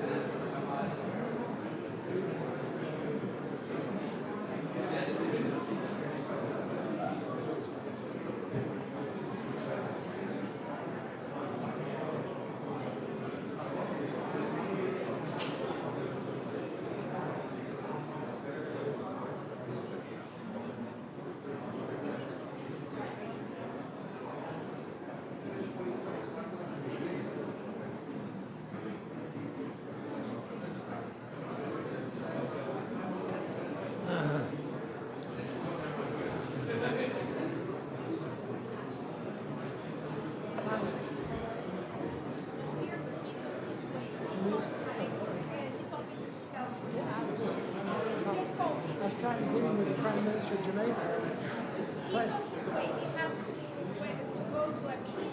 Well, I had him, I was going to meet with him, with the President, Prime Minister of Jamaica. Hey, how are you?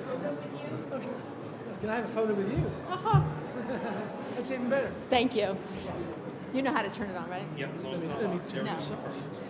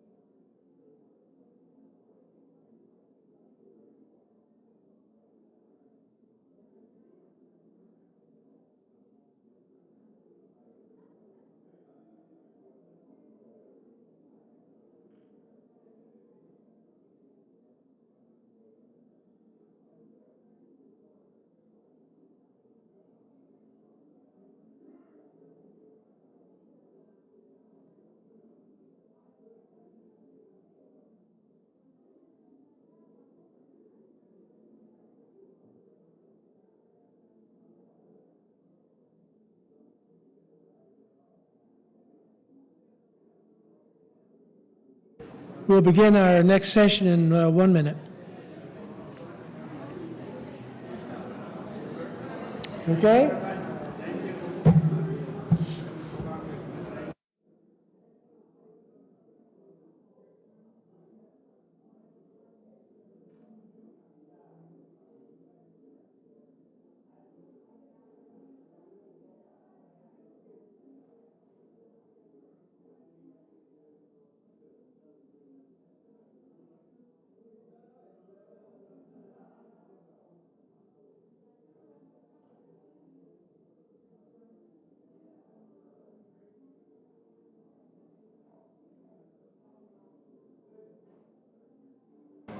Okay, if you could please take your seat, we will begin.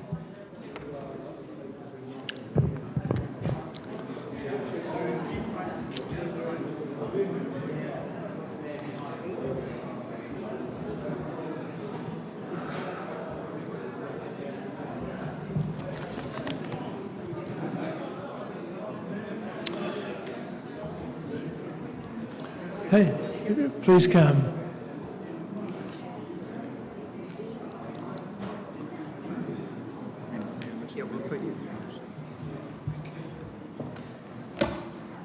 Scott's going to speak first. Good. You can speak second, too, if you want. No, we've only got there's only the three of you.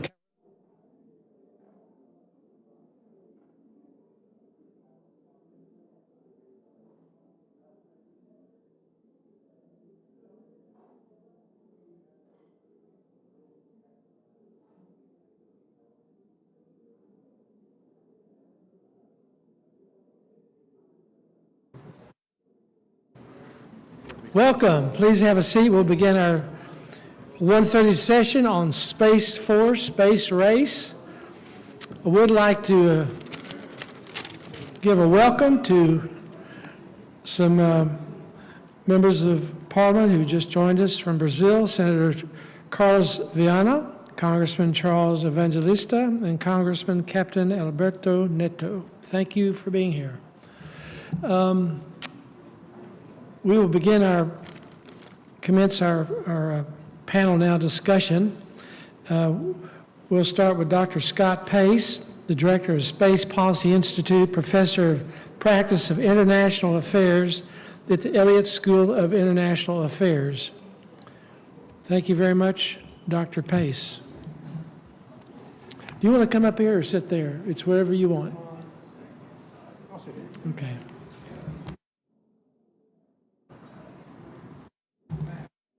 May we have your attention? If you have a conversation, please take it out of the room. Thank you.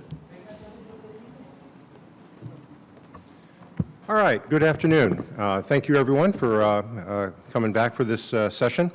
We're going to be talking about Space Force, which, no, not the TV series, the real Space Force. So I'm sure you've all heard about that.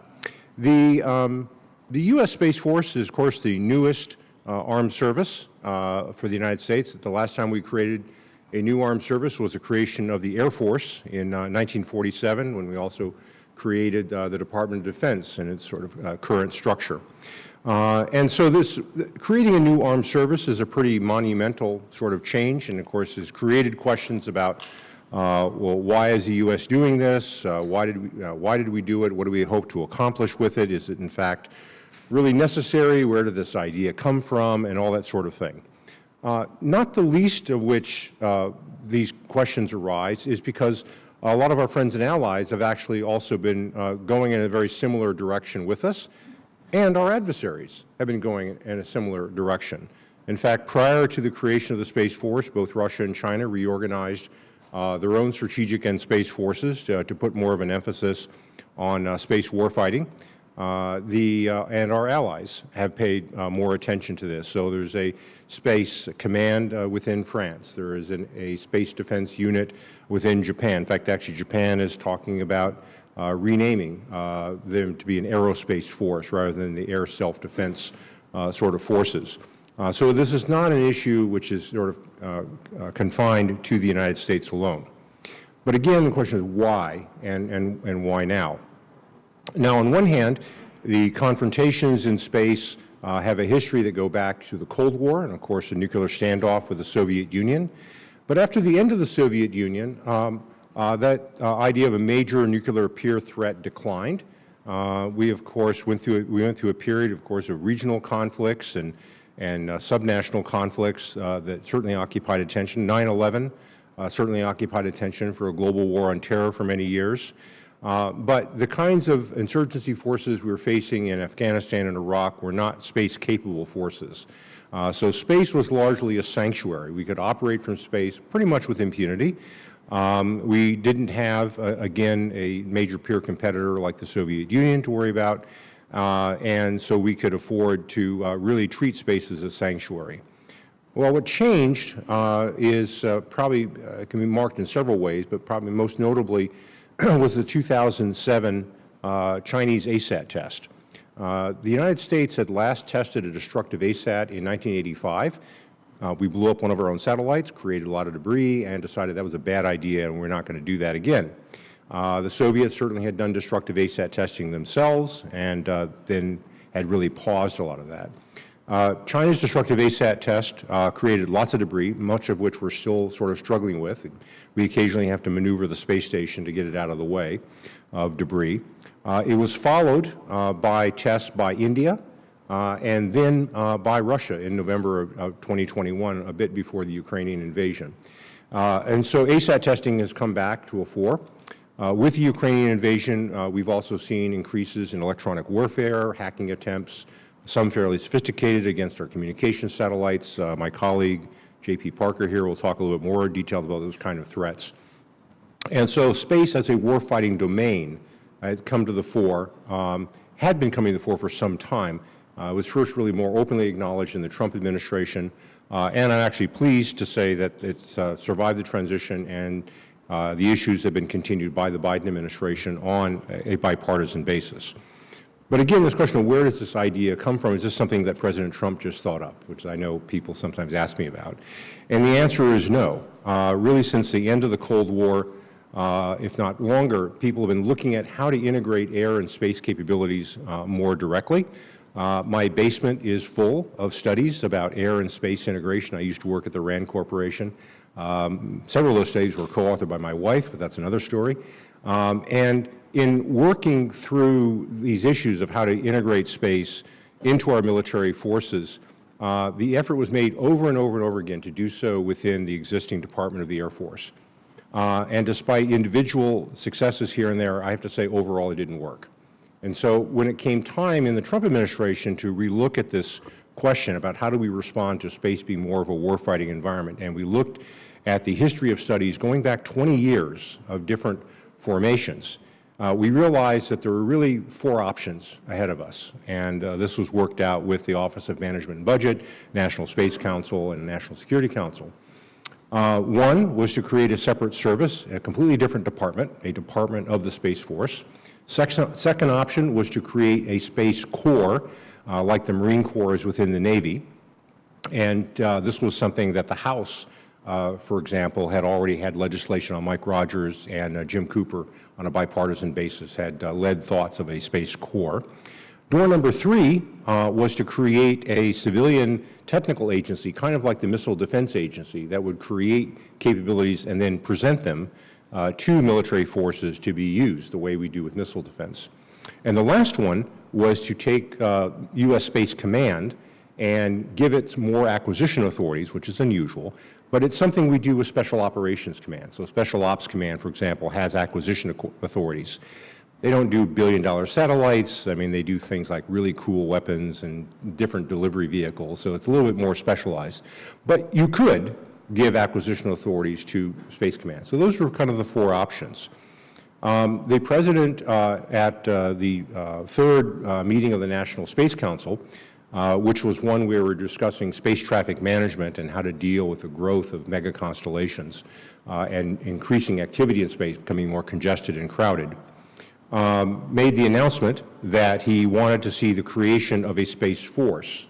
Now, this requires congressional legislation. The President cannot unilaterally do this. The President had already decided the creation of a Space Command, another combatant command like CENTCOM, EUCOM, INDOPACOM, and so forth. That's within his authority as Commander-in-Chief. But to create a service requires Congress.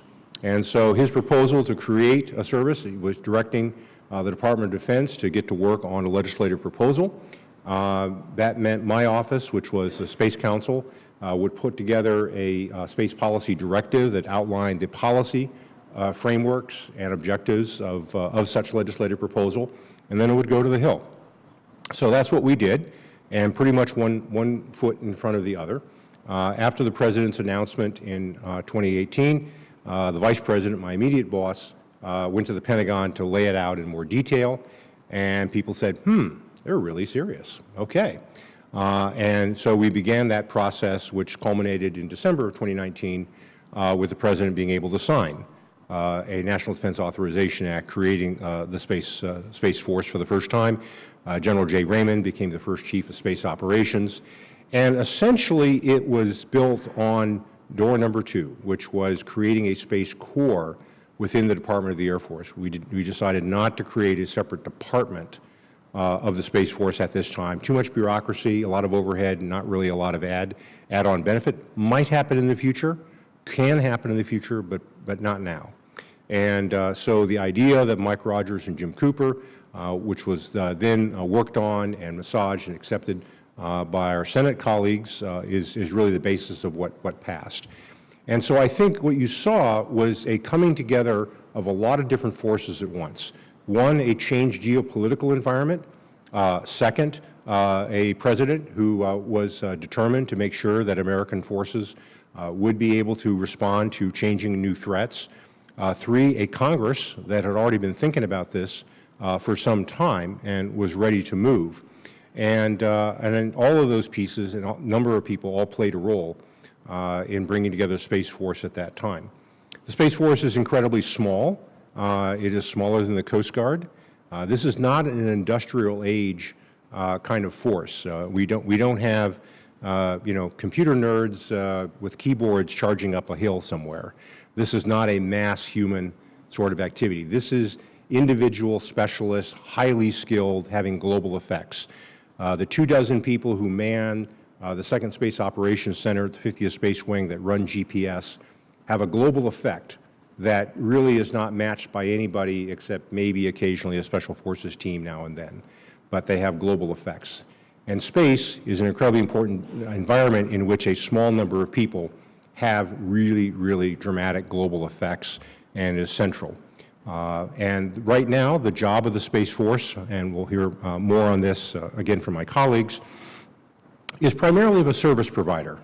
It is not about fighting a war in space. It is not about protecting a lunar colony or anything like that. It is about providing services to combatant commanders who need space. So INDOPACOM, EUCOM, especially CENTCOM, they need all the services that space provides. That's a dial tone. That, when you pick up that phone, you expect that tone to be there. And that's what they provide. Now, as we've seen Chinese and Russian counter-space threats coming up, both jamming and kinetic weapons and a variety, there are threats to our space assets in a way that didn't exist a decade ago. And so in that situation, we need to be able to defend those assets. We may rely upon things in space, but probably more likely we're going to rely on forces on the ground to make sure that we continue to protect what's off in space. But again, the Space Force provides services, what's called a training, organizing, equipping, and presents those to Space Command, which then on a joint basis with the Army, Navy, Air Force, Marines, and Coast Guard provides combatant solutions for each particular region. So fairly traditional in some ways, and then fairly new and innovative in others. With that, let me pause and turn over to my colleague, J.P. Parker, talking more about the threat and how we got to this point.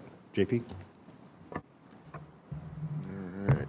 Thank you, Scott. Can you all hear me in the back? Just raise your hand if you can hear me in the back of the room so I know you. Okay. I'm J.P. Parker, and I want to thank Congressman Pittenger. Thank you for the opportunity to be here today, sir. This is a very important forum. I'm honored to be here and share my perspective with you. I recently retired from the federal government. I was the intelligence community space executive. It was a new office, stood up to help organize our intelligence community's space assets.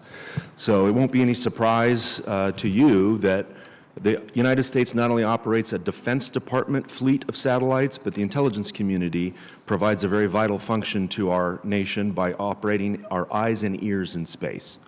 So we observe things on the ground from space, and we listen to things that are transpiring on the ground in space, and we move a lot of data in space. And the intelligence community is, in my opinion, a co-equal partner of the Department of Defense in providing an integrated intelligence and defense suite of capabilities to protect the United States' interests.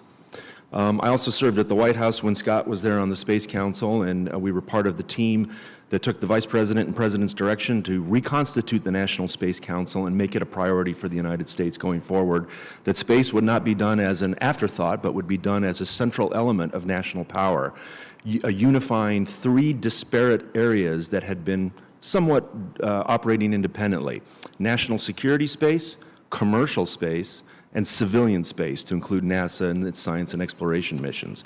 And I think the National Space Council is a huge success for the United States in terms of policy and moving forward, and Scott gets a lot of the credit, as does Steve, who was also one of the instrumental members in standing up the Space Force when he was at the Department of Defense. I'm honored to be with them here today. Let me give you my bottom line up front, and I'll come back to this at the end of my remarks, and hopefully we'll get a chance to talk about it through questions and answers. I thought about how I would address international dignitaries and parliamentarians and what I would say about space, since I come from the part that we don't often get to talk to foreigners about, which is our intelligence community space posture. But what I will tell you is this: having spent most of the last decade reflecting on what our adversaries intend to do in the future, especially if conflict with the United States and its allies should occur, is they will understand, and they have come to know, that our space-based dominance gives us a huge advantage. It advantages us economically as well as in the national security realm, and they intend to negate that in the future. One of the things, and we can talk more about other things that we can do, but one of the things that I think will keep the Chinese and Russian military planners up at night will be how to confront an international alliance of like-minded spacefaring countries that both have national space capabilities as well as a robust commercial set of space capabilities, because that's what the future holds in store. And being together as an alliance will be one of the most vexing problems adversaries will challenge them as they plan to basically remove our dominance in space. Today, for those who are not tracking it, is December 7th, and that has special significance here in the United States. This is the commemoration of what we call Pearl Harbor Day. So 81 years ago, the Japanese attacked the U.S. naval fleet in Hawaii, and that began our entrance into World War II. But it was done in a way that was shocking to us because it was a surprise attack on us that we did not see coming. And so the United States Navy and its fleet at Pearl Harbor were caught off guard, and we were severely damaged in terms of our military capability by the surprise nature of that attack. What a lot of us spend a lot of time thinking about now and in the future is what a Pearl Harbor in space would look like. And I think that's one of the concepts that has been floating around in the academic and policy circles for some time. Are we becoming so dependent on space that any kind of an unforeseen occurrence in space would have dramatic consequences? And so the idea, coincident to today being Pearl Harbor Day, is making sure we have no Pearl Harbors in space. So does anybody here in this room have a space-enabled device for computing and communication? Anybody raise their hand? Nobody has a smartphone in this room. This is a space-enabled computing and network device. If you take away the space dependency of this phone, it becomes less of a smartphone and more of a dumb phone. So a lot of people don't realize the dependency we, not just in the national security realm, but in civil society, rely on space. Your GPS receiver in your phone enables all sorts of applications that you've come to rely on a day-to-day basis. You want to check the weather? Where's that data coming from? You ever seen the satellite imagery that shows up in your weather app? Obviously, you rely on space for that. Your ability to communicate over disparate communication networks, different cell providers all around the globe, pick up the phone, call your friend wherever they are in the globe, that relies on coordinating activities that take place relying on space-based infrastructure. There's very many obvious things we can think of that rely on space, but what's becoming more important over time is the non-obvious things that are becoming more and more dependent on space. Our transportation systems, not just the national security part, but our civilian transport of goods and services around the world, it relies on space. Long-haul communications rely on space. The idea that you would remove space for a day and see what impacts it would have on society is a kind of a scary thought. We've run simulations and we've done war games and analytic exercises to find out what a day without space would be. And I can tell you, without getting into classified information, things get very ugly very quickly in civilized life if you don't have access to space. The best estimate I have seen is that 1/4 of the US economy, goods, services, all the sectors of the US economy, 1/4 of that total GDP has some reliance on access to space-based services and capabilities. If you think about the GPS receiver in this phone and you think about all the devices that are GPS enabled, I've looked for data to see if there's an authoritative number for how many devices on planet Earth rely on GPS on a day-to-day basis. I haven't seen anything credible because no one has figured out a methodology to precisely enumerate the billions of devices that we now believe on Earth are GPS enabled. Cars, trains, fleets of equipment.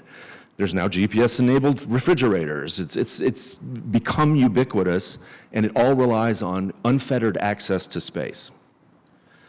So Scott mentioned some of the threats, and we have been, as Scott said, operating in space as it were a sanctuary because there weren't a lot of capabilities to challenge America's space supremacy for many, many years. But the United States intelligence community has begun publishing in unclassified forums, along with the Department of Defense, some of what we know the threats in space to be. And I would refer you to a Google search to the Department of Defense. You could look for challenges to space, publications that have been put out, and my former boss, the Director of National Intelligence, has also testified publicly about space. But what I will tell you in this unclassified setting is this, and this is the assessment of the United States intelligence community. Beijing intends to erode U.S. influence across military, economic, and diplomatic spheres. And China and Russia have created space forces and are pursuing an entire range of weapons and capabilities to degrade, disrupt, and defeat the U.S. and its allies in space should conflict arise. We began tracking Chinese space activities in earnest almost 20 years ago when they had a very nascent program. Most of what China had in the space program 20 years ago were scientific satellites, communication satellites, and what we would consider to be very rudimentary intelligence-related satellites. The growth over the last 15 to 20 years in China's space forces and counter-space capabilities has been unparalleled. The rate of progress, numerically and qualitatively, is like nothing any nation has ever achieved. They have put themselves as a nation forward with a unified national requirement to become a leader in space, to challenge U.S. supremacy, and ultimately exceed the U.S. capabilities wherever possible. And that's been underway for 15 or 20 years.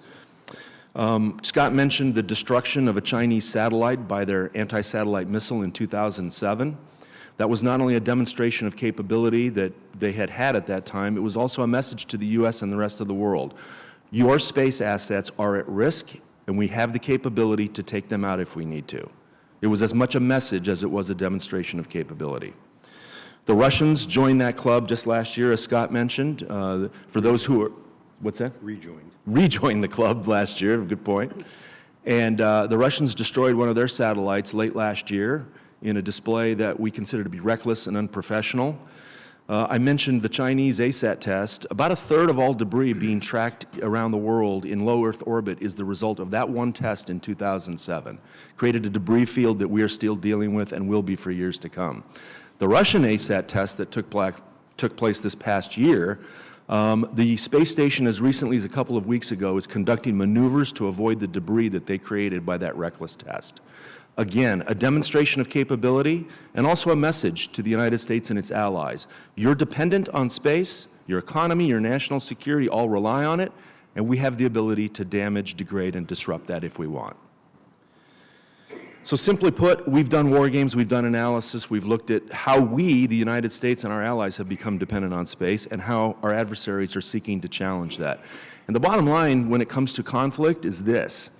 If you lose your space capabilities, you could expect to potentially not prevail in a conflict against a peer adversary. So the challenge will be not only protecting our capabilities in space, but making sure our adversaries cannot use their offensive capabilities against us. It matters not only from a military standpoint, but it matters economically, as I've described earlier. So let me just come back to my bottom line, and I'll wrap up, and we can move on to Steve, and then hopefully we'll have a time for some dialogue and questions and answers. The bottom line, there are several things that keep the Chinese war planners up at night. One of those things will be, what is it they don't know about what we are doing with our allies, and what capabilities have we managed to keep secret? The other thing that will keep them up at night is the mere fact that we are engaged in a global alliance with like-minded nations who also rely on space, have space as a future requirement for their citizenry and their way of life, and are willing to work together to frustrate adversaries' ambitions to deny us space. The Global Alliance, which I'm hoping will only expand in the future, starts with things like a moratorium on anti-satellite missile testing. Many nations have jumped on board now this year that the United States has declared we will no longer conduct destructive anti-satellite missile tests. I don't know the current number of nations, but many nations are jumping on board with that moratorium also. More than just having military alliances and diplomatic alliances, it will be important to have a vibrant and robust commercial space capability. The economies depend on it. It's projected that the space economy will be $1 trillion by the end of this decade. If you look at the dependence on your GDP to space and what space business will do for your GDP, it's important you have commercial as well as national security capabilities in space. And then the alliance will rely on not just national security capabilities, but commercial alliances that will help frustrate adversaries' intentions to remove our dominance in space. So with that, I'm going to turn it over to my colleague, Steve Katay. Okay, great. Thank you, JP.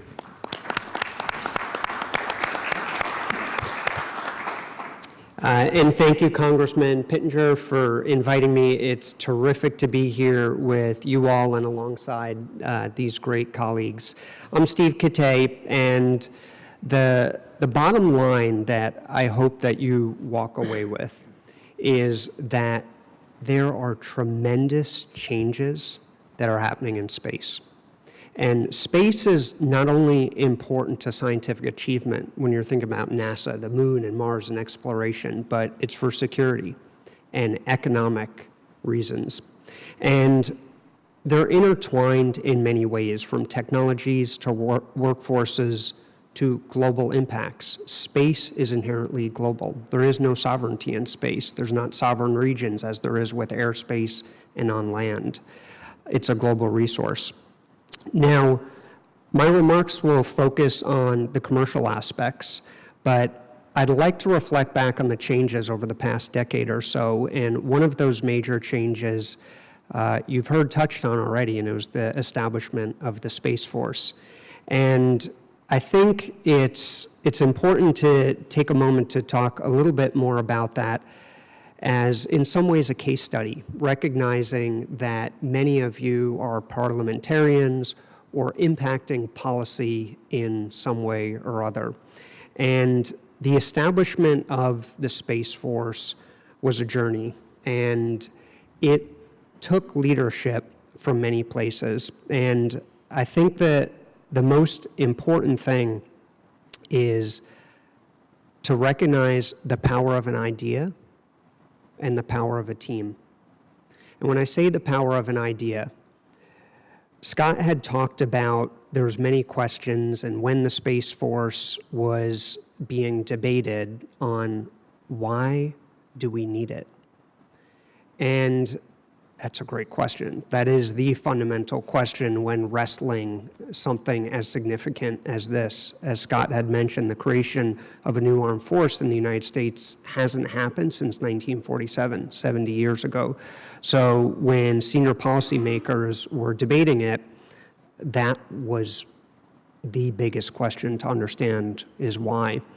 And personally, I was part of that process here up on Capitol Hill. I previously worked for the House Armed Services Committee for Congressman Mike Rogers from 2011 to 2017 when they were looking at questions like this. And it was completely bipartisan.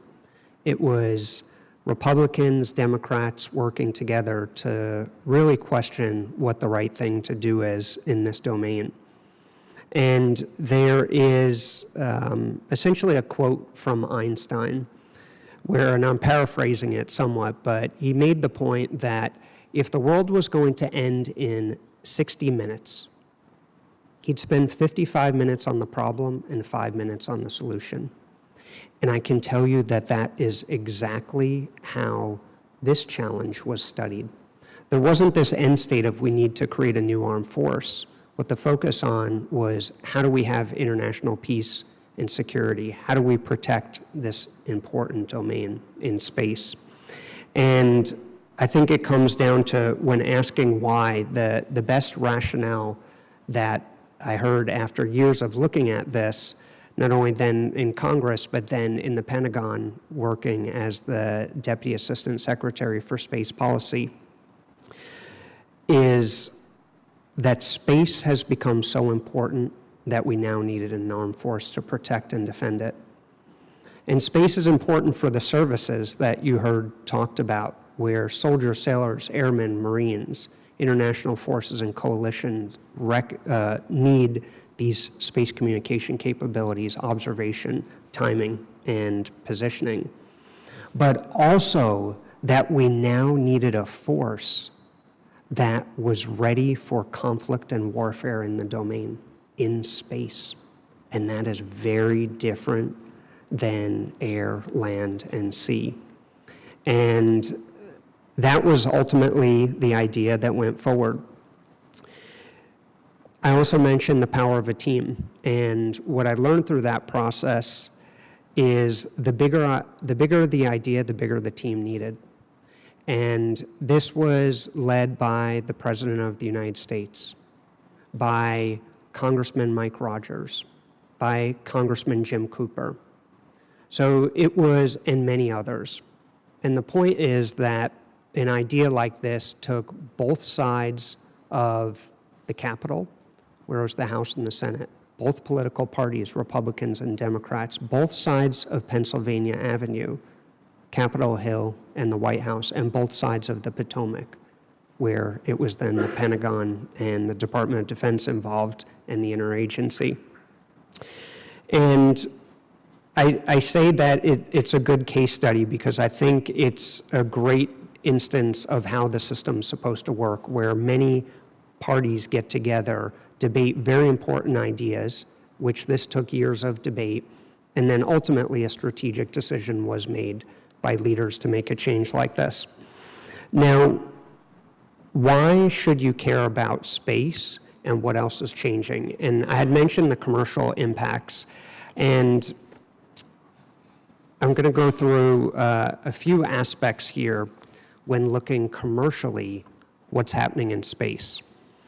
The first major change is that the cost of launch has come down dramatically. So if you go back to the 1980s or so, when there was the space shuttle program, which provided tremendous capabilities, but it was also very expensive. If you look at just weight getting into orbit, it was about $50,000 per kilogram to get into orbit. If you look at today, with the SpaceX Falcon 9 rocket, about $1,000 to $2,000 per kilogram. That's a 50 times decrease. So 50 times lower cost to get systems into space. At the same time that's happening, investment in space is going up. Not only from governments around the globe, but if we look at private investment, 2022, over $15 billion in private investment going into space. 2021, $7 billion. 2012, 10 years prior to that, less than $1 billion. So there's record-setting investment that's happening now, but it's not just the money, it's what do you do with it. Now, one of the other changes that are happening from a technology perspective is satellites, and what you can do with a satellite is happening in much smaller form factors. And more satellites are being launched. Last year alone, over 1,800 spacecraft launched into orbit. The year before that, 1,200, and before that, 500. So I don't have a graph here to show you, but if I can leave you with a mental image, imagine a curve with this kind of hockey stick growth and acceleration of what's happening in space commercially. Now, this goes across different areas: remote sensing, communication, space domain awareness, space logistics, to name a few. Much of it comes down to data. How are you moving data?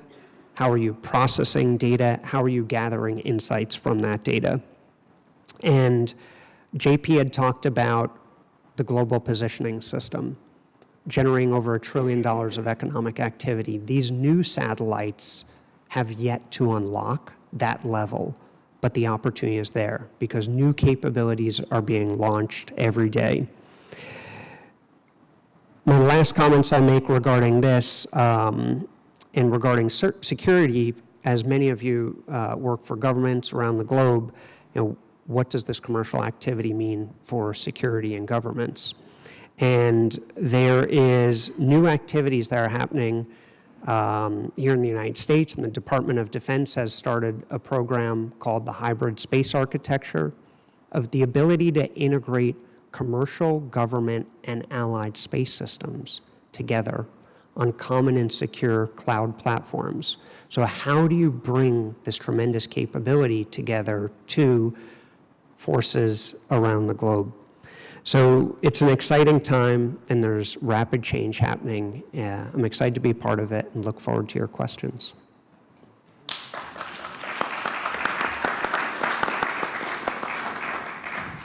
Hello there. We got questions. Vladimir Gorchev from Macedonia. Thank you very much. This is a great presentation, great topic. Here, give him the mic. He doesn't need it, but we're going to give it anyhow. Yeah, thank you. This is a great presentation, forward-looking, very exciting, many new things to hear, and also it captures the imagination. I have two questions and a short comment. My first question is, to which extent the private initiatives like Starlink or like SpaceX helped, and where we would have been as a West, possibly without that? Because you've said the cost of launching went 50 times down compared to the 80s, and that's a tremendous progress. And do you think that that kind of improvement is going to continue? My second question is, where do you see the space in 30 years? I'm 44 years old now. How do you see the space once when we are 74 and when we play chess with our neighbors and look up into the skies? And the last footnote is I have 2 sons, 2 daughters, and my older son thinks and talks about the Space Force. He's 10 years old. My kids are both Macedonian and U.S. citizens. We live in Macedonia, but we come and we're visiting the U.S. And sometimes he's saying he wants to join the Space Force. It's a cool thing. So you know that you're doing something right when young kids at the age of 10 love their emblems. They see these cool guys, and then he's saying, I want to watch Top Gun 2 5 times during the summer, and yes, his dad is happily doing that. So just keep up the good work, and we need to have an edge in space, because without space is the same thing that the air supremacy was 30, 40, 50 years ago. Thank you very much. Thank you for that question, and I'll start and then hand it to my colleagues. On the question regarding SpaceX and Starlink, tremendous capability. I think they're up to 2,000 to 3,000 satellites now providing low latency communication from space. And what's new is there's actually been satellite communications from space for decades now.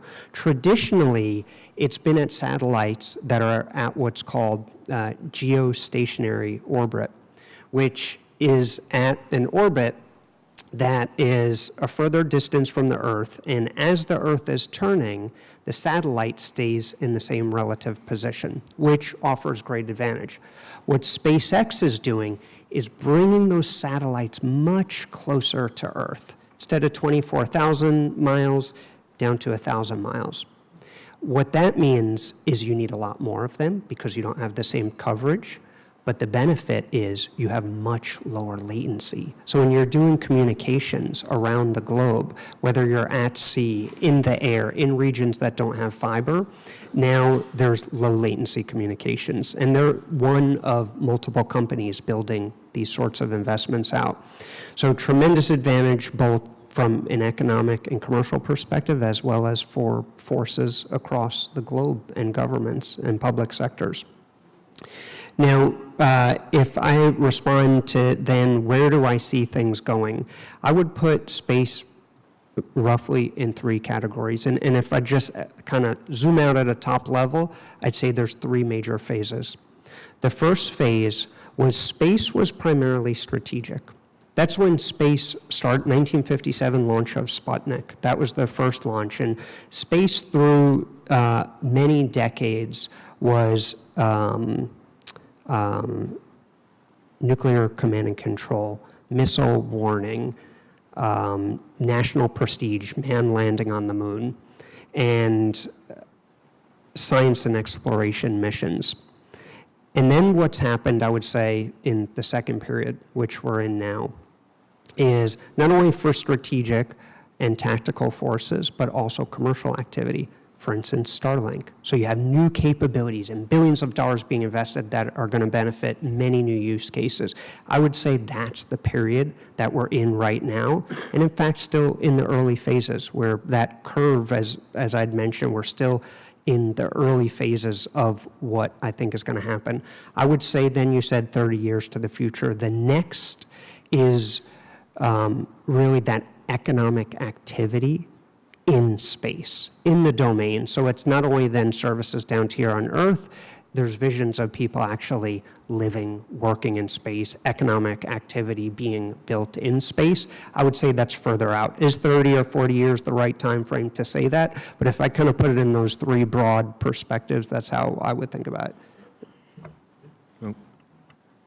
The issue of Starlink, which Steve talked about perfectly, there's a word that needs to be said in regard to Starlink and all the low Earth orbiting constellations, which we consider to be mega constellations, because they'll put up more satellites in just 3 constellations than all the things ever delivered to space since the dawn of the space age, if successful and if they reach their full business cases. So there will be literally tens of thousands of satellites just to do low Earth orbit communications like the Starlink model. But the piece that is very dramatically different for us in the national security realm going forward is numbers of low-cost yet highly capable satellites that are huge in number offers us an advantage we never had before in space, which is resilience. The reason the Russians are having trouble jamming Starlink is because they don't have a paradigm for dealing with a low Earth constellation that is constantly in motion. And the ability to be resilient in space is part and parcel with what I've talked about before here today, which is we know they're planning to degrade us, and one of the key areas we will be investing in heavily is making ourselves more resilient, not just putting new capability up, but making sure it can survive adversary actions. So the big transformation, it won't even take 30 years, hopefully, is in the national security realm, we are going to have the most significant re-architecture of our national security space capabilities since we began doing this 60 years ago. And that it was mentioned briefly, but I'll reiterate it. It will be a combination of exquisite government-developed capabilities like we've always had, but we will add commercial capabilities and concepts, and we will add allies into that architecture. And that's what we believe protects us the best going forward to keep space more resilient. The final comment I'll make about 30 years, and then I'll be curious to see what Scott says, is I think we're going to see a flip in terms of the most dramatic achievements in space being done by private entities, not national governments. And I suspect it'll be a private company that puts the first humans on Mars. So, thanks.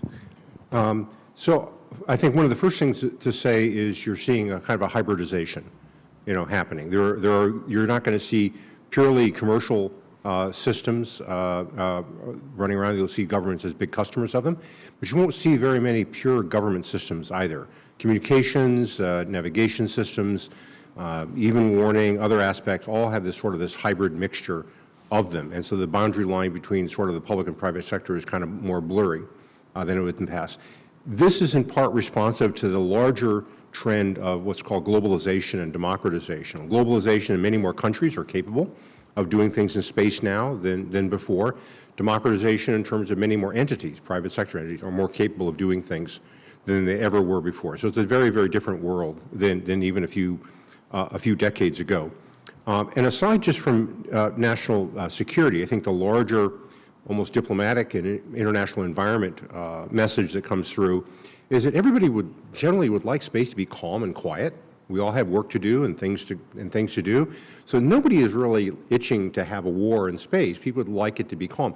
Developing countries especially want things to be calm and quiet in space because they understand they would suffer disproportionately if anything bad happens, because space provides their critical infrastructure. They understand that. They understand the importance of communications or remote sensing, when natural disasters strike, or even to connect themselves to the rest of the world. We, the United States, are interested in a calm, quiet space environment because we're the source of a lot of that infrastructure and we use it ourselves. So there's a great commonality. One of the tragedies, I think, of the last few decades trying to find a way forward with Russia and China is they're continually proposing various arms control agreements which they know to be unacceptable, unverifiable, can't be done. An increasing number of countries in the UN have been voting not just to abstain, but no against these rather silly proposals because on one hand they want to vote for something that expresses their opposition to war in space, but two, they understand that what the Russians and Chinese have presented is not really it. So trying to find a more international engagement, but how do we ensure a stable and peaceful space environment that benefits all of us? That's in fact the bigger diplomatic challenge, of which the ASAT test moratorium is one part of it. Confidence building measures are another's. This administration talks a lot about norms of behavior in space and how should people behave. And what I have to occasionally remind people is that norms are not for the adversary, because we don't believe the Russians and Chinese will follow a norm if it's in their interest. Norms are for our allies and friends. Therefore, they're part of the conversation of, do you think this behavior is acceptable or not? Do you think this behavior is acceptable or not?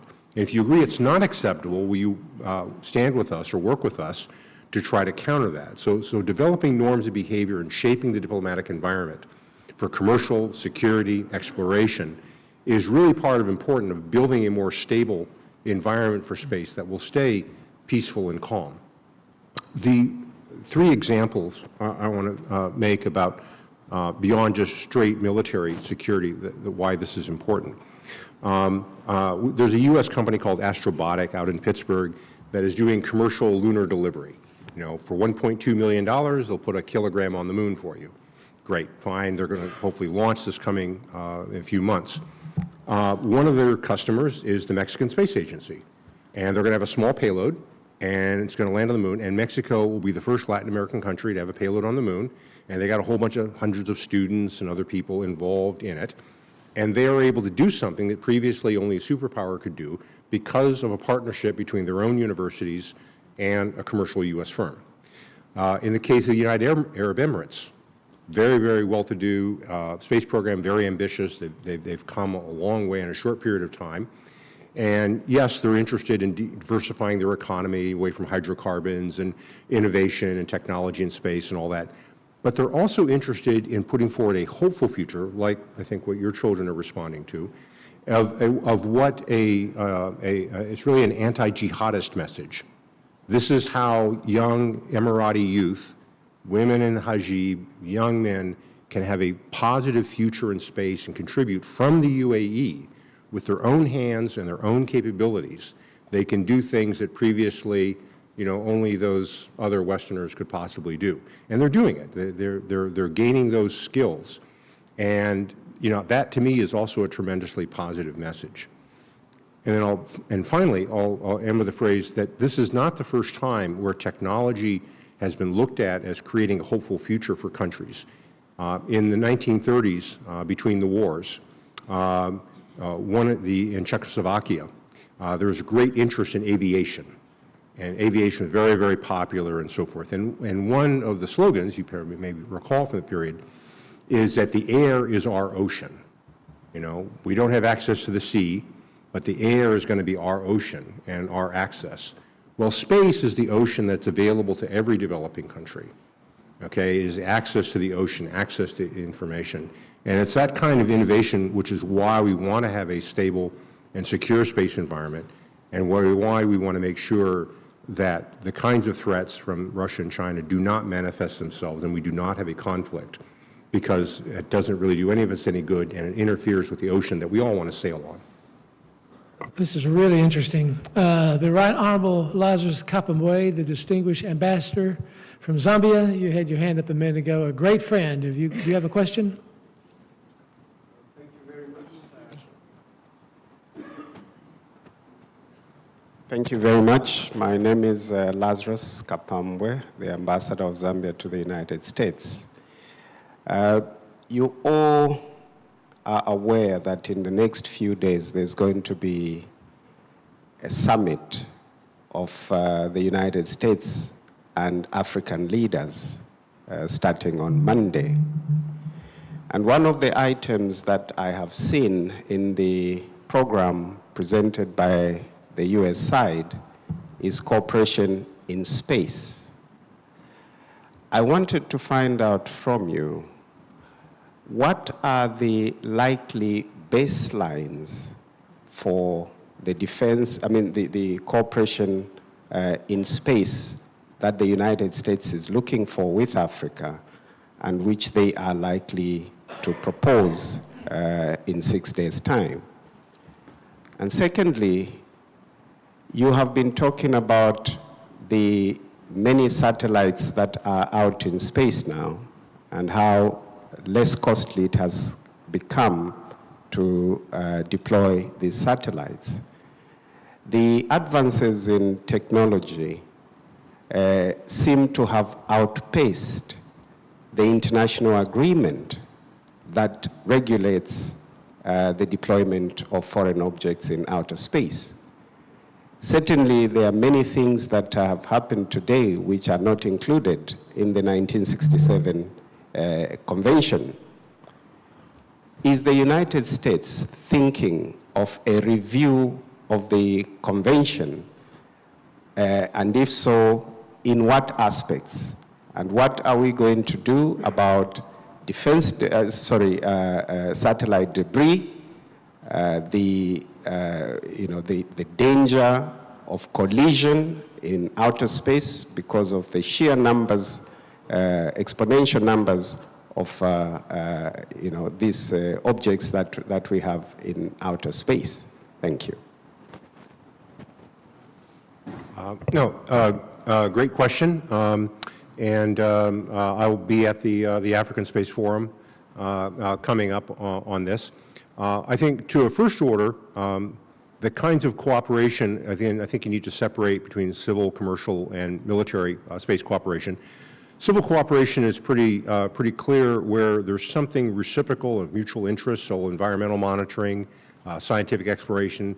We have a variety of scientific cooperation at many, many different sorts of levels we can always expand on.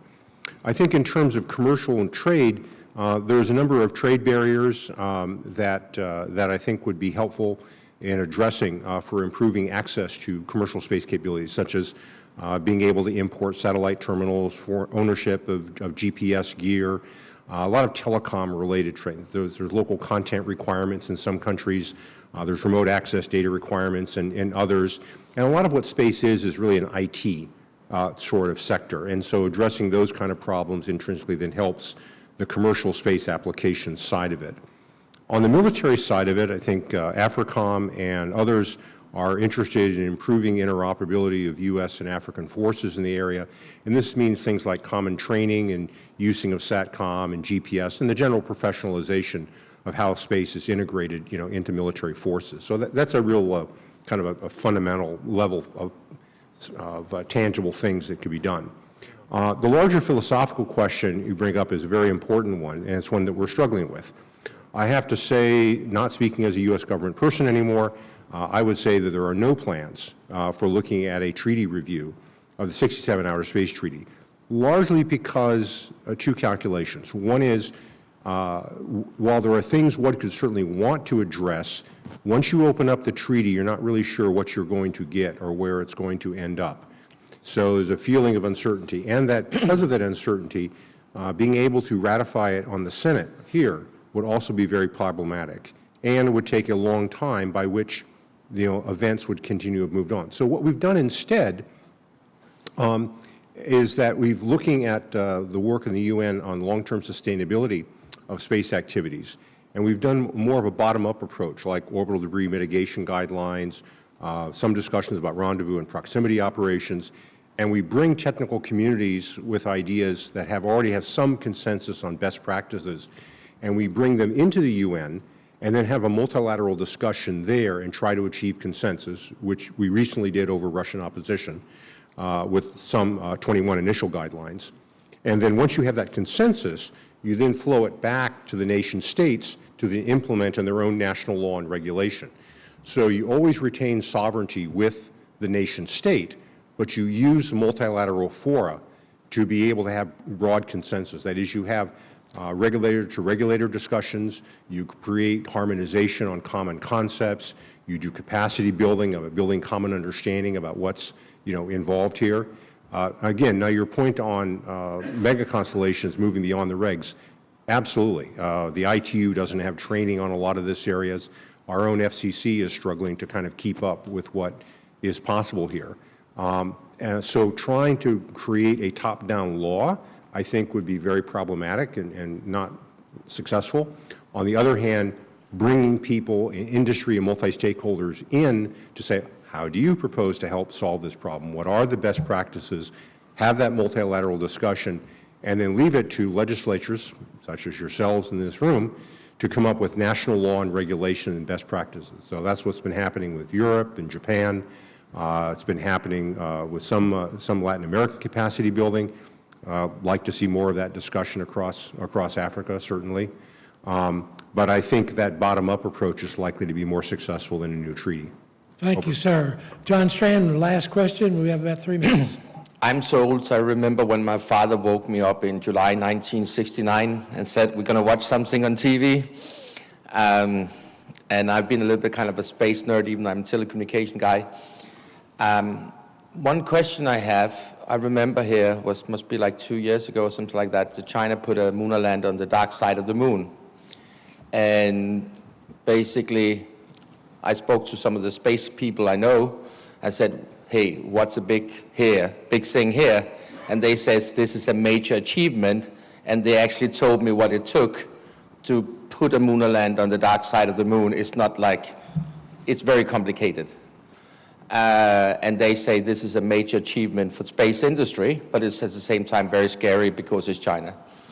My question to you, how dependent are China of stealing our technology, if I may use those very straightforward expression? Are they capable to do these things by themselves? Or if we went to the moon and we stole the lunar lander, took it down to Earth, pull it apart, how many American chips will we find inside it? Before I let JP answer, I think one of the principles in international agreements and best practices and so forth, as I was just talking about, is that both ourselves in China and with our friends in LA expect to be on the moon, and we kind of need to kind of get along. And I think a fundamental part of the deal is that if they don't walk on Neil Armstrong's footprints, we won't steal their rover. Okay. That's what's very diplomatic. So the question is complex, but I will tell you that what we can say in open forums is that the largest transfer of wealth that we've ever recorded in human history has been intellectual property expropriation from the West to China to bootstrap and jumpstart their industries and their national priorities. There's no doubt about that. But at the same time, the Chinese strategy is to remove and reduce dependency on the West for what it considers to be strategic capabilities.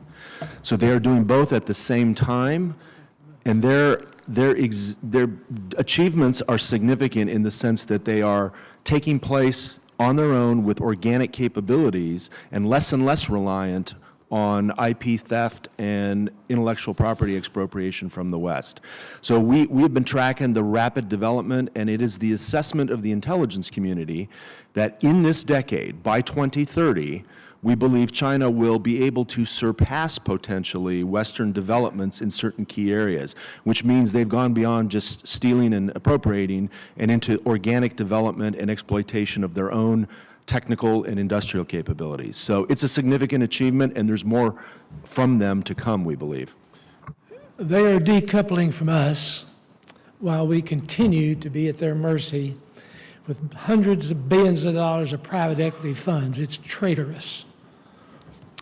Do we have any more comments? I think that concludes this. Do you want to say something, Steve? If I can, just actually going back on the ambassador's question earlier, just one thing that I did want to mention, and I can't speak for the United States in the upcoming event, but one area to be thinking about and to point to a specific example of how the industry is working with countries in Africa is, so I work for Microsoft. We're not actually building or launching any satellites in Microsoft. What we're doing is partnering with others who do and bringing those technologies together to democratize space and bring it together with cloud computing. There's a company called Planet Lab. They image the entire landmass of the Earth every single day. What we're working with Planet is to bring artificial intelligence and machine learning to inform agriculture, sustainability, climate change, other areas with data scientists in Africa. So there's a lot of opportunity that is in this area and with these growing capabilities. Thank you so much. Thank you, panel. Tremendous presentation. We appreciate it. Thank you.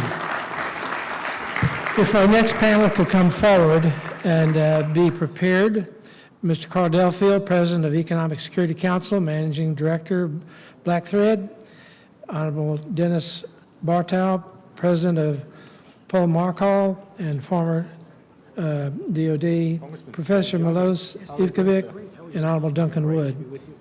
I'm going to ask Congressman Smith to go first, but before he speaks, I want each of you to stay in your seat, no name needed, but for the congressman's perspective, I want just call out your country, okay? This will take 2 minutes. I want him to have an understanding of the audience he's talking to. So we'll start here at the Philippines and go down.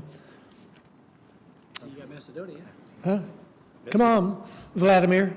You got to listen, son. Macedonia, okay, keep going. Just call out the name of your country. That's all I want you to do. Where? Philippines, okay. Zambia. UK. Keep going. Name of your country. Okay. Thank you. All right.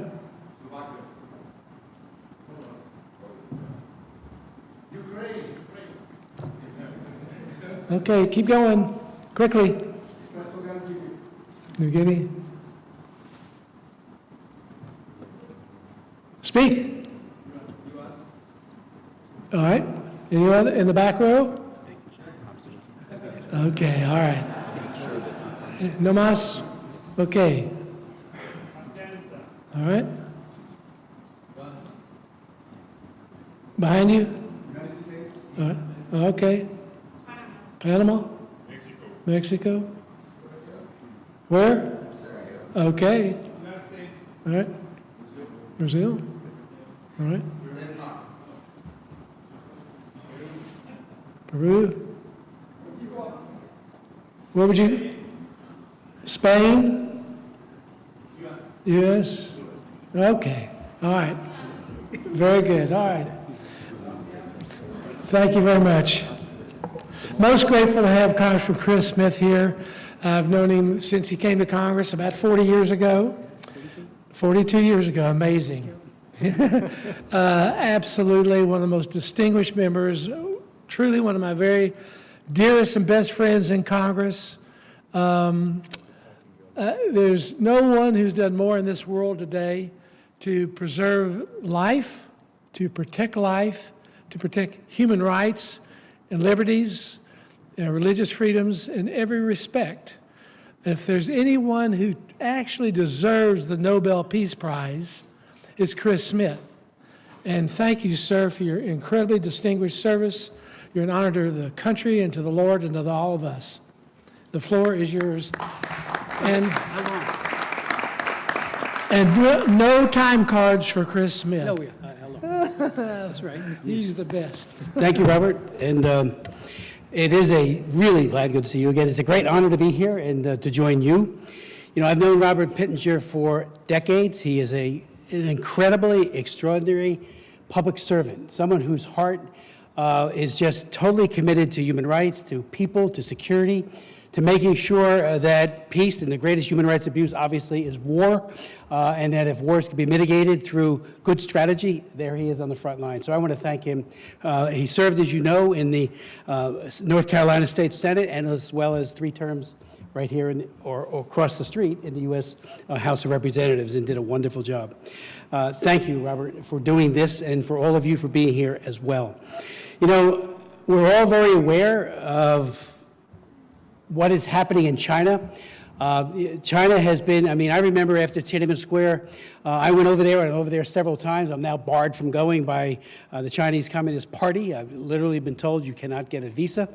But in many trips there, including going to a concentration camp, Beijing Prison Number 2, that had 40 Tiananmen Square activists in it, shaved heads. It's what's happening in Xinjiang. As a matter of fact, it's probably even worse there. It is worse, where they are committing genocide, Xi Jinping, against the Chinese people there, especially the Uyghurs and the others that are ethnically out of touch with the cruel policies of the PRC. All those years, it's been an enabling by the West, especially by the United States of America. Back in 1994, in May, Bill Clinton delinked human rights from trade. And in my humble opinion, that's when we lost China. It was May 26, 1994. Had we been strong and resolute and said, you know, serious and sustained progress in human rights is what we are aspiring to, your people deserve it, we would have had a different China today. But instead, complete capitulation by the White House.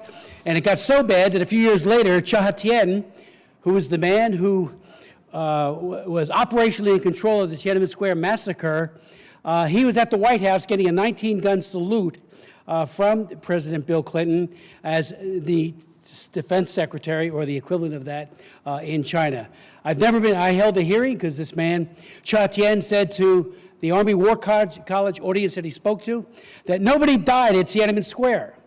I mean, your lies, you can tell, and you know the People's Daily and all the others carry that forward and amplify it, and you know it's very hard to combat such misinformation. But he said it here. So I put together a hearing in 2 days, invited all of these people who were there at Tiananmen Square to give their testimony about what they saw, including the Time magazine correspondent who watched from his balcony as people were bloodied and killed. And we also invited Chahatian. He didn't show up. We said, anybody from the embassy, come on, give us an account for that big lie that you just told. So I raise all of that because I think things would have been different had we been strong and resolute, and the United States could have taken the lead on that, and we dropped the ball and fumbled it, and unfortunately many followed us. There was this naive belief that if we just trade more, somehow China would matriculate from a dictatorship to a democracy. Where has that ever worked? And it had no chance, I think. If we had conditions about human rights, I think we would have had, like I said, a different China today. Over the years, I've actually chaired 76 congressional hearings on human rights in that are committed by the Chinese Communist Party. Two of the most recent, one was on DR Congo, which I'll speak to in a moment, and the other was on organ harvesting. I've had several on organ harvesting, but this one blew me away. The fact that 50 to 100,000 people every year, mostly Falun Gong, Christians, Uyghurs, others who are 27, 28 years old, are targeted for their organs. And then we even had one doctor who actually did them at our hearing to tell what that was like. And they get 2 to 3 organs per person, and of course they kill them. I mean, that is right out of Nazi Germany.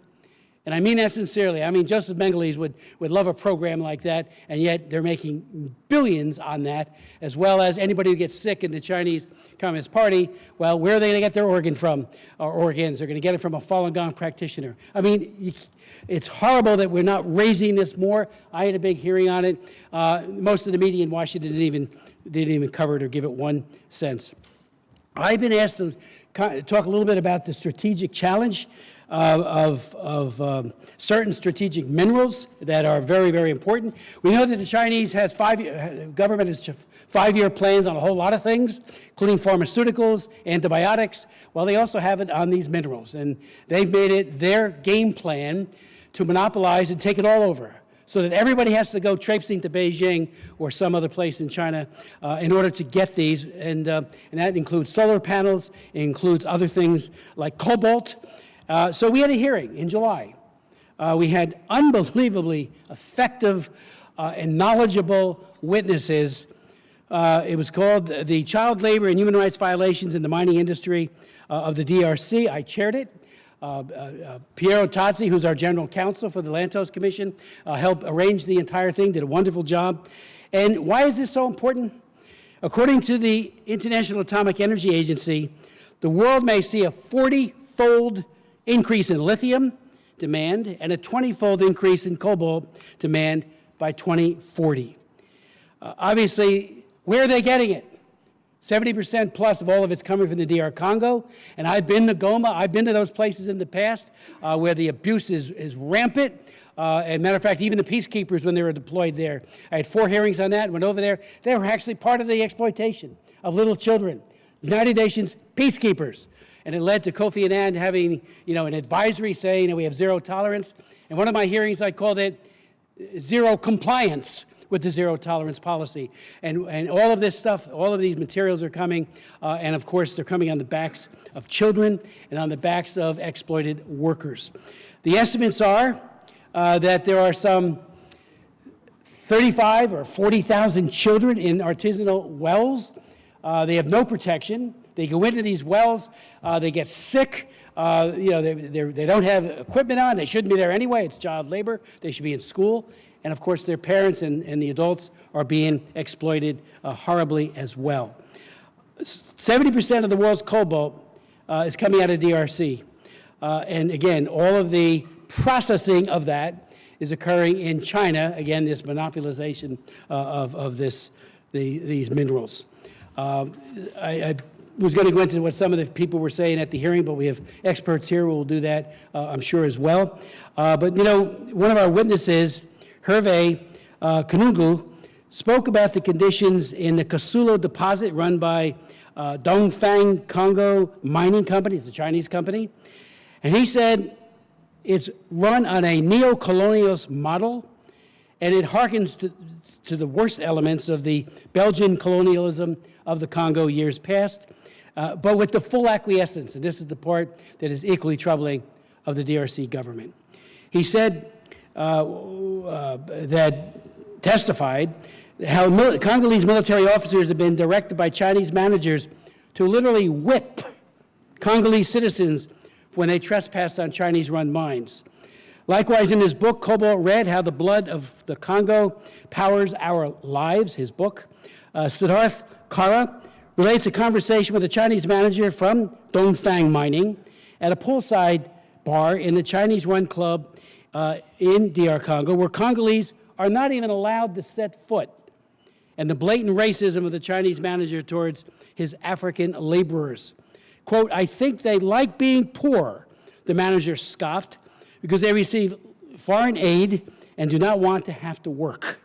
If they did not like being poor, Why do they spend all day on Sunday in church instead of working? This, of course, is absolutely false. It's racist. It's anti-religious faith. And not only do these laborers work and work hard under the most extreme conditions, many times it results in death, dismemberment, and diseases like cancer. It should be no surprise to any of us that the Chinese government exports its abusive policies to dominate global supply chains. What is shocking is that the United States continues to rely on China for an estimated 80% of its needs for strategic minerals. Chinese domination in strategic mineral mining continues to be an afterthought in global supply chains. And I'm the author, frankly, of the Trafficking Victims Protection Act of 2000. It is our landmark law on combating sex and labor trafficking. And here we have a situation where labor trafficking, abusing people in order to get product, and we are a part of that supply chain. You know, we say things, there's some rhetoric here and there, but very little to try to mitigate this terrible situation. When I had my hearing, we got no coverage. The press just ignored it. We invited every one of them. I called a lot of the reporters. Don't you want to know about this? You know, the Green New Deal, if you're for electric cars, great, go buy one.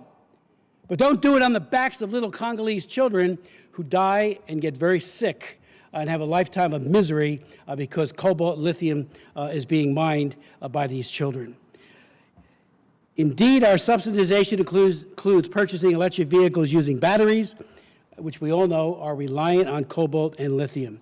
Just yesterday, it was reported that the Department of Energy under Secretary Jennifer Granholm had awarded a $200 million grant to a company called Microvast Holdings, ostensibly to build a battery separator facility in Tennessee, a company which, it was now revealed, operates primarily out of China and under the auspices of the Chinese Communist Party. And they exert substantial influence over the manner in which Microvast must conduct their business activities and may intervene, and this is a quote, at any time and at no notice. To add insult to injury, the company has been flagged on the Securities and Exchange Commission watch list of Chinese companies that are on track to be delisted from NASDAQ for not complying with U.S. auditing standards. Yet they got a $200 million grant from my government. That is absurd. Rest assured, we will conduct vigorous oversight into this direct subsidy in the next Congress, especially if I'm reappointed as chairman, which I think I will, of the China Commission. It's the China Executive Committee, which is a bipartisan and bicameral commission. I've chaired it before, and I hope to chair it again, and I think I will.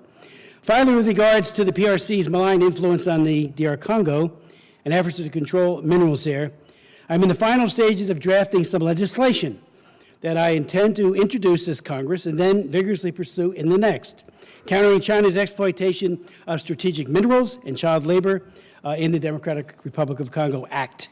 Much of the impetus for this legislation came from that hearing that I mentioned a moment ago in July, and from the testimony of our witnesses, including Sasha Legnev of The Century, who gave really, really good insights, as did the others.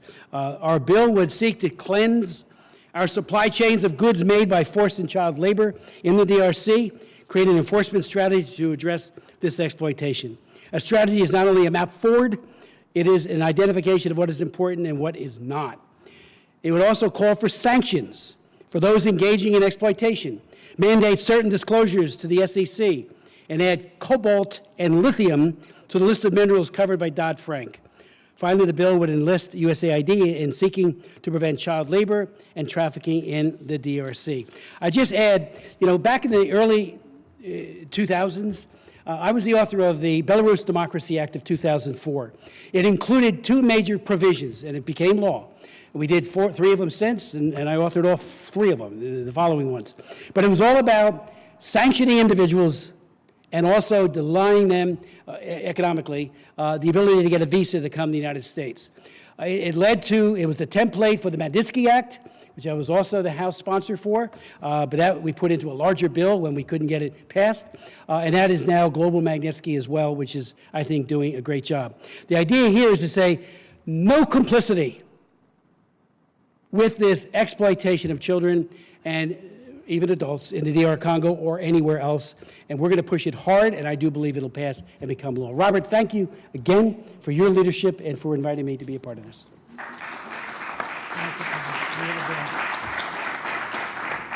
What a remarkable leader. God bless you, my friend.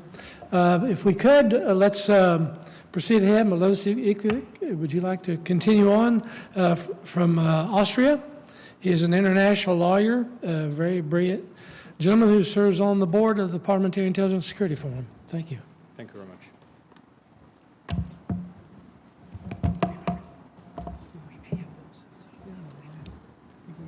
Honorable friends, Your Excellencies, good afternoon. I'm truly humbled by the opportunity to speak on this critical issue today, the issue that determines the future and development of our free nations. I have had a true privilege of witnessing firsthand the passion and determination in actions undertaken by the U.S. Congress, often, I have to say, under Congressman Smith's leadership, which strongly and meaningfully confronted illegal practices and human rights abuses across the globe. As a law professor at one of the most reputable universities in this nation, international arbitrator and advisor on issues on human rights, I have spent the better part of the past decade observing and legally confronting misguided and illicit practices relative to critical minerals. Critical minerals, just to define them, are defined as metallic or non-metallic elements that are essential for modern technologies, economies, or national security, and have a supply chain at risk of disruption. However, this very definition falls desperately short of appreciating a much wider, complex range of global defense challenges and ever more concerning human rights sufferings directly connected to critical minerals and their exploitation. Indeed, rarity of an element and expected profits from its exploitation regretfully incentivize unacceptable practices resulting in wide-range corruption, violations of fundamental human rights, and, as appalling as that may sound, child labor. These illegal practices are elevated to a much more sinister level if the minerals in question are so scarce and essential to the national security of other nations and economies of those nations that abusive powers, especially from Beijing, get a grip on them. It is hence not surprising that the list of most corrupt countries in this world, according to Transparency International's Corruption Perception Index, almost perfectly correspond to those countries that have the highest reserves of critical minerals. Their corruption is not a matter of regional custom, as some may cynically argue, but rather an artificially and intentionally imposed system that awards few while it de facto enslaves many. And the higher the corruption in one country, the stronger the presence and control of foreign abusive powers, such as Beijing. This unprecedented kleptocratic system leads regularly to devastating human toll, to devastating human suffering. According to witness statements given at the mentioned congressional hearings in July this year that I am entirely grateful to Congressman Smith for chairing, abused African miners, and I quote, described a colonial era level of discrimination, being kicked, slapped, beaten with sticks, insulted, shouting at, or sometimes pulled around by the ear when they were not able to understand instructions in Mandarin. Witnesses continued to state that these children are required to crawl into small holes dug into the earth to recover sacks of ore. They're often exposed to radioactive materials, injuries, deadly and painful diseases. And they die at the hands of these diseases. According to U.S. Bureau of International Labor Affairs, almost 20% of all children work in this geographical area, and some of them are 5 years old. I dare, therefore, to argue that free nations should not only hold an ethical obligation, but rather a legal obligation to act and to confront this unprecedented spread of suffering. Child labor, corruption-fueled colonialism, and the return of de facto slavery are prohibited by international law, and all those engaged in these practices have to face justice. I argue as well that countries are obliged to commence international criminal proceedings into companies, countries, and individuals who are engaged in these practices. Furthermore, as the message today is sent to 290 holders of legislative powers in almost 70 countries, we urge you to consider legislation aiming to prohibit the importation of minerals illicitly excavated through child labor or otherwise whose mining fuels conflict in the country of origin, as well as sanctioning all the individuals and companies who hold the power and at whose hands these atrocities are taking place. None of the proposed measures are new. None of these measures are novel. Quite the contrary. Blood minerals have been and still remained under control and exploitation of corrupt entities, triggering mass violence in the past and in some cases arguably even genocidal acts. Turning a blind eye at developments of this moment in history would be an inexcusable act. Every power should be coupled with a duty to those granting it. For the future of our children and the well-being of the children they should share this world with, I allow myself to urge you to confront the agonizing abuses and kindly bring your attention to the hearing of July this year. Civilization and humanity must mean something else. And if you are the countries that hold rare minerals, you should be aware of the pattern Beijing employs in abusing and taking over your sovereign assets. At first, they offer money. They offer loans which do not presuppose any additional guarantees. They offer investment agreements, and at the very end, they offer pure corruption, bags of money flying into your countries. Naturally, some of the politicians are too weak to say no, which leads to a vicious circle of abuse, and again, enslaving many at a price of few. At that stage, Beijing regularly takes over property which is of national security relevance, and with that property, continuously abuses, enslaves, and colonizes the country. In short term, the effects are seen at the host country, but in long term, the effects are seen throughout the world. We are heavily dependent on the mentioned minerals, and if we do not undertake any further action, hundreds of thousands of children may die. So I urge you for your attention. Thank you very much. Thank you, friend. Excellent. Thank you. Thank you, Melos. Excellent. Deeply appreciate your remarks. I'd like to call on Carl Delfield now to come with his remarks, and appreciate your taking the stand. Thank you. You can stay there if you want. Yeah, we're just going to stay here, I think. Pardon? Yeah. Thank you. Nice to be with you today. I very much enjoyed the previous space panel where we all learned that all our iPhones are connected to space. These iPhones are also full of rare earths and rare metals, which have, rare earths and rare metals have certain qualities to allow us to have things like this iPhone, smaller, lighter, more durable, from jet engines to semiconductors to satellites. They are really crucial. As I mentioned yesterday, the Japanese call rare earths and rare metals industrial or technology vitamins. A very small amount makes everything work better, much higher performance, which is why they're so important in the technology century that we live in.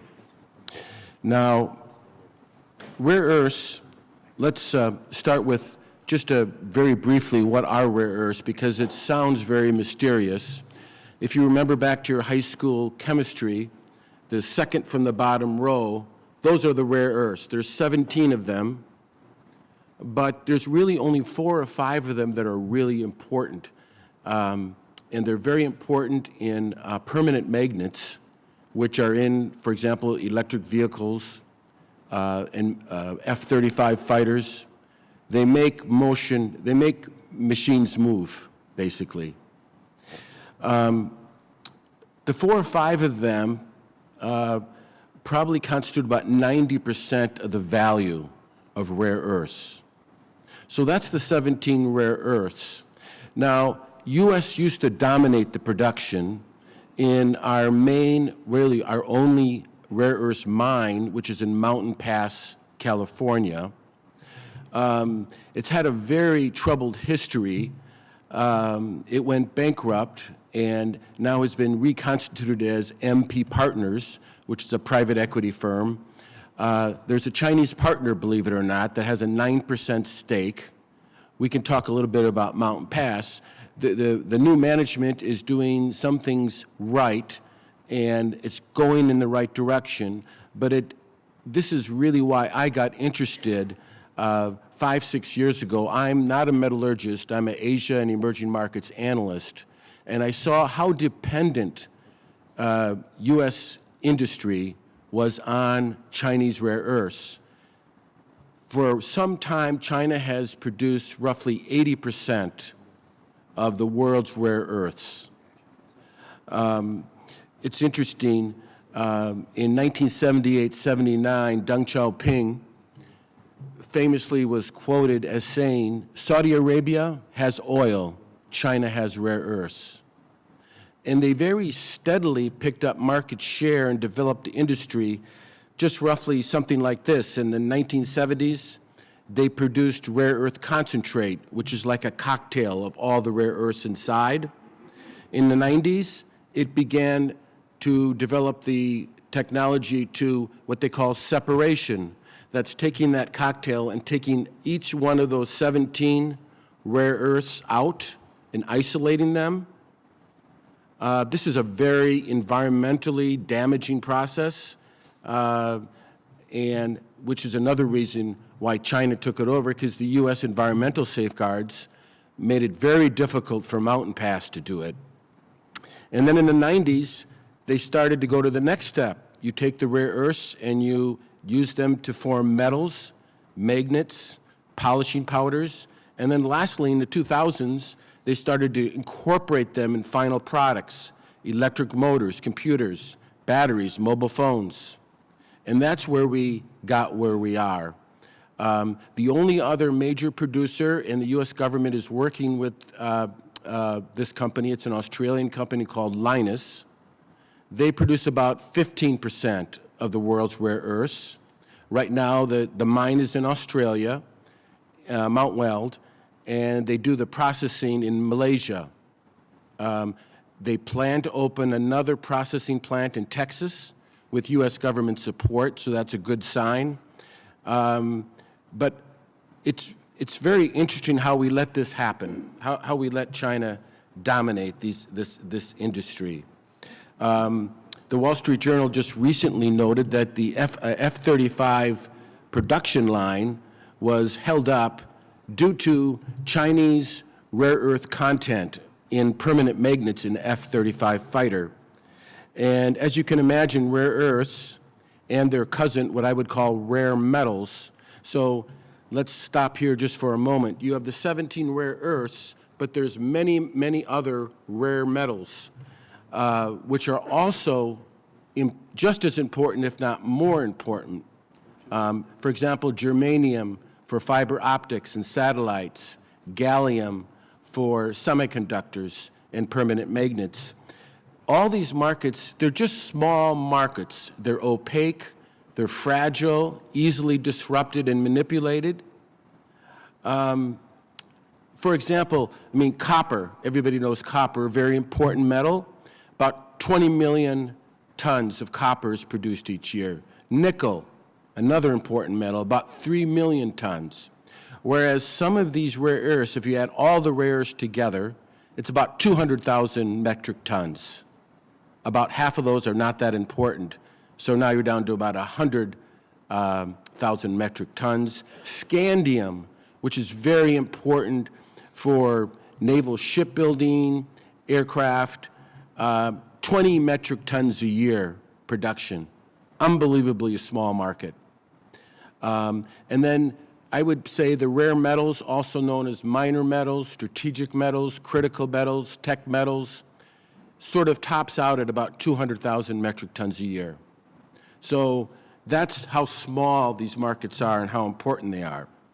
Now, in defense, I would just say that the Congressional Research Service estimates it's about 920 pounds of rare earths to make an F-35 fighter, 5,200 to make a destroyer, 9,200 pounds to make a Virginia-class submarine. And as tension is rising in Asia,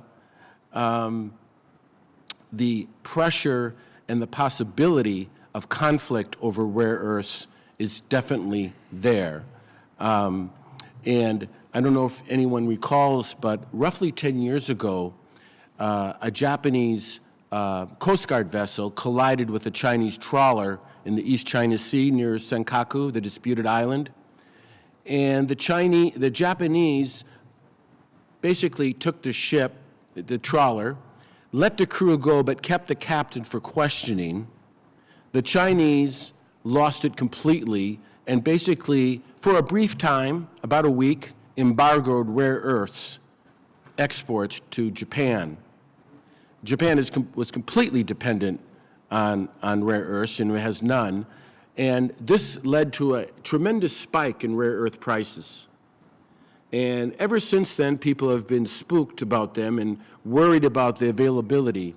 And so if America can more fully develop the Mountain Pass mine, also work with Linus to do the refining, because the refining is really the key issue. We need to find new technologies to do it cleaner, more safely, more economical. That's all those things are important, because the price.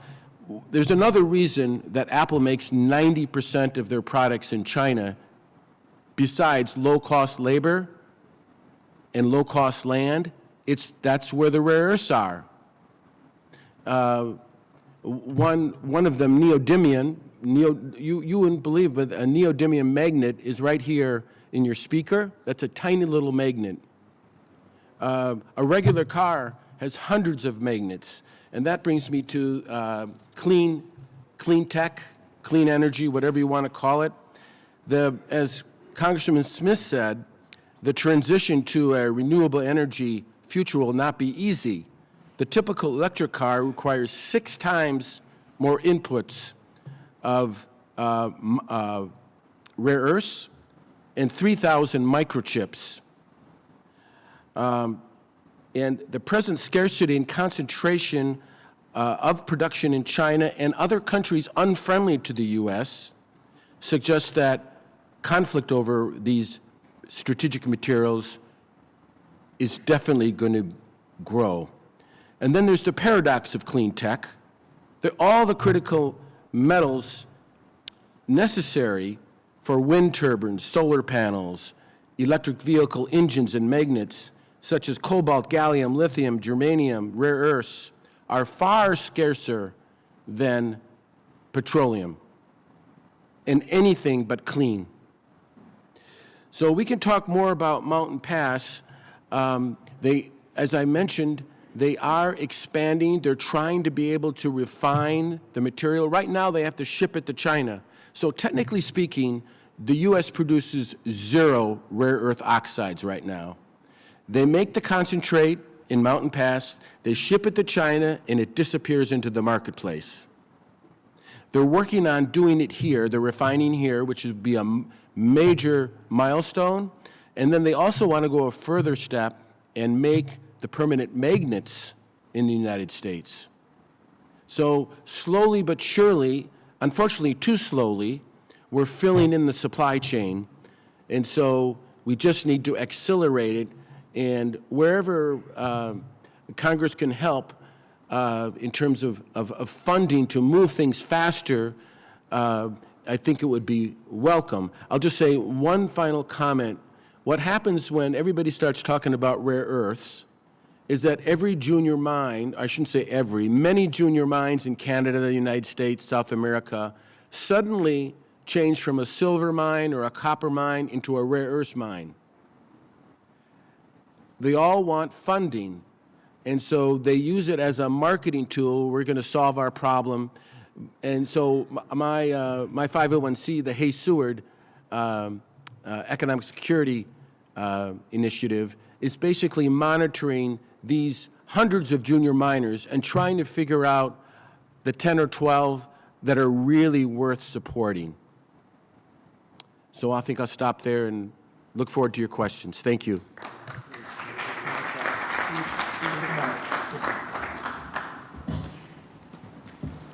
Dennis Bartel, if you would make your presentation, thank you. Sir, good to Thank see you, you my friend. Good to see you, all too. right, all right. All right, everybody, how are you? Congressman Pittenger, thank you for having me and the Washington Intelligence Policy Forum. It's a real honor to be here. So my name is Dennis Bartow. I'm the president and founder of Polemarchy Incorporated. We are what we like to fashion as great power competition or strategic competition experts. I've listened to all the speakers, and these are all very, very well-informed folks in various policy and other industry matters. So trying to shape exactly what I would say as a complement to the conversation and hopefully be a little bit intriguing to you for some question and answer later. But my background, I was the Deputy Assistant Secretary of Defense for Africa Policy. I was the Pentagon's senior policy maker and advisor. And Congressman Smith, I don't know if he's still around, but we could rant together about DRC and some of those issues for sure. And then I was also the DoD Small Business Director.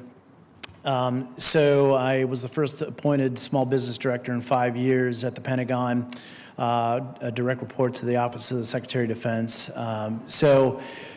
Much of my time in the last number of years, previous to that, I was at Interpol's Washington office in their counterterrorism division, working Africa issue, illicit trafficking in the Gulf of Guinea and things like that. So a lot of what I've done over the past decade plus in 30 years in the military has been in countering illicit activities in various ways, but over the past few years in strategic ways, focusing on, like I said, that strategic power or strategic competition, great power competition world. So essentially, I represented the Pentagon at a thing called Prosper Africa, which was the interagency's framework to increase two-way trade between the continent and the United States. As DASD and as part of the office, we looked at various different commodities on the continent for various strategic access and strategic denial, and we had identified 16 mines on the continent, a couple of uranium and a bunch of other things that we did everything we could to get a U.S. mining firm to go over there to take them over. The Africans are begging for it. The Africans want trade, not aid. They'll tell you that. If the Africans present, I'm sure you can back that up. Rwanda wants to be the Silicon Valley of Africa. I'm actually working with a company to do space launches in Africa, in Rwanda, I should say, as well, just as an aside. But when we look at these issues from a broad strategic standpoint, all the valid points that we've talked about, the Chinese dominance in the industry. One of my colleagues said, we've already lost. I mean, we've lost Africa. We've lost the processing, the access, the extraction as a country. And that's a sad thing to hear. But since the 80s, when the Chinese really took over the global raw material supply chain in every regard, I mean, everything we have is grown or mined. Everything, all the food, every chair in here, all the microphones, everything we've talked about are grown or mined. And even though the United States is still number 2 in critical materials extraction and production, we send it all to China for processing. We talked about Linus. We talked about MP Materials. We didn't talk about USA Rare Earths. But there are a number of folks that are trying desperately to get something going, kind of picking over the corpse of a previous, operation, which is often the case. But we have not actually had a new greenfield, which is a new mine in this country, for 40 years. So I was honored to be a small part of an IPO here in the United States that was done on private lands, on already used copper mines, with better technology to kind of get at some better stuff. And that's about as good as we've gotten for almost a generation now in the United States.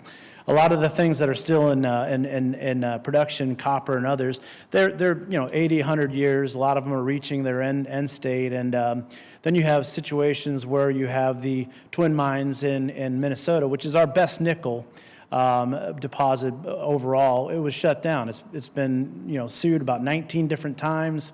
For those who are following it, there was $2.8 billion given out by the administration. $107 million, I believe, was given to Talon Mines, which for a processing facility, and they're not even in production. So and the average in the United States, as an aside, takes about 14, 15 years to get a new mine going. Canada, about 5 years. Australia, about the same. So I guess where I'm getting at, whether we talk policy or we talk what legislators could do, the reality is we have to compete, to outcompete the Chinese and other malign influencers, near-peer competitors. We need to support our partners and allies around the world, predominantly the Australians, the Canadians, the Brits, the Kiwis, and others that are out there scratching the earth and doing patriotic work to keep the Chinese at bay. They're always looming at every deal. Most of the mining companies, I should swerve into what I have been doing the past 2 years since leaving government, is worked with some of the globe's best mining and mineral houses. And believe it or not, one of the things that we provide as a service is keeping it quiet, okay? Spouting whales get harpooned. Every one of these projects has somebody looming, the Chinese, the nation. I mean, if we can look at an example in Mexico where they nationalized their lithium.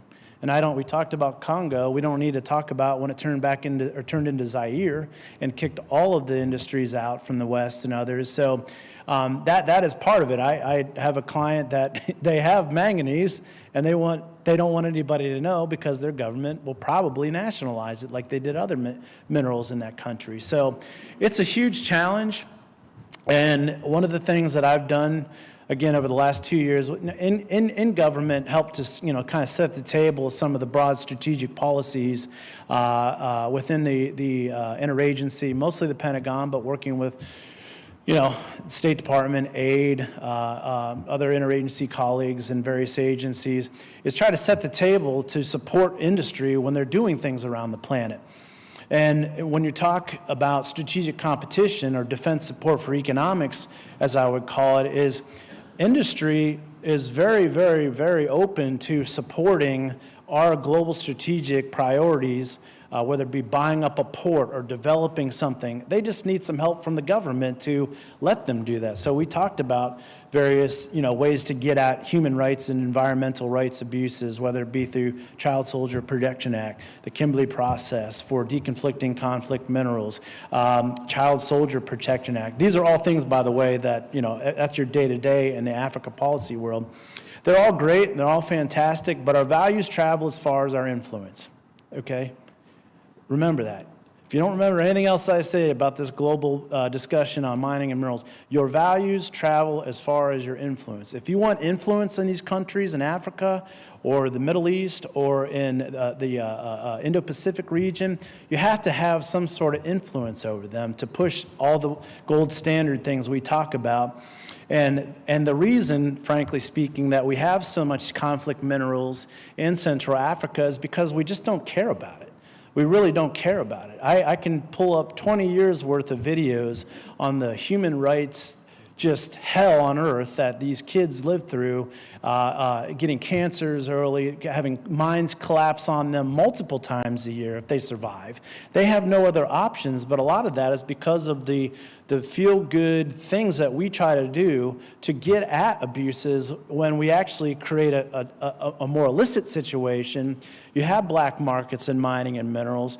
We have no flagged U.S. mining companies on the continent. We have a few that have little parts here and there, but by and large, our biggest mining house completely divested from Africa, having done so in the past, tried to get in there and completely divested themselves. So when we talk about values, when we meet with country teams and when we meet with ambassadors and others in the United States and abroad, and we set these broad strategic goals to counter China and do these things, we're also coming at them with, we're going to make it so much more difficult to invest in you. Now, there are good reasons for it, and I'm not saying that we should sacrifice any of how good we are. Like the old saying, the U.S. is great because it's good, and if we cease to be good, we'll cease to be great. Well, that's true, but again, it's got to be a stark wake-up call to the fact that we have probably already lost this fight. Okay, we don't, and so I'm gonna get to the good news, the good part. So sorry, Congressman Pittenger's like, well, how did I get up here? I don't know. But good news is rare earths aren't rare. They're in plenty and abundance. We have them in slag heaps and coal piles and slurries and everything across the United States. We have all kinds of technology to get at them. I've probably talked to 100 companies if I've talked to one over the past 2 years about ways that they can extract from coal or from oil and gas or whatever. We talked about some of them. Scandium is a real interesting one. We talked about the next generation of weapons, ships, rockets, but also EVs, making them lighter, stronger, more durable. Those things are out there, but the real issue is copper and iron ore. I mean, those are the critical minerals, the ones that are incredibly hard to get at economically, that are only in a few places around the planet. Right now I think we have something on the order of 2 to 3 days worth of copper globally every day because it's in everything. We probably need on the order of 200 to 500 more operating copper mines just to meet with demand, not for EVs, just the average consumer demand, if you will. So going back to, again, what can we do? The positive things, okay? Well, so we have a lot of great things. The Inflation Reduction Act, the CHIPS Act, the DPA has been reaching out to Canadian companies to try to get them to apply for DPA dollars. What are some of the things that we can do there is give those folks at the underwriting level the authority, the resources, the things that they need to actually do the underwriting. Again, this is a day-to-day thing. If somebody wants to know what it's like to get an EXIM bank loan for a domestic project and the process you have to go through, I can tell you that's what that's actually like. So the last thing I'd say before getting off my soapbox here is strategies are great, but if you don't have resources, you don't have activities. And if you don't have activities, you don't execute strategies. So that might seem like a little bit of a circular logic, but right now the Congress and the interagency has been given just about as much resources and authorities and go forth and do great things as I think we're ever going to get in the United States. Now we have to support our partners and allies around the planet who are doing this hard work, doing this thankless work, tilling these mines across the planet in the harshest environments and make their lives easier and not more difficult. So with that, yes, sir. Thank you. That was a good soapbox. Very good. Well said. Thank you so much. Appreciate your great leadership. My dear friend from the Wilson Center, Duncan Wood, if you come up and join us. Thank you so much. I'll stay sitting down. I think you've heard a lot already, so I'm not going to go over a lot of the stuff that you've heard. We've heard about how the energy transition is driving a massive jump in demand, not just for rare earths, but for critical minerals in general, and even minerals that we don't consider critical for, which I think is wrong, such as copper, and that's been mentioned already. I think we need to talk about the fact that geopolitics is really at the heart of all of this, and we've talked about strategic competition. That's absolutely right, but we need to think actually in a much more advanced way about geopolitics. Not just who our enemies are, not just who our rivals are, but who our friends and allies are. And we also need to think about ways in which we can actually cooperate with our rivals, because there are ways in which that can happen too, which we will need to do at least in the short term. We've talked about our failure, and when I say our, I mean the United States, our failure to invest in critical minerals. And many people have said this, and myself included, that essentially we've been asleep at the wheel for far too long. And I'd like to actually address my comments to that question. Why is it that we've left this unattended for so long? And I think the answer comes by studying exactly how supply chain thinking here in the United States has evolved. In the era of unfettered globalization, which really began with the end of the Cold War, there was this assumption that you could always get hold of the things you need because somewhere, someone in the world was actually producing them at a lower cost than we could do it here in the United States. There was an arrogant assumption that we would always have access to those goods, even when evidence became overwhelming that we were highly vulnerable in our supply chains to certain things such as critical minerals. And we let it slide for so long. But over the years, gradually, that focus on who can do it cheapest, which is really a conversation about who has the best value for money, has evolved into a conversation about not just about value for money, but values such as national security, values such as environmental standards, social standards, governance standards, transparency, anti-corruption, geopolitics, and strategic competition. And I think we find ourselves at this point in time, at the end of 2022, in a fascinating position where here in the United States, we've finally begun to wake up that we have moved from a focus on value for money, to values in our supply chain thinking.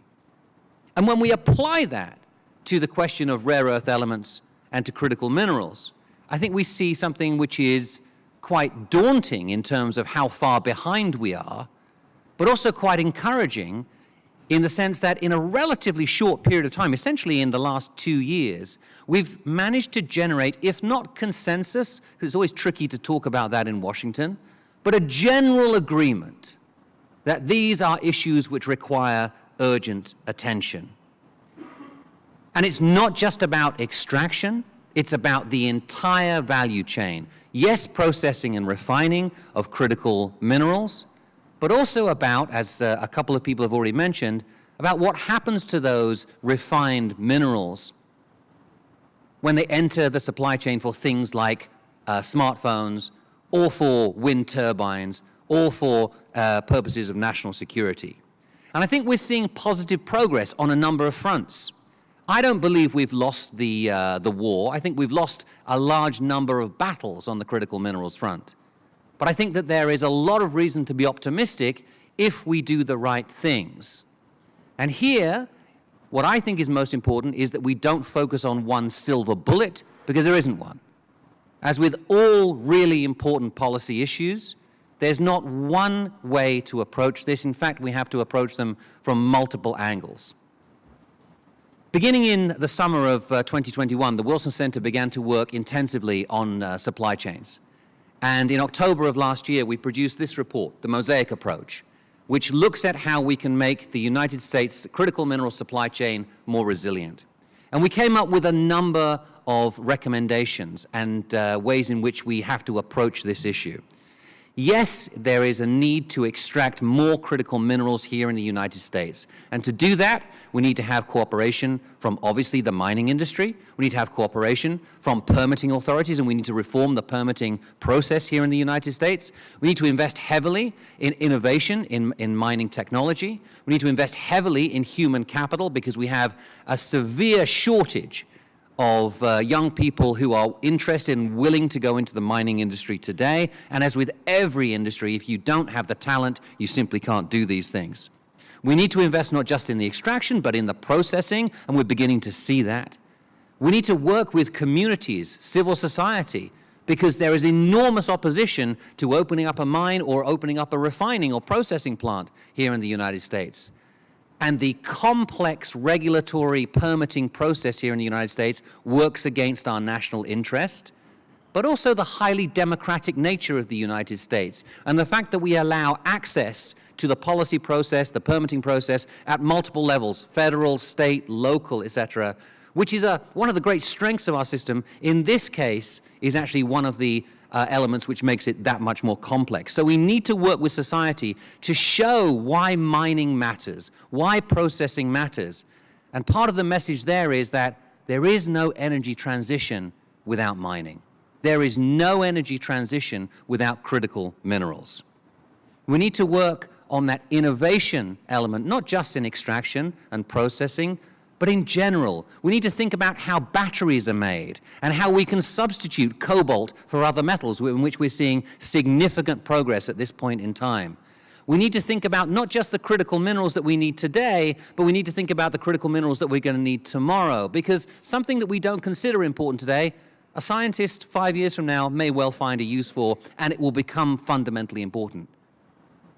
And perhaps most importantly for a forum such as this, the United States cannot do this alone. The United States needs to work internally, but also externally. This year, we have seen the creation of something called the Mineral Security Partnership, where the United States and friendly and allied countries are working together on the critical mineral supply chain. But thus far, there hasn't been a lot of beef in that burger, if you understand me.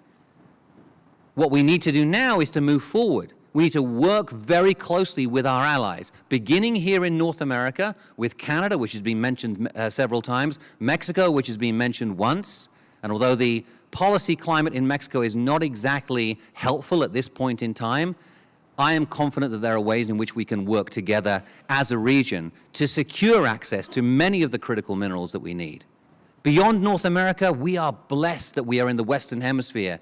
Throughout the Southern Cone, it is a region rich in lithium, as well as many other minerals such as copper. And beyond that, we need to do a much, much better job working in Africa, working in Asia, on both extraction and processing.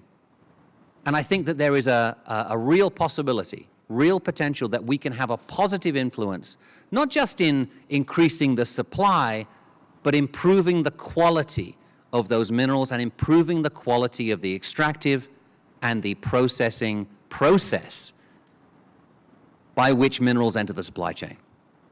If the United States doesn't do this and doesn't take the lead, it's difficult to see anybody else doing it. And right now, I think we're at that critical juncture whereby we've made progress, but now we need to talk a heck of a lot more to our allies and our friends to make sure that we are working with them, not against them. Many thanks.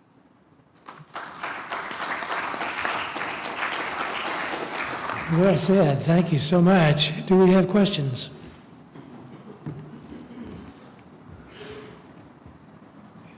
Yes, sir. Victor Gonzalez from España. Thank you very much. Thanks for the excellent presentations. I'm a member of the National Security in the Spanish Parliament. We have well outlined in the Spanish National Security Strategy for 2022. There is a chapter talking about rare earth minerals. We have lithium in Spain, we have cobalt. I think we have the largest rare earth minerals in the European Union, and we are talking this and taking actually this last quarter of the year a national defense course with the Spanish generals, 4 days per week, and writing on this. And you ask me, how many lithium are we producing in Spain? 0. It's there, it's on the ground, but the current laws in Spain, in the European Union, do not allow to produce any of these rare earth materials. We thought that after the pandemic, after the invasion of Ukraine, we will have a wake-up call on all these pro-green initiatives that are reducing the competitiveness, the productivity, and the security of the Europe, and that's not happening. For what I heard, basically you have the same issues going here in the US. What can we do to have a drastic change on this? Thank you. I can take a stab at that as an international policymaker guy. I'd say that the first thing you guys should do is to make Spain as pro-mining as possible. Whatever the permitting process is, whatever that looks like, be a friendly mining place. Like I said in my rant there, we're about 14 years to open a new mine, even though we haven't done it in 40 years. Canada's average is 5 years. So whatever that takes to model what Canada's doing versus what we're doing, and front-loading a lot of the permitting process, and then also having your government involved from the financing side. Like we talk about a deal team concept because the Chinese and others will crash a market. They'll come in with a state-owned enterprise. They'll have the company, the financing, the permitting. They'll have the labor ready to go with 200 people, and we'll kind of admire the problem, as we say. So that would be my recommendation, is to model countries that are fast at it. If I could just... Please. If I could just add one thing here. I mean, yes, invest in mining, and that means investing in people. You need to create university, community college programs. You need to create a much bigger investment in STEM education from an early age so that you actually are training engineers who might go into mining, they might go into semiconductors. It doesn't matter. You need those people. The second thing that I would say is this. Spain has an extraordinary legacy. I understand that not all of it is positive in Latin America, but it has strong ties to Latin America. It is one of the strongest investors in the region of Latin America. Think about what can be done in Chile. Think about what can be done in Argentina, in Bolivia, in Peru, etc. Those are relationships which are going to become more and more critical. And I think that, you know, the Spanish government working alongside Spanish industry can really play a very important role in creating those ties whereby minerals that are extracted within Latin America are then exported to Spain, processed and refined, and they enter the supply chain there. They enter the supply chain in Spain, they enter the supply chain in Europe, they enter the supply chain back here in the United States. That will be a fundamentally important thing for Spain to do. If I may just add one more point. Critical minerals are a matter of national security. And if they're a matter of national security, we need to appreciate three levels of the supply chain here. First are the mines, then refining, and only then battery production, for example.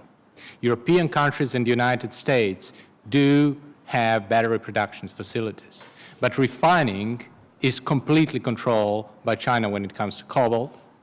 And it is incorrect, the narrative that is shared with us in Europe and it's shared in the United States, that it is impossible to build refining capacities in accordance with our laws. One refinery, which is outside the PRC on cobalt, is in Finland. And I've been there, they have very clean water. So it is possible. It is just necessary to appreciate the nature of the problem. The nature is the national security of Western alliance. And secondly, the technology that we need to employ is the technology of our origin. So the excuse that we cannot build is more of a narrative imposed on us than a de facto circumstance. Thank you.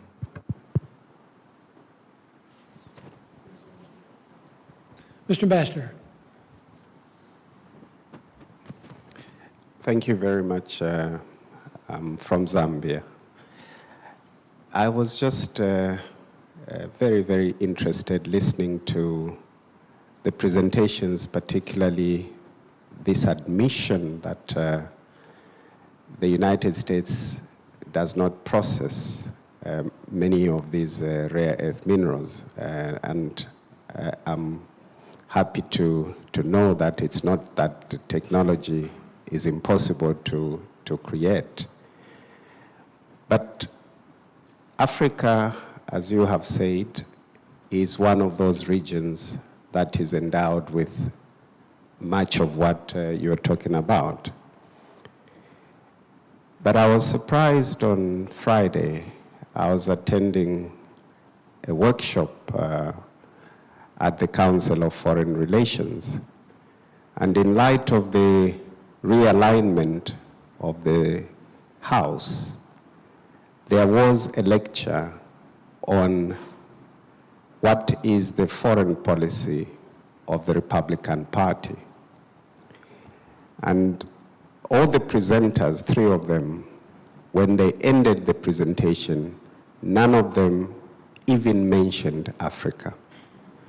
And so I asked a question what is the Republican Party's Africa policy?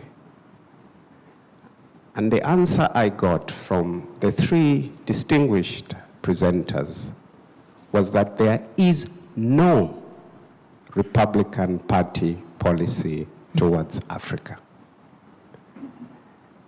And what was even more surprising was when they said, neither is there one for the Democratic Party.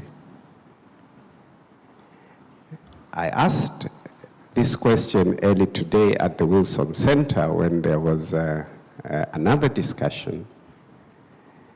And in defense, a person who stood representing the United States said, well, Congressman XYZ is a friend of Africa. And I know also Congressman XYZ. But he did not assure me that it goes beyond the friendship of these congressmen towards a policy on Africa. Now, here is an opportunity coming of the Africa-US Summit. Should this not serve then as an opportunity for the United States to at least announce something concrete in terms of the long-term relationship that the United States intends to have with Africa? Is this not the time when the United States begins to see Africa as strategically relevant to the United States? Because all along when we review America's policy towards Africa, it is never proactive. It is always reactive. Going back to the Eisenhower times, it was the fact of containing the threat of Soviet expansionism in Africa. That was the Africa policy. And now it is about containing China's influence in Africa. It is not endogenously generated from the United States based on the strategic interests of the United States and seeing Africa as a piece of the puzzle to that national strategic interest. I hope this discussion on rare earth minerals may be the opportunity to do that. Thank you. Very well said. Thank you. Any comments on that? Melos? I'd be just happy to make one comment. I mean, fundamentally, I agree with you 100%. Sadly, it's not just Africa. Sadly, I think the Americas, Latin America, has been seen in a very similar way in recent history by the United States.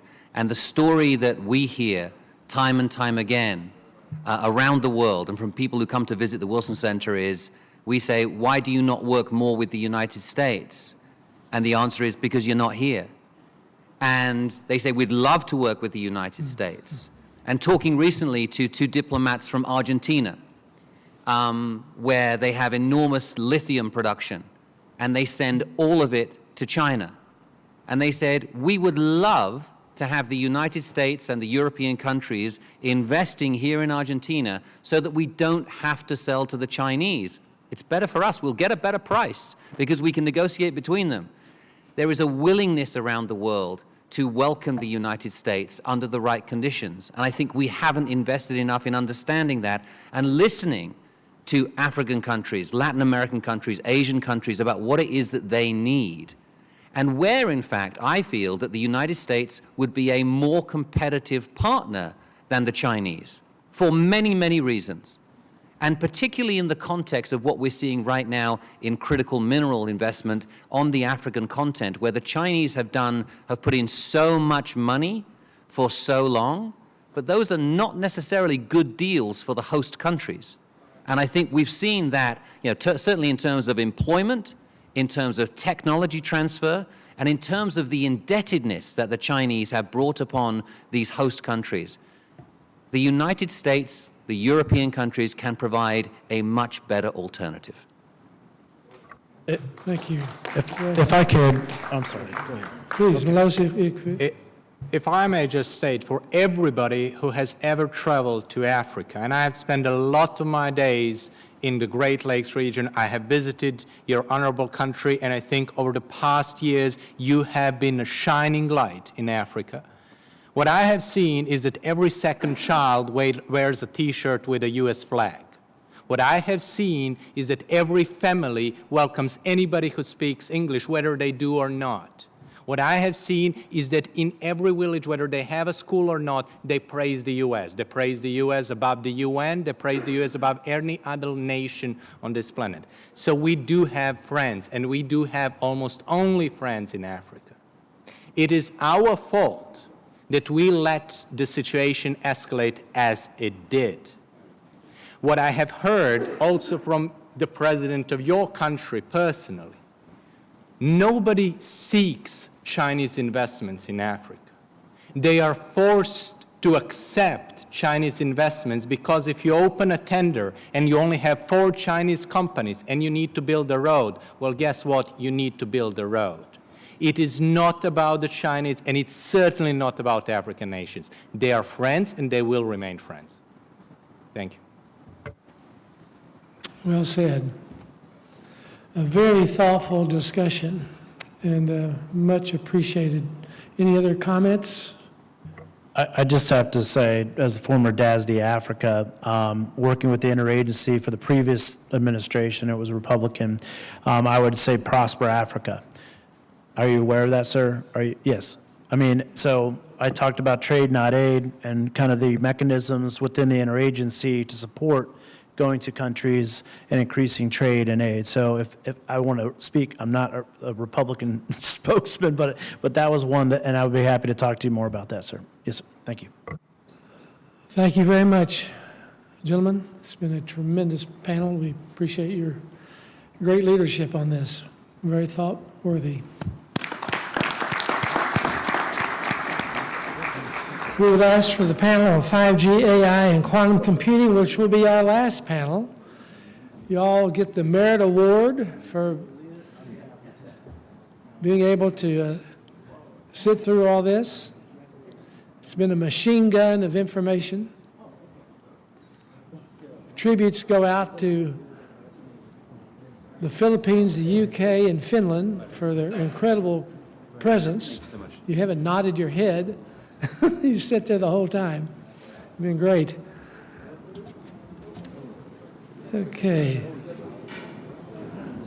Do you want to lead or pull up the leader? How long time can I take the first slot? How long time can I take? We can take like 20 or 25 minutes. 20 minutes? Yeah. I'll take 15 minutes. Fast. There's 4 of y'all. Yeah. Do you want to go first, last, or in the middle? Go first. Okay. Well, And where's the remote control for the PowerPoint? that's your guy over there. If the panelists for 5G and AI, John Strand, Sohan Dasgupta, Kurt Levy, and John Walsh, if you could kindly come to the front. Speak now or forever hold your peace. There's someone. We've got 2 of the 4.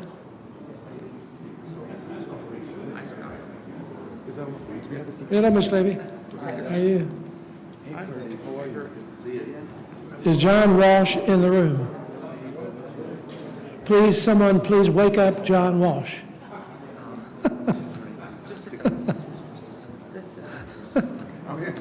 Oh, he made it. Okay. Besides you sleepyheads, I think there's about 500 people listening on the internet.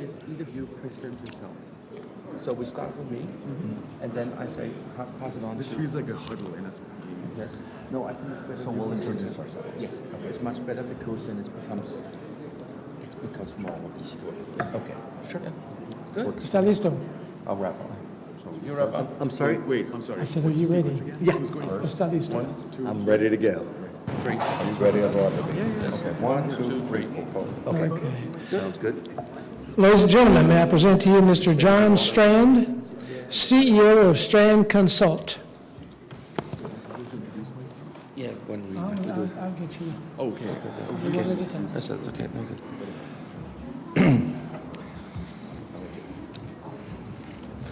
Congressman Pittenger, may I say I'm very delighted to be here again and speak. And I must say these 2 days have been unbelievable, mind-blowing, and I must say the knowledge you get home with after 2 days here is amazing. I think one thing is getting the knowledge, another thing is to create relationships to new people, exchange business cards, create alliance across the world. If I look how many nations we are here, how many continents we are here, and people saying, oh, it's nice to know this, it's nice to have this information. And collecting knowledge, distributing knowledge, creating transparency, that's been my job for the last 25 years. I have a company which only works with carriers or telecom operators across the world, providing the information about 2 things, the technological developments, business models distribution, and public fair regulation, what's happening in the political system, and what's the impact. But I also grew up during the Cold War in Denmark, and I visited a lot of the East European countries before the war went down, saw the war went down and see the prosperity we have seen in East Europe and how it evolved. I've traveled and worked all over Africa, or many countries in Africa, Latin America, Asia, and so on. I've been to 120 countries. One of the things which have scared me is China.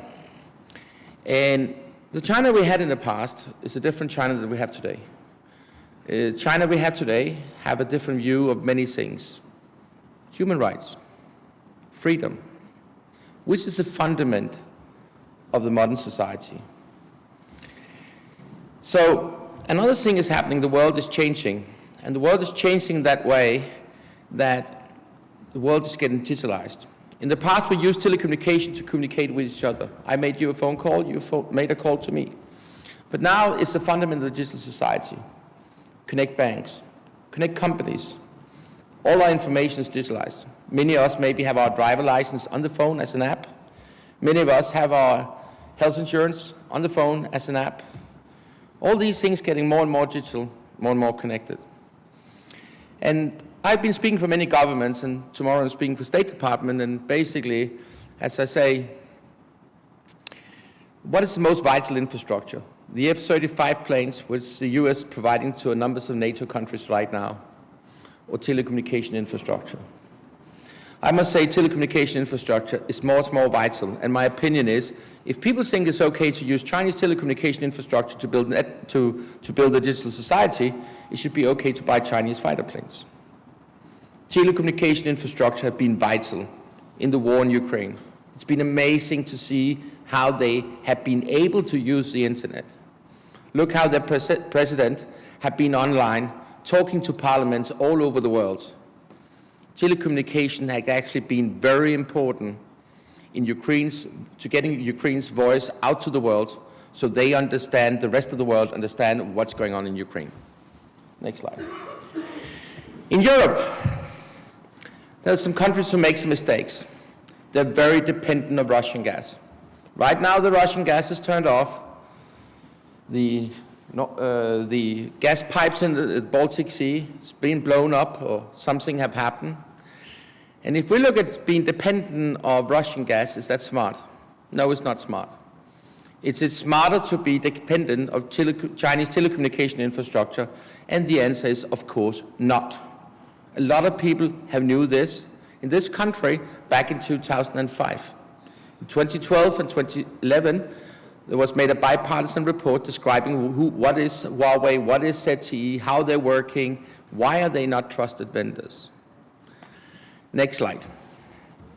So it's important to say that we went from 2G to 3G to 4G to 5G, and basically a lot of things is happening, but 5G is so different.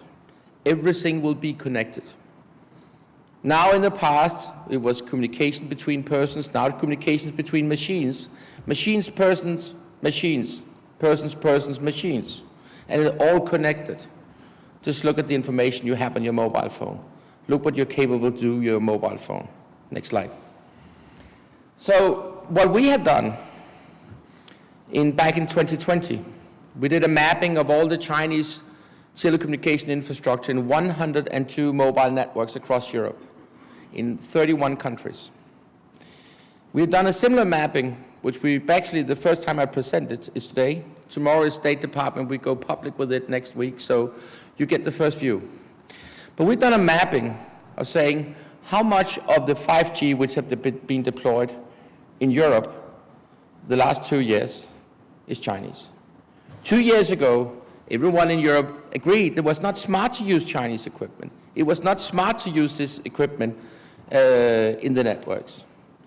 And basically, when we go back in time, we could see actually that there was maybe a lot of people who talked about these things. But the question before we did the survey and did the study was basically have we become better in Europe? Have we delivered on what we promised? Next slide. There's 3 ways you can get Chinese equipment out of telecommunication networks. It's very easy every time we have a technology shift from 2G to 3G to 4G to 5G, we rip and replace all the equipment. So the cost of ripping and replacing is 0. There's no cost. You can do it voluntarily, but the operators say it's not a good idea to have Chinese telecommunication equipment. So they do it by themselves and say, I don't want to do this. That's one possibility. Another thing is that you create a transition process where you basically work with the companies and discuss how do we get this out and how do we handle this. And the last one, you make some legislation like you've seen here in the US and a number of other countries where you put a ban on Chinese equipment and say, we don't want our digital societies to build on top of Chinese telecommunication equipment. Very simple. I prefer the first model. I think a lot of people will not prefer the last model, but I think I think we can all agree about the first model is probably the preferable. Next slide. The worst part is that if we go out and see what's been deployed, when we did the 2020 mapping, 4G was fully rolled out. And basically, it was fully rolled out, so it was easy to do the mapping. Now we are just in the beginning of rolling out 5G. So this is not the end game there where it will be. But we've done a mapping and say which country have actually succeeded to get rid of Chinese equipment, which countries have similarly partly Chinese equipment, and which countries have a huge problem. Next slide. We compare to 2020 to 22, and we actually can see, yes, there's a number of countries which have moved out of this market. That's very nice.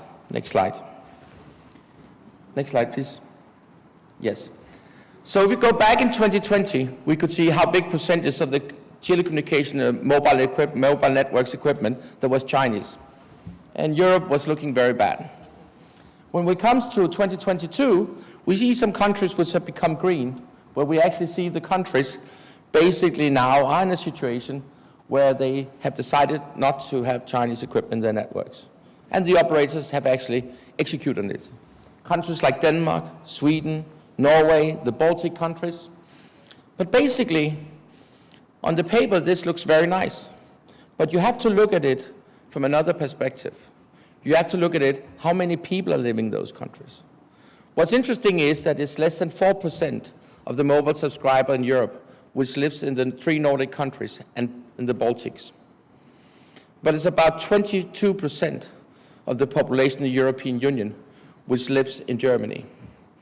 And if the infrastructure had not been replaced in Germany, if the 4G Chinese infrastructure in Germany had been replaced with 5G Chinese infrastructure in Germany, we have a problem.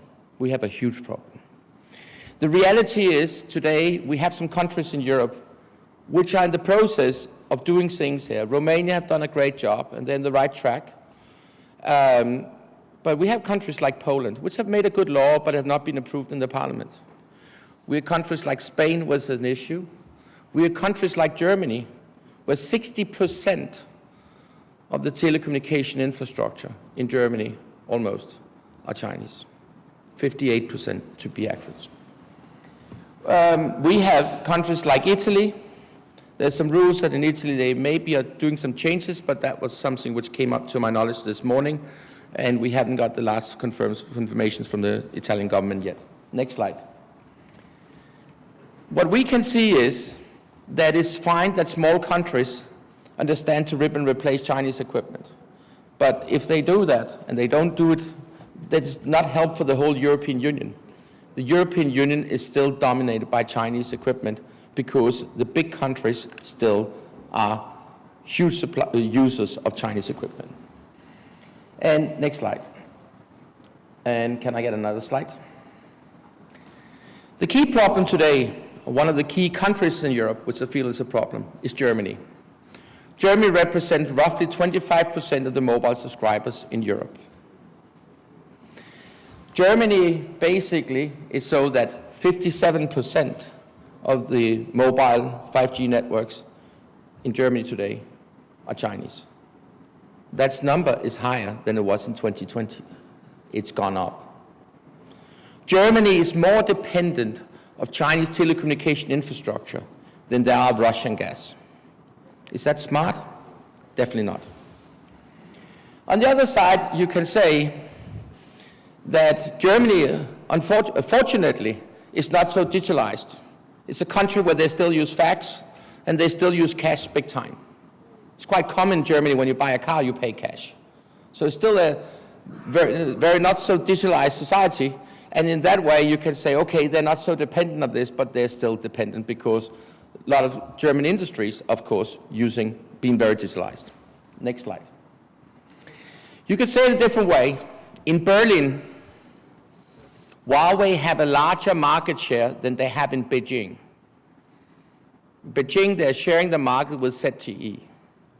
In Berlin, there's a O2, Telefonica are using in Berlin equipment from Nokia, but the rest of the German operators are basically using Chinese equipment. That means when all the civil servants in Berlin, all the people working in Berlin, all the ambassadors, everyone in Berlin use their mobile phone, they send their traffic to a Chinese network. And this guy here, he's actually Darrell Williams. He's the head of the US troops in Europe and Africa. He had 20,000 soldiers in Germany.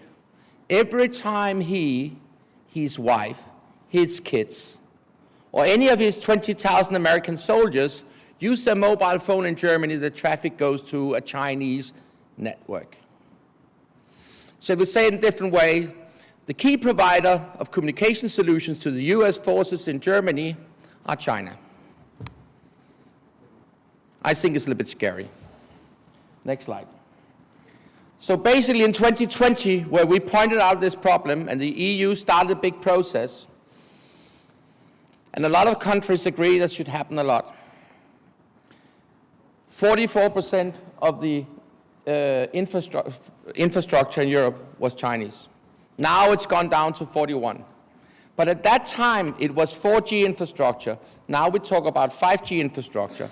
At that time, the 5G infrastructure was 0. And you had the opportunity to decide not to use Chinese equipment, but operators decided to do it, and countries accepted that the operators did it. Is it smart? You decide. Next slide. So let me say it very simple. And I asked a question yesterday. The US sanctioned Huawei have not reduced the capability to produce, marketing, and sell 5G equipment across the world.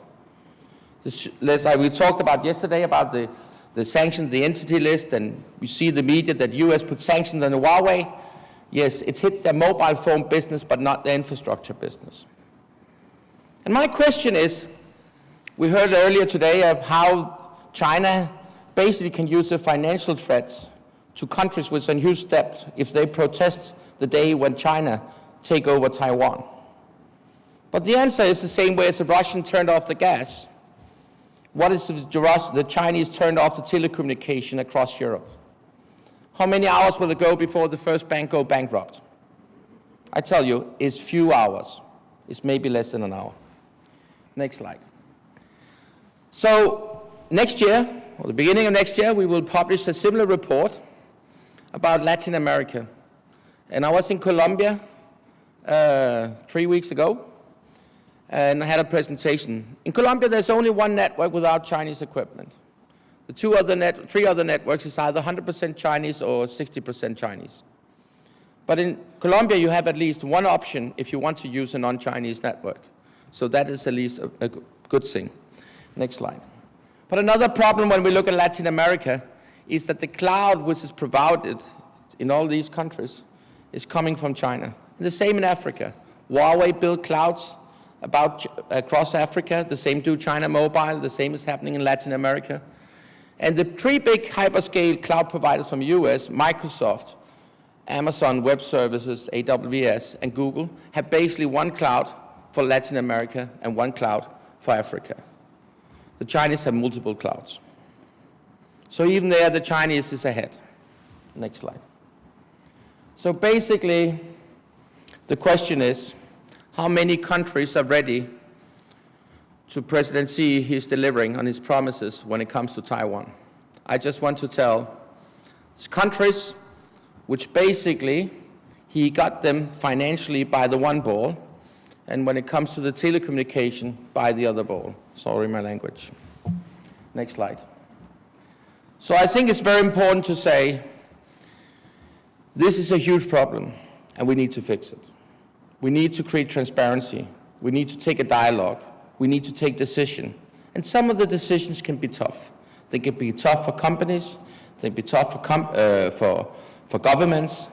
They can even be tough for politicians because they will get under huge pressure when we say these things. But may I ask you a question? If you bought a car and the dealer said to you, I would like to give you a discount on your car, would you like to have that? But there was a little alibi. There was no airbag in the car or no seat belts. This is about security. And our national security cannot be measured in simple dollars of what it costs to build these networks. National security is about freedom, human rights, and our possibility to be able to live in a free world where we can say and do whatever we want to do. Thank you.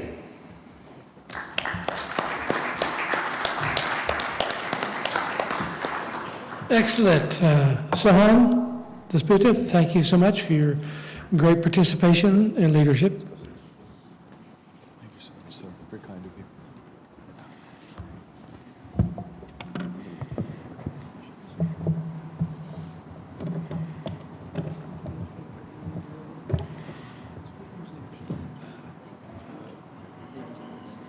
Are you number 3? I'm 3, yes. Okay, you're 4. Okay. So that's good.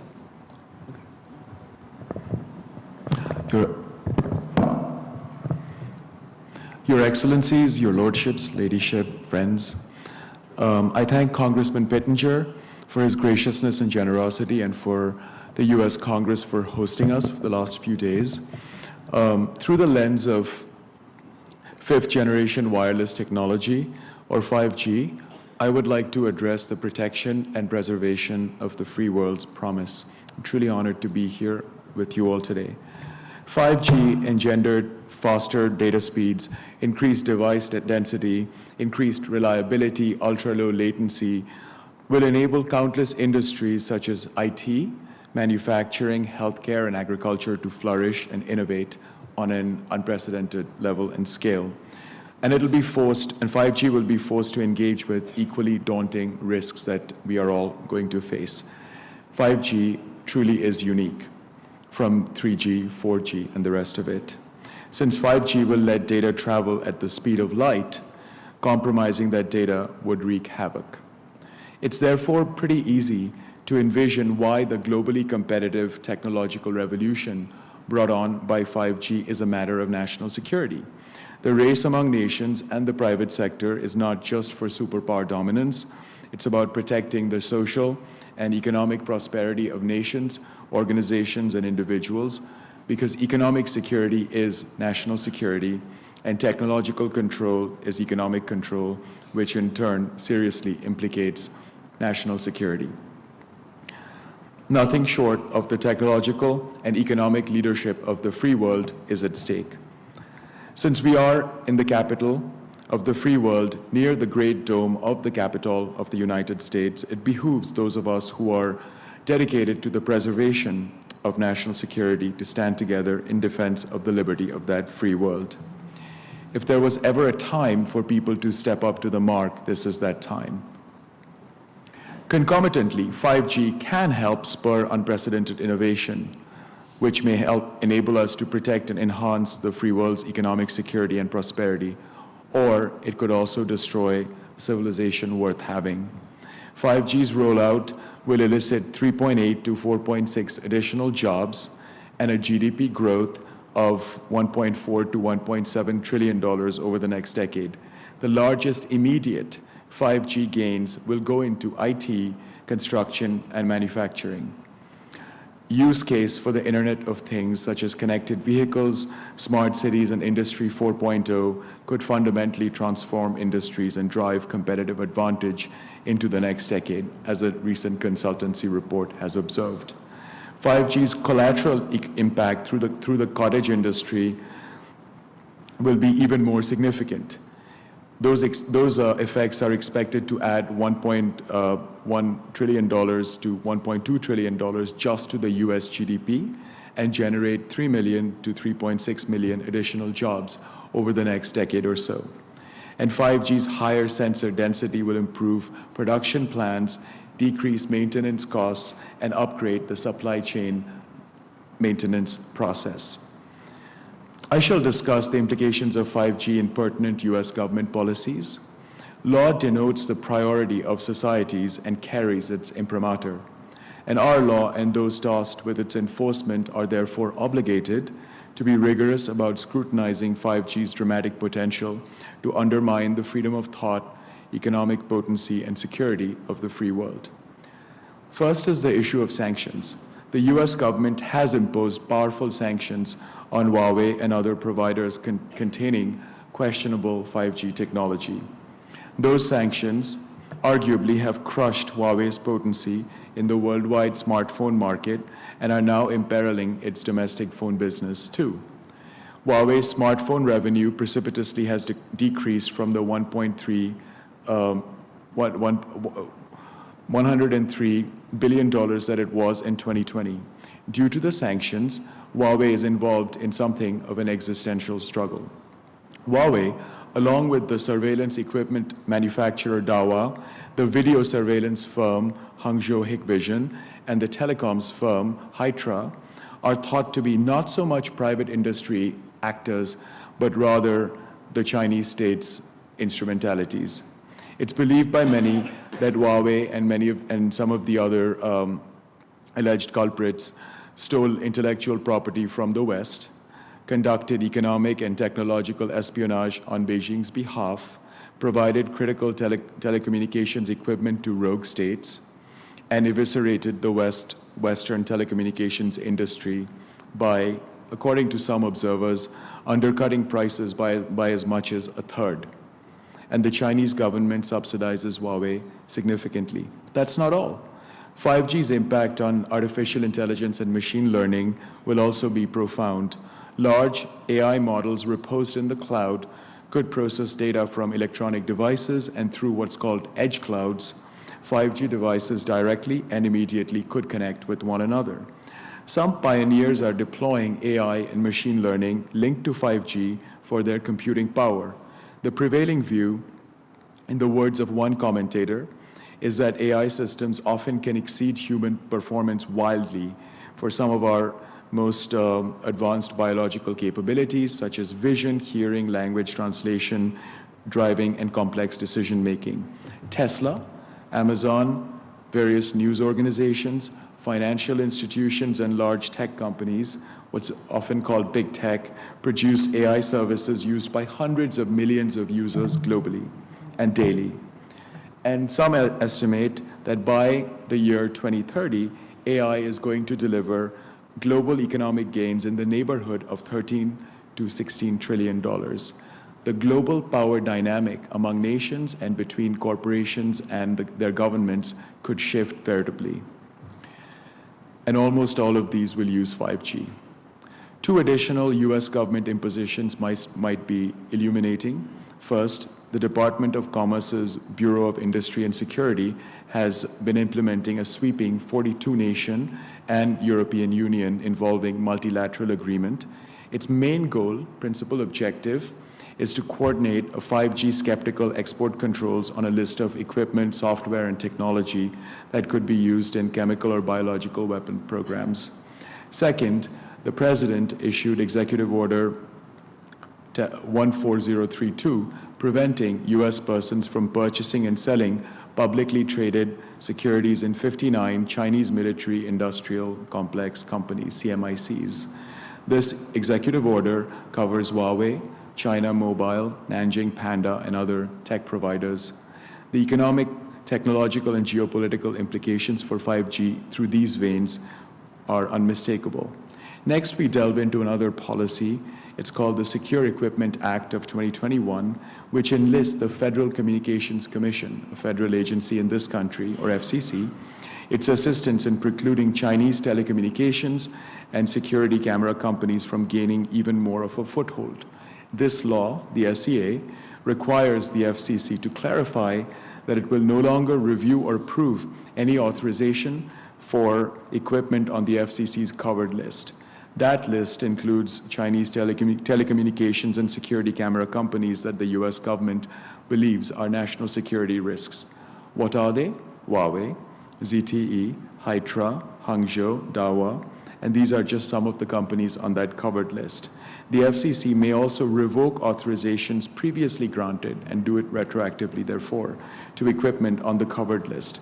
Huawei's longtime status as the company with the largest global market share of telecoms equipment, and thus its worldwide dominance, and the lack of a viable and feasible alternative in the free world generated some of these concerns. Recently, the FCC has prohibited the approvals of new Huawei and ZTE equipment on the ground that they present an unacceptable risk to the national security of this country. Further, the FCC has also precluded the sale or import of new equipment created by Hydra, Dahua, and Hangzhou Hikvision. Undoubtedly, the common refrain is that we need a domestic industrial base for manufacturing in the free world, be that in the form of domestic production or nearshoring. This is really, as has been alluded to, about ramping up the supply chain through a whole free world approach. In the middle of 2020, the FCC issued orders designating Huawei and ZTE as national security threats, and thus prohibited the use of universal service funds to purchase telecommunications equipment from those companies and from other high-risk suppliers. Now, we come to what's called CFIUS, Committee on Foreign Investment in the United States, which is a potent mechanism of the US government to regulate investment inflow into the nation.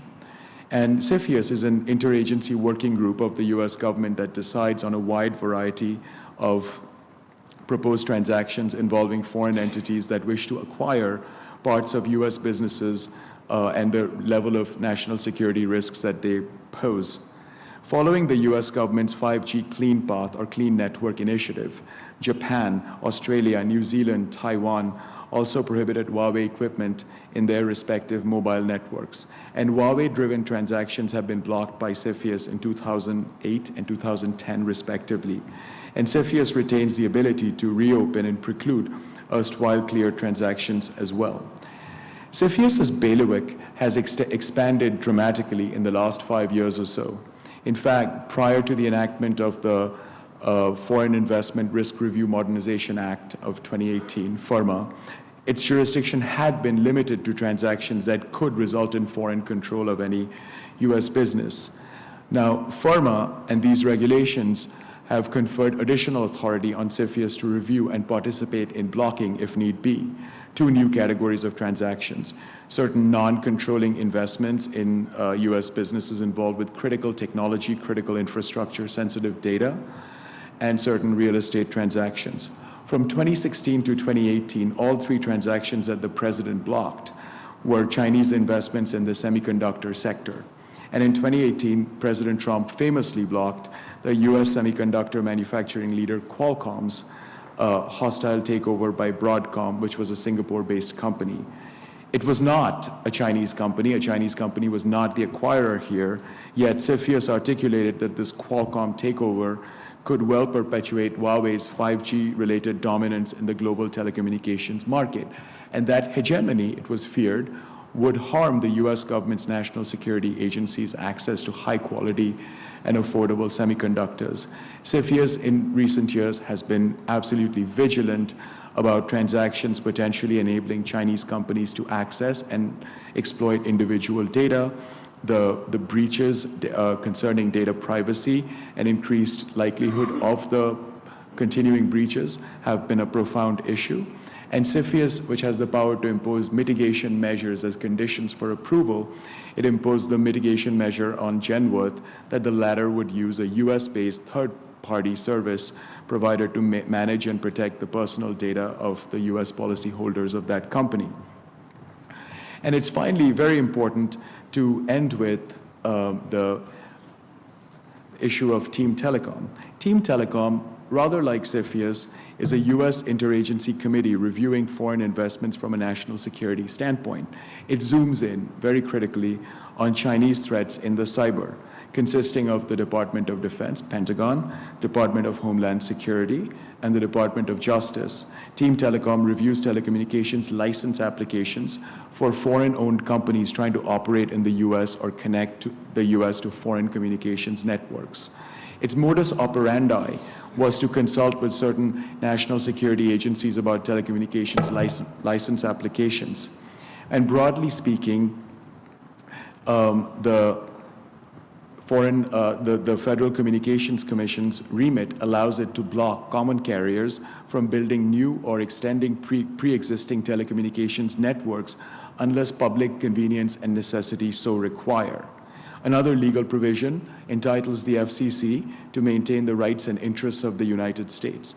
Over time, much like CFIUS, Team Telecom's role, and Team Telecom is of course composed of other national security agencies, but the FCC, in granting or denying licenses, has the right and often the tendency to defer to Team Telecom's recommendations. Team Telecom has been very unwaveringly focused on China. It has been increasingly aggressive in its retroactive targeting of previously granted licenses, as an observer has noted, when China is concerned. And on a bipartisan basis, the FCC has been path-dependent on this Team Telecom course of action. Team Telecom's concerns have consisted of hacking, law enforcement disruptions, surveillance, economic espionage, and perhaps most keenly, China's access to Americans' sensitive and critical financial, health, and other data. Now, we have, in closing, I should mention that we have addressed many specific themes today, but the universal ones are deeply enduring. And what are they? They are that the human spirit's quest to discover the higher purpose and meaning will not be satisfied by engineering and modern conveniences alone. There's a deontological meaning driving this engine of change, and that meaning sets the free world apart from the world that does not look at law and opportunity as opening doors, but rather as closing them. Putting a finer point on it, the rapid and massive technological changes we face and the governmental responses to them concern the freedom of thought and economic potency. We will not retain freedom if the means of our communication or the ideas they carry are suppressed, and the same will be true if the range of acceptable ideas is skewed or distorted in any way. We will lose the freedom of thought if the price of communication is orthodoxy and coerced uniformity and conformity. Suppression or distortion of ideas inflicts a double disadvantage: artificially stopping or minimizing the speaker from expressing that speaker's ideas and precluding the listener from being exposed to those ideas and concepts. Technological sabotage and economic espionage can demolish a free society to the point that it may never fully recover. So I submit to you that these issues are profoundly important, and I thank you all for your extended attention to this topic. Thank you.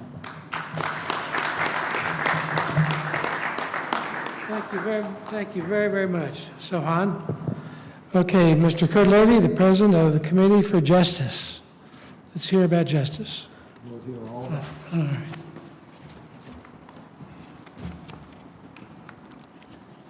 Can everyone hear me all right? Great. I am the president of the Committee for Justice. We're a small nonprofit founded 20 years ago by someone who you actually might be familiar with, C. Boyden Gray. Most Americans know him actually as, White House counsel under the first President Bush, but I think in this room might be better known as ambassador to the EU. I've been doing this now for almost 20 years, but before that I was in the AI field, and that's what I'm going to talk about. And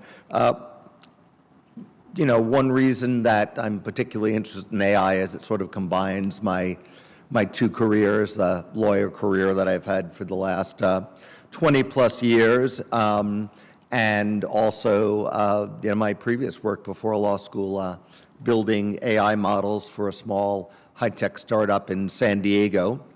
I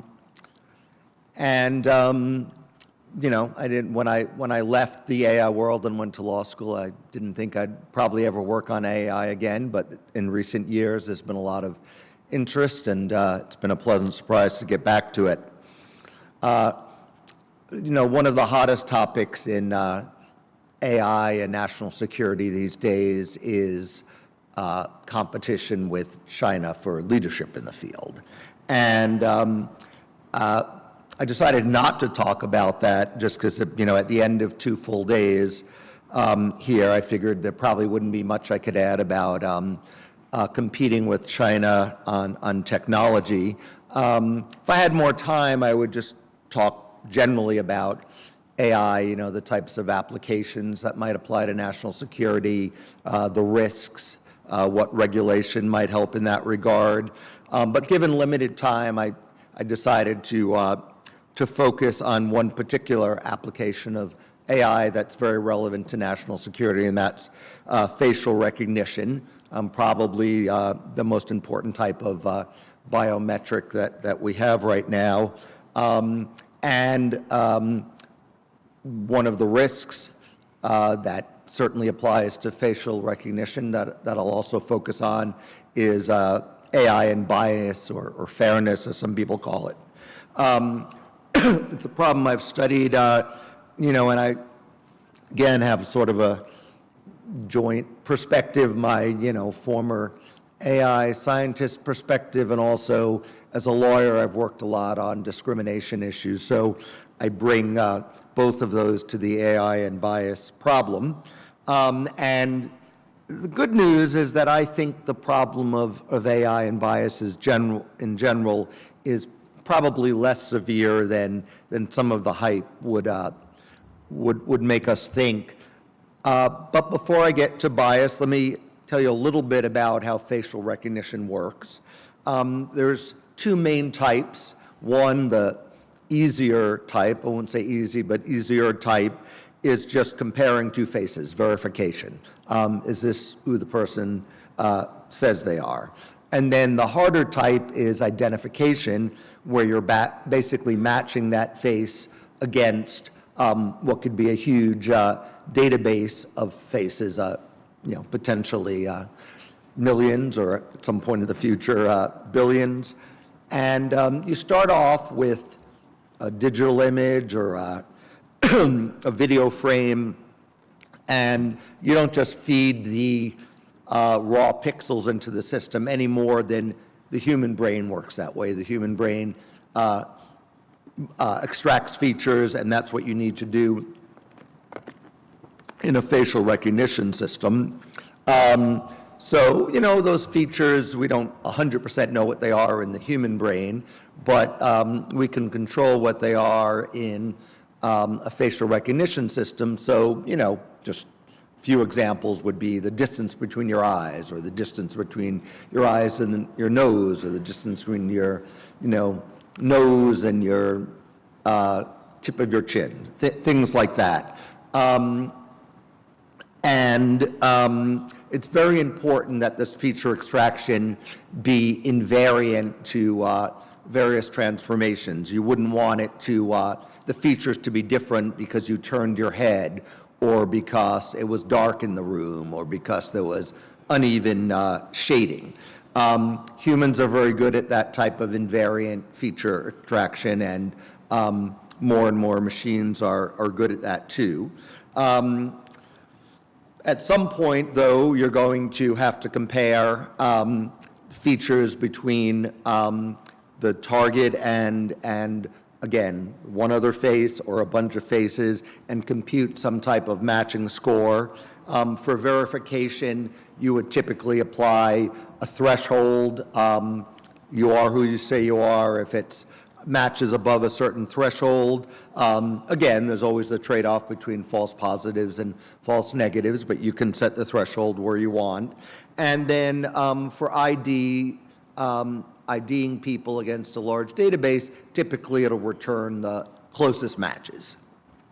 Now, the most common type of technology used, because it's the best at learning, is deep learning, or what we used to call, back when I was in the industry, neural networks, basically the same thing.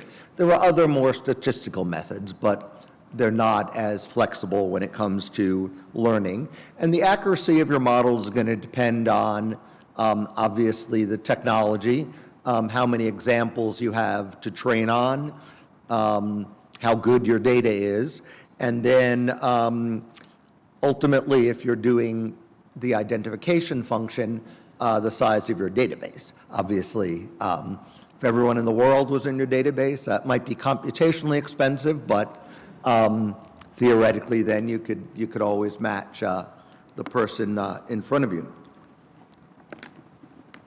Now, humans are very good at the recognition thing. If I met you before, I can probably, well, I'm not that good at it, but most people, I think, are good at recognizing faces they've seen before. And so, we're lucky if machines can do as good a job. Where machines do have an advantage is, again, we can only remember so many faces, 1,000, something around that. Whereas, there's almost no limit on how much a facial recognition system can recognize. Humans also aren't very good at dealing with unfamiliar faces. Again, it makes sense if you just think of it from an evolutionary standpoint. Throughout much of our evolutionary history, there weren't that many people. There weren't a lot of unfamiliar faces. So, there are many uses for facial recognition. I'll just, quickly focus on a few that involve security. Starting with national security, most obvious example is ports of entry. The U.S. Custom and Border Protection has tested and deployed AI facial recognition systems at land, sea, airports. I think it's about 36 airports where it's been used on Americans leaving the country. Virtually every airport it's used on people entering the country. So it's used to search, the ID function to search for known bad guys. It's used for confirming identities, the verification function, and that fits in with, creating an entry-exit record for everyone who comes here. Domestic security-wise, it's used more and more in criminal investigations in much the same way that fingerprints or DNA evidence are used. And then it's used in, personal security. I mean, when you look at your phone, it'll unlock it.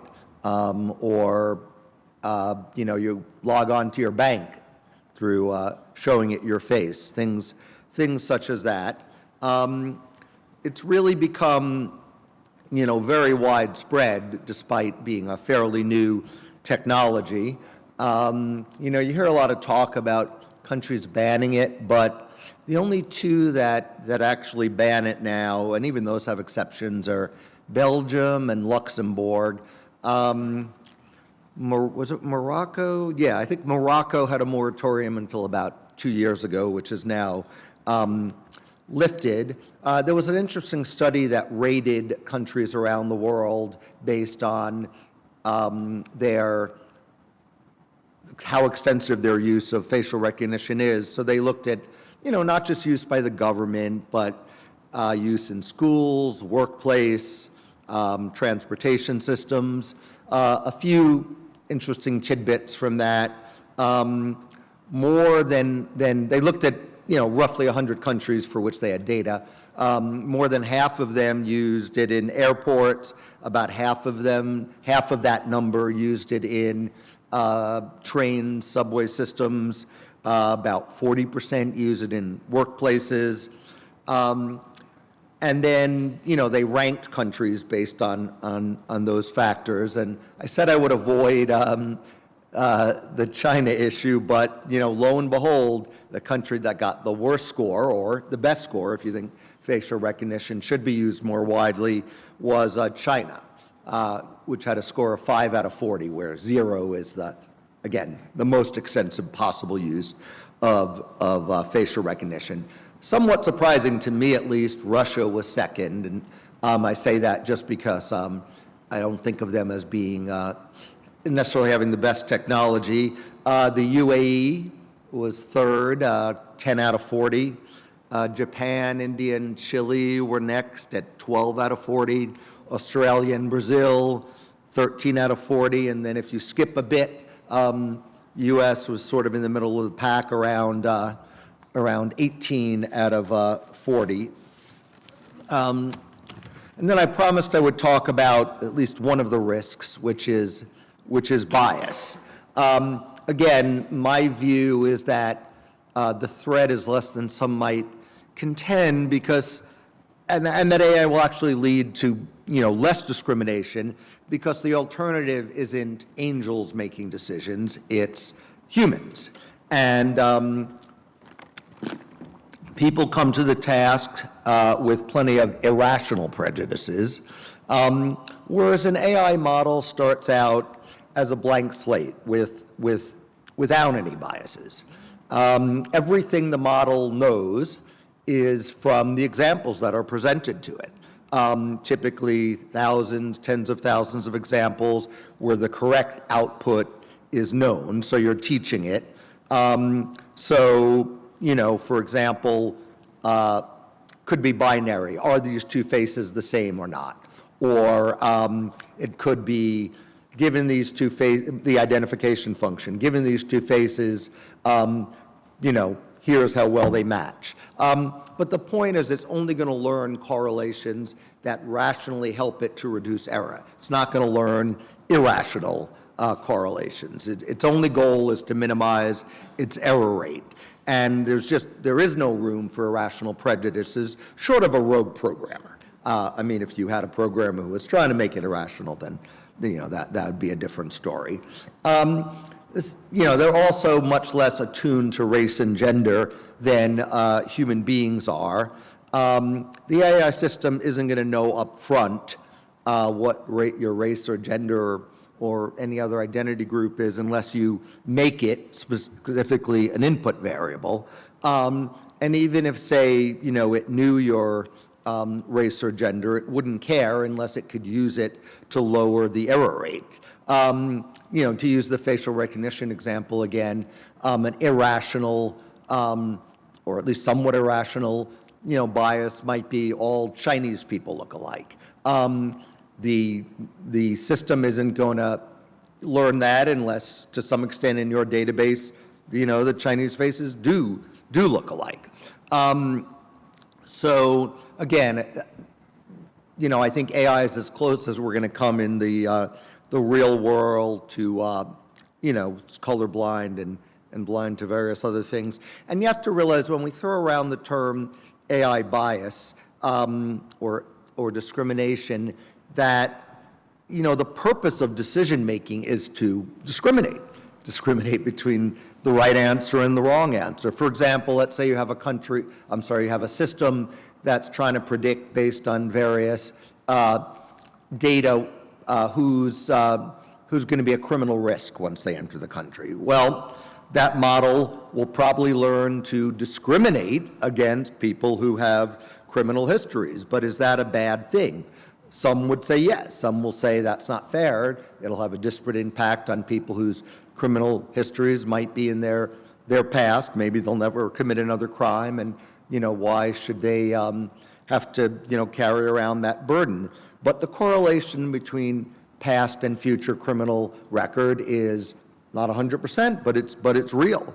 And if you sacrifice accuracy by forbidding the system from considering past criminal record, then, there's a trade-off. Real people will suffer when you admit bad guys who you might not otherwise have admitted. Another example, let's say you specifically decide to make gender an input. The system may very well improve its accuracy by learning that men pose a higher risk of criminal behavior, or at least violent criminal behavior. Is that okay? There's no really easy answer. I mean, it's not clear what the fair outcome is. I mean, again, maybe in a perfect, in an ideal fantasy system, you wouldn't want it to know that there's any difference between men and women. But if your goal, again, is to protect people, maybe you do want it to know. So again, I don't know that there's a right answer there. One last example, let me give you, you've probably all heard that, facial recognition systems developed in the West often have more trouble identifying Asian faces, black faces, for example. Not surprisingly, studies have shown that facial recognition systems developed in East Asia have trouble on Caucasian faces. Some would say that's discrimination against Caucasians. Some would say that's what you want in a domain operating in East Asia. You want it to be particularly good at East Asian faces. Still others would say, you know what, if it comes to at least government surveillance, I'm kind of happy to be a race that it doesn't do a good job on. I'm just as happy that the government doesn't recognize me. So again, it's hard to say what the right answer is. I'll just quickly, I see I only have a minute, but I'll wrap up by getting to regulation. Probably when you hear calling for regulation of AI, the two top things are bias and privacy.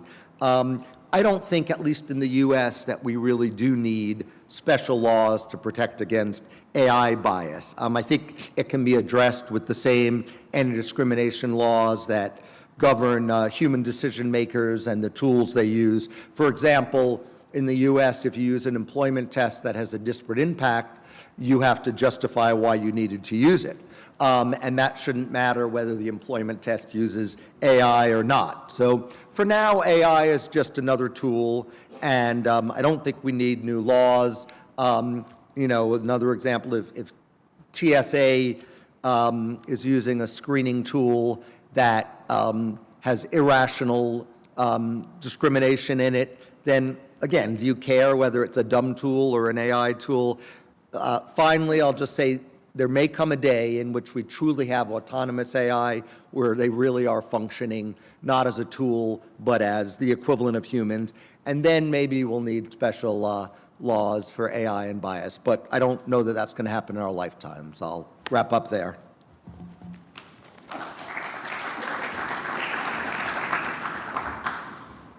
Thank you very much. Excellent presentation, Stuart.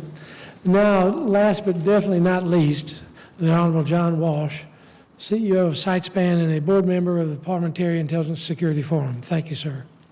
Thank you, Robin. Thank you, everyone. Robin and I have been friends for a long time, before this forum even started. He was my congressman and he's my neighbor. And I said, how can I help you at this forum? He said, I'd like you to be the last speaker at the last panel on the last day. I was like, well, Robert, what did I do to you?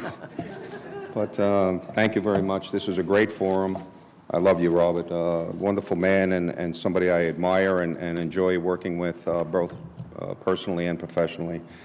I have a little bit of a different view. I'm going to speak a little bit more. I normally talk about illicit activity and trade-based finance and various things, but my real background before that was trading and trading commodities and high-risk products. My view, and I'm going to talk a little bit about AI and a little bit about quantum computing. When you put those two things together, I have a different view than many others. It is going to affect our life in a dramatic way.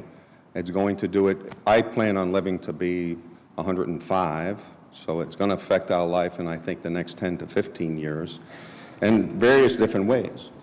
What I do believe, and I just want to take a step back a little bit from a historical perspective. So in 1956, the definition of artificial intelligence came around as 1956. So John McCarthy said, the science of making intelligent machines. And that was in 1956.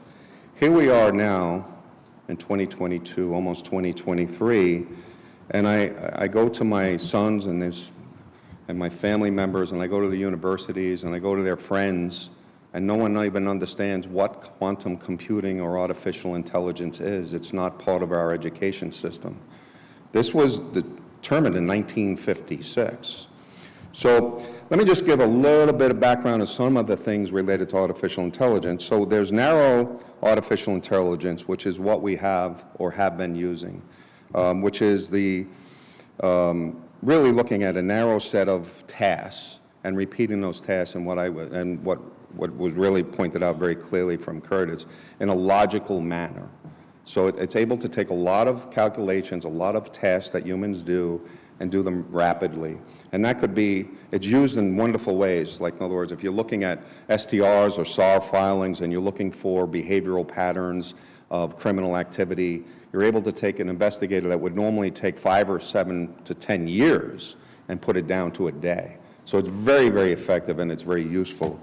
The next set, and what we're starting to see today, right now, is basically artificial general intelligence, which is AGI, which is when we take decision-making that humans do and put it over to the computer.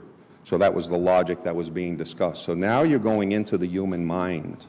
So basically you're using mathematics, but you're now applying it as we would, as human beings.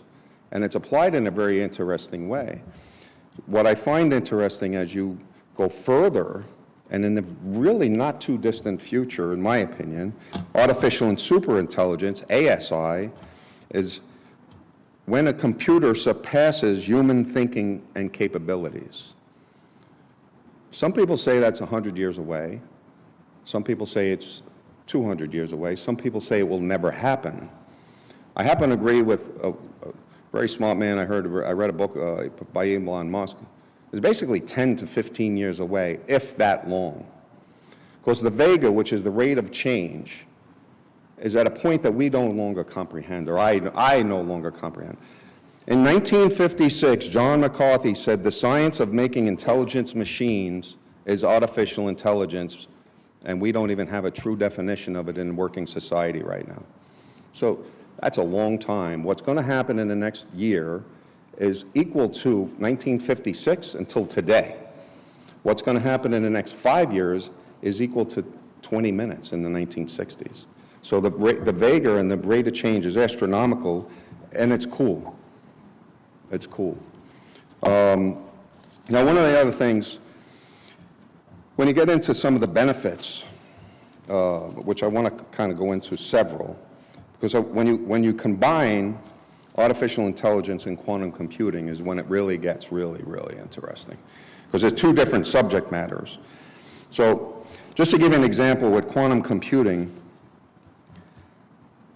I remember, and I'm sure a lot of you remember, where Deep Blue beat the chess player. IBM designed a computer, Deep Blue, it beat a chess player because Deep Blue calculated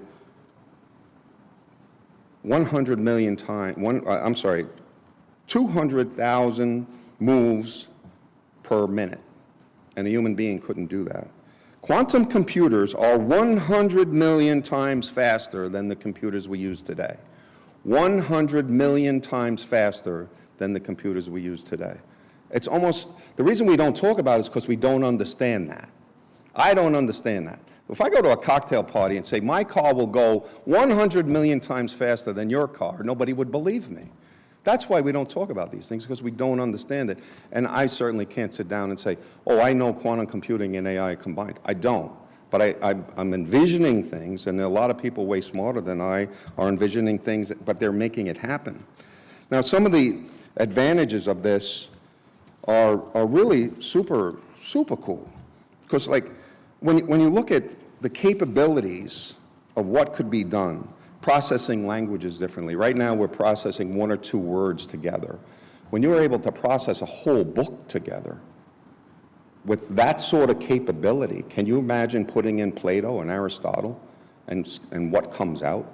You're talking about astronomical intelligence that we don't have. Can you imagine putting the Bible in, or the Quran, or the Torah, and what's going to be coming? The intellectual capabilities is so cool. It's so cool. Then, if you look at, and we had a lot of conversations on green energy and various type of things, and you know, if you look at quantum computing and artificial intelligence, do mathematical formulas. I mean, you're able to calculate things at a rate that's almost virtually impossible today. To be able to reduce trade routes. If you knocked off 20 minutes off of every car ride to work, think about what that would do to the atmosphere. That's coming. That's not something out, and that's only a year or 2 away. And now you look at all of the ships. If you look at logistics as a bigger thing. So one of the things, my notes are all over the place. This guy had such perfect notes, and I was over and I was like, man, I have to do that in the future. But if you look at, it normally takes there's 200,000 ships right now every day around the world, and if you could knock 2 hours off of every ship on a logistic on their trip over, with quantum computing and AI, you will be able to do that, because it'll take weather patterns, it'll take all types of thermal with the wind, and you could calculate routes and recalculate a route to knock 2 hours or up to 2 days off of a trip. Again, the benefits of that is going to be gigantic. There's also issues when it comes to congestion in streets. It's estimated easily AI will reduce congestion in cities 20%. Those are gigantic numbers. 20%. That's, you know, on a 1 hour drive to work. That's a huge saving, but it also protects the atmosphere and a lot of other things. Now, when we get into data security, there's a lot of different things that we should be concerned about and we should be looking at. And we look at all of these wonderful things that AI could do, and the other one is really when you looking at algorithms when it comes to financial services, which is a big investor into AI. So I remember when I was in university, I was very interested in commodities, and then I learned about options. And I had the opportunity, because I lived in New York, and I found Professor Black and Professor Black Scholes. They were both in New York at the time, and I went to speak with them. And I actually spoke to both of them. And I said, wow, this is really interesting. So I bought a seat on the COMEX exchange, and what I did was I brought a computer down. That computer had 1/100th of the power of this phone. But I took that computer and I put in the Black-Scholes method. 2 years later, I did 51% of the exchange volume of options of gold, because I was using Black-Scholes while everybody else was doing it on a piece of paper, marking it out, and I had a computer system, I was adjusting it every minute. Now, I found out in the United States, when you do 51% of any business, it's not a good thing. So I was under investigation for 5 years because of that. And I was trying to explain to everybody, I have this computer, and it's giving me the numbers. And it was very difficult to get people to actually sit down with me and look at it. I have my friend from Goldman Sachs laughing, because I think you remember when that happened to me. But when you look at quantum computing, the only way I could really describe it, computers are based on zeros and ones, right? And we all kind of got that. What we need to look at, quantum computing is able to have a 1 and a 0, a 1 and a 1, a 0 and a 1, and a 0 and 0 all together. Now, that's just something you have to go and think about and leave and study it. Because I understood, it took me a while to realize that computers run on zeros and ones. It took me, so when you get into quantum computing, that's really cool. When you could have 0, 0, 0, 1, and it's really fascinating. So it's like, these are things that we should be talking about way more at our universities, in our houses. We should have all the young people around the world studying this. Now, I've talked about some of the benefits, and I've talked about some of the concerns, but one other concern I have that I didn't mention, we always talk about this distribution of wealth. And back when I was working on Wall Street, I was able to afford a computer because I saved up a lot of money. That computer was pretty expensive for me. And I bought a seat on the exchange, and I bought the computer, and I budgeted them both, and I had to take loans and everything else to make that happen. But I think I made money that year because I had the computer. Now, when you get into quantum computing, it's very expensive. And who has that money? Very wealthy nations, very wealthy people. So what's happening if you can put all your wealth together, you have really super wealthy, so looking at designing algorithms to trade products, equities and various type of things. So here we are sitting down saying, oh, what's going to happen to the stock market? If you had quantum computing, figuring out those numbers, the rich are going to get very, very rich, and the poor are going to get very, very poor, because we would not be able to afford this sort of methodology. And that's a concern. So I went from trading in a pit, yelling and screaming at each other, running out to my computer, running back, right? Now, not that long ago, only was it 10 years ago, if you went to a data center, the real estate around the data center it increased by 20, 30% while in the United States, while other areas were only going up 2%. The reason was stock traders wanted to be within 100 feet of the data center, so the line, the copper wire from the data center to theirs, and they called it millisecond trading. That's an amazing, when you go, I went from screaming across the room, getting sick every 2 weeks, to millisecond trading. Can you imagine quantum computers doing quantitative analysis with artificial intelligence? So whoever has those computers are going to make all the money. That's it. So we have to be very careful. So we do need to be looking at these things. And I looked at like ways to consider. I don't know how to regulate it. I agree with my friend. I don't know how to do it, so I can't recommend how to do it. But we have to be thinking about what it is and then how to regulate it, because there's going to be a lot of money changing hands very rapidly.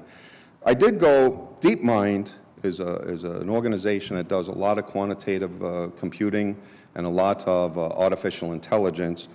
And it's very interesting that DeepMind was a private organization, and Google is now a big partner of DeepMind. What a surprise. They have a lot of data. When you have a lot of data and then you put it together with quantum computing, with advanced artificial intelligence, it's a little scary to me. So whoever has the data and these computers with advanced artificial intelligence, that's something we have to start thinking about. But we can't be afraid of it. We have to actually embrace it. We have to study it. We have to know what it is and then be looking at it. But I went on to the site on December 5th, and I noticed that there's a public pledge of all the firms that are in there, and there's 259,000 firms involved in this project. And they asked everybody to sign a public pledge against using AI technologies in certain fields of autonomous lethal weapons. And there was 5,218 firms on December 5th signed so far that they will not use this on lethal autonomous weapons. So obviously they're talking about computer robots and things like that. But there's a lot of other type of weapons, economic warfare, neurological warfare, there's other things like that. But what I did notice, not one government signed. These are all private industries. Not one government signed on to not use this technology for lethal autonomous weapons. Not one. So everybody that's elected and everybody that represents people, you need to go look at this. Perhaps governments need to be looking at these things. And we say, well, that's interesting. And I worked on different projects in my lifetime where people would say, oh, we could just design a computer to go in and do this and do that. Well, there's always a question that we have to ask ourselves. So if you took the Geneva Convention into a computer using quantitative analysis, using artificial intelligence, a child could walk out of a car holding a weapon, the computer will shoot it and kill it immediately. Where a human being might use logic and slow that down a little bit and do some analysis. A computer will not. If you put in the Geneva Convention and do that, and that's the reality of it, because there is no social logic. It's a fact. So if you put in the Geneva Convention, it's going to act that way. Now, where I get concerned about this also, if you put in information and it only uses pure data, a lot of things are going to change because there's a lot of social thinking that we have. So I love fairness. Everybody talks about equality. I love fairness. And if you put in fair models into computers, now you have super thinking computers which are thinking at a more rational and logical way than a human being. Fairness is fair. People that want equality may not get it because you may look at numbers and those numbers are looking at reality, and what is reality is fact. It's not a social opinion. So we're going to go into a situation where some people aren't going to be happy with what's coming, because if you had a truly fair society, that's a different society than somebody envisions or imagines. So if it was an equal society, every blind person in my neighborhood would have a driver's license and they would be driving a car if it was an equal society. I want a fair society, but we have to be looking at this computers in a way that will help us get there. So I also believe that when you combine quantitative analysis, quantum computing, and artificial intelligence, you're going to prove things beyond a reasonable doubt of our understanding now. Some of those things we're going to like, some of the things we're not going to like. But information is good. We need to be planning for it. It's going to come. It is going to change the world as we know it. And in closing, we've talked a lot about China. We've talked a lot about Russia.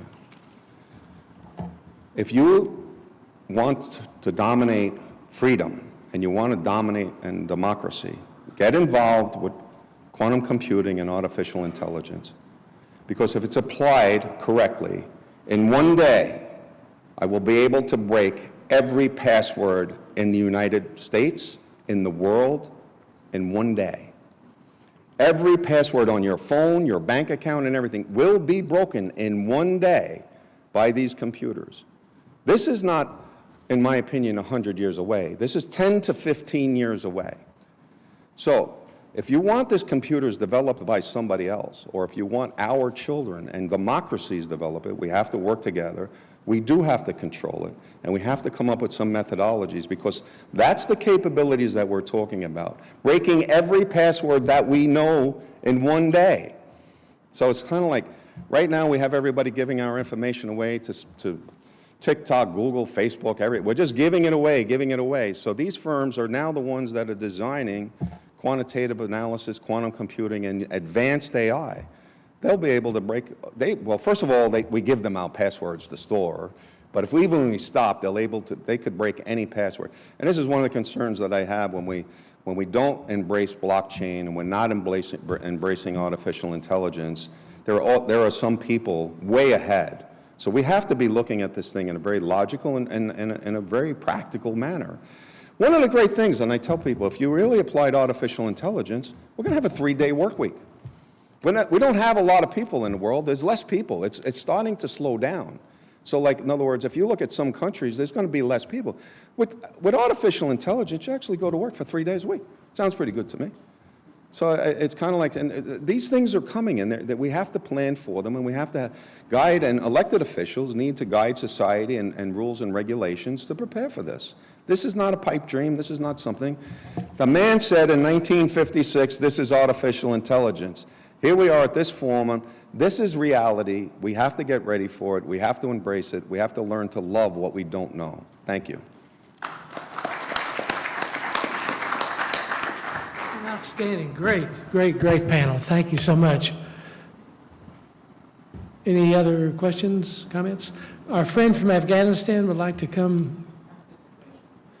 Do you have a question? Yes, sir. Yes. I saw you first, ma'am, then I'll get you.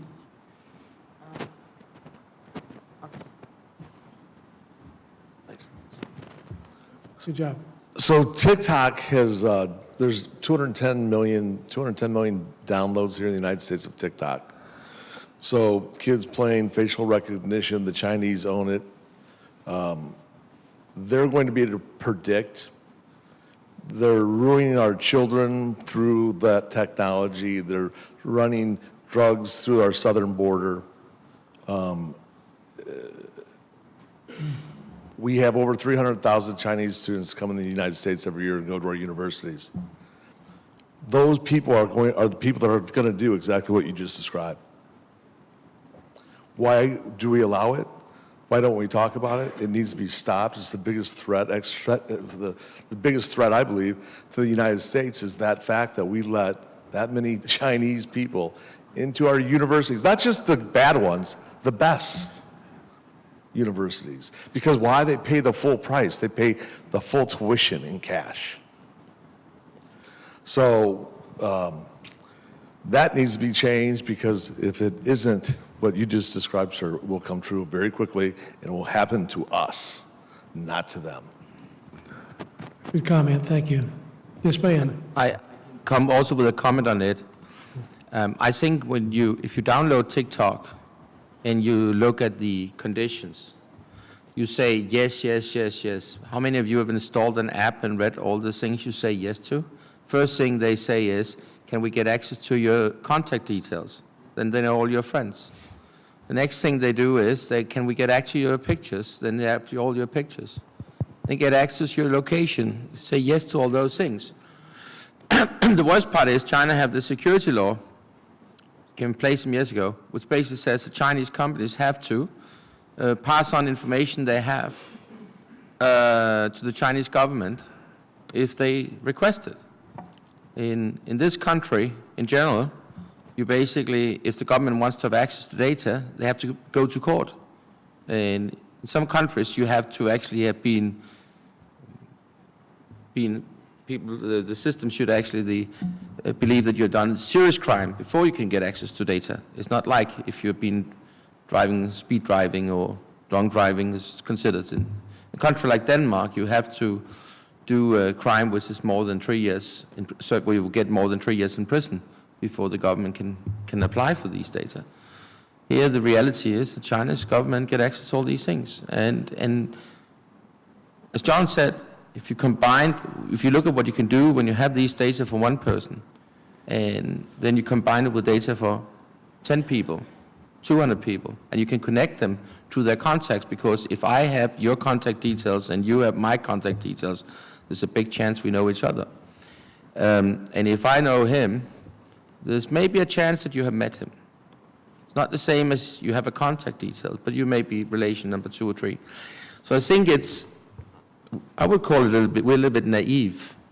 But the biggest naivety is actually about 30 to 40 centimeters from the screen, where we say yes, yes, yes, yes, yes, without realizing what we say yes to.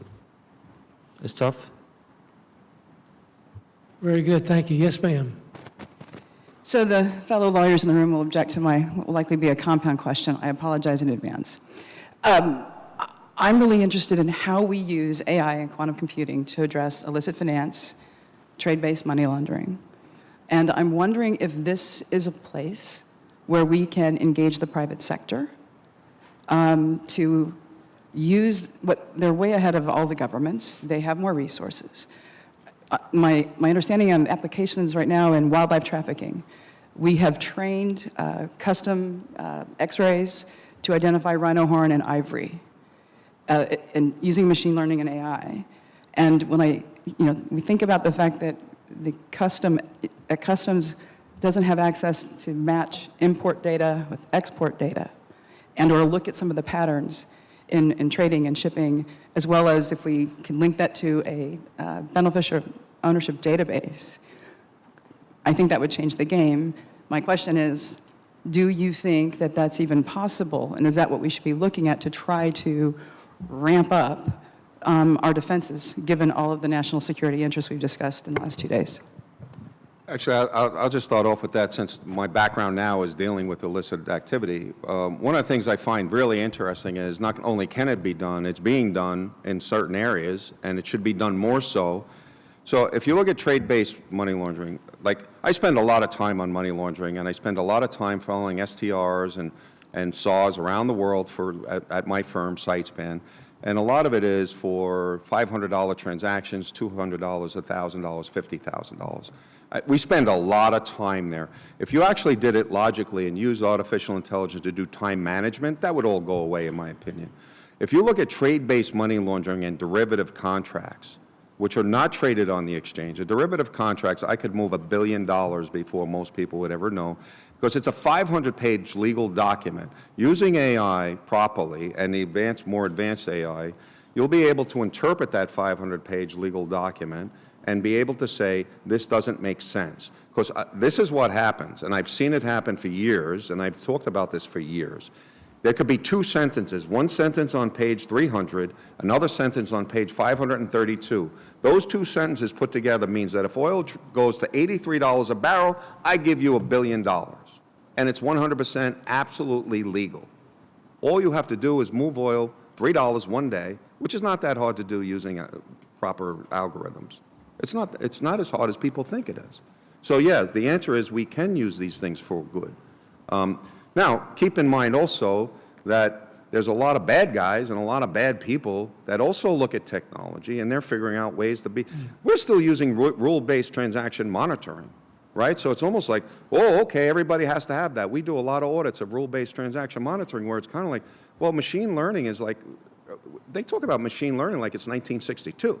So artificial intelligence would be able to look at this and say, look, these are just good citizens. Let's not file a STR or a SAR on a victim of a crime because of identity theft. Why don't we look for and spend the time this way? And as far as the shipping is concerned, if you actually put in all the shipping labels and you'd use blockchain effectively, you would not be able to take shipping receipts and add and change them en route from one country, stopping at 3 countries that don't make any sense whatsoever. I interviewed a guy one time in a country. They stopped to pick up staff. Do you know how much it costs to pull a tanker into it's hundreds of thousands of dollars to make these stops. But if you look at things logically, which this computers will allow you to do, not everybody's going to be happy, but it is absolutely possible. Wanted to add a couple of thoughts. I admittedly don't know anything about money laundering, but I've asked my friends who work for FinCEN, et cetera. I know they're looking at spreadsheets and other data all day, and I've sometimes asked them why it's not more automated. I mean, that's the sort of thing that lends itself. I mean, if there's one thing that AI is good at, it's pattern recognition. And that's exactly what they're doing. They're looking for patterns. And, their answer will typically be, well, it involves a lot of judgment. But, a lot of times what we call judgment is really just, we mean that we don't really understand the pattern recognition that our minds use. So it feels like it's intuitive. AI is very good at learning, unlike certain things like rule-based systems, which were very big when I studied AI in school, but turned out to be much too rigid. Deep learning is very good at learning what patterns to look for. So even if the human can't articulate it. So that certainly seems like an area that you should be able to largely automate, but I won't pretend that I know what are all the obstacles there. One thing I'd just like to add on a separate subject, back to some Chinese companies and other companies. One of the reasons why they're able to do what they do is because we give them the information. So like I find it interesting, go to a teenager and say, I'm going to put a GPS on your car or in your pocket. And from experience, I'm telling you, it doesn't go over very good. So why do we let our children use these products? So in my house, there was no social media. There was none. In my house, there was no social media because I paid for the food. You couldn't be on social media. I mean, we just give this stuff away, and then we kind of complain about it, and I was part of that group. I bought a phone that had no apps on it. It only has the ones I put on it. So, I mean, but we are causing a lot of this problem. Okay. Anything else? All right, a couple things. We're going to have a reception hosted by some private anonymous individuals, which we appreciate. In Russell 385, we will be directed over there, escorted, so we need to go as a group. I'm going to offer 2 minutes to another dear friend from Afghanistan. And I would like to mention that following the presentation by the Prime Minister today from Jamaica, I just received an email an hour ago from the Speaker of Jamaica, and we've been invited to come there February 23 and 24 for our forum in Kingston, Jamaica. And then you can spend the weekend in Montego Bay. Yes, sir. Thank you. Please. Thank you, sir. Thank you. His Excellency Senator Robert Pottinger and Parliament representatives from participant countries. I'm Mahdi Rasakh, member of Afghanistan Parliament. Key global security-related topics discussed in these 2 days, which has a vital role for the security of the United States and rest of the world. As I am speaking from Afghanistan perspective, a country facing war, terrorism, and fundamentalism, I would like to bring forward and emphasize that besides the other global threats, the threats of terrorism and fundamentalism is still very high and dangerous. The de facto ruling group in Afghanistan has proved that it has deep connection with international terrorism like Al-Qaeda and other terrorist groups. Unfortunately, Afghanistan once again changed to the safe haven of global tourists, and it will not be limited to its borders. It will threat the international community. I would like to call on the participants to hold Taliban accountable and to avoid its recognition. Any attempts to recognize Taliban will embolden the terrorist groups around the world. I also encourage the participants to work with their relevant governments to recognize the Hazara genocide in Afghanistan and take action for their protection. Thank you so much. Thank you so much. Thank you. Very thoughtful. Thank you. Thank you.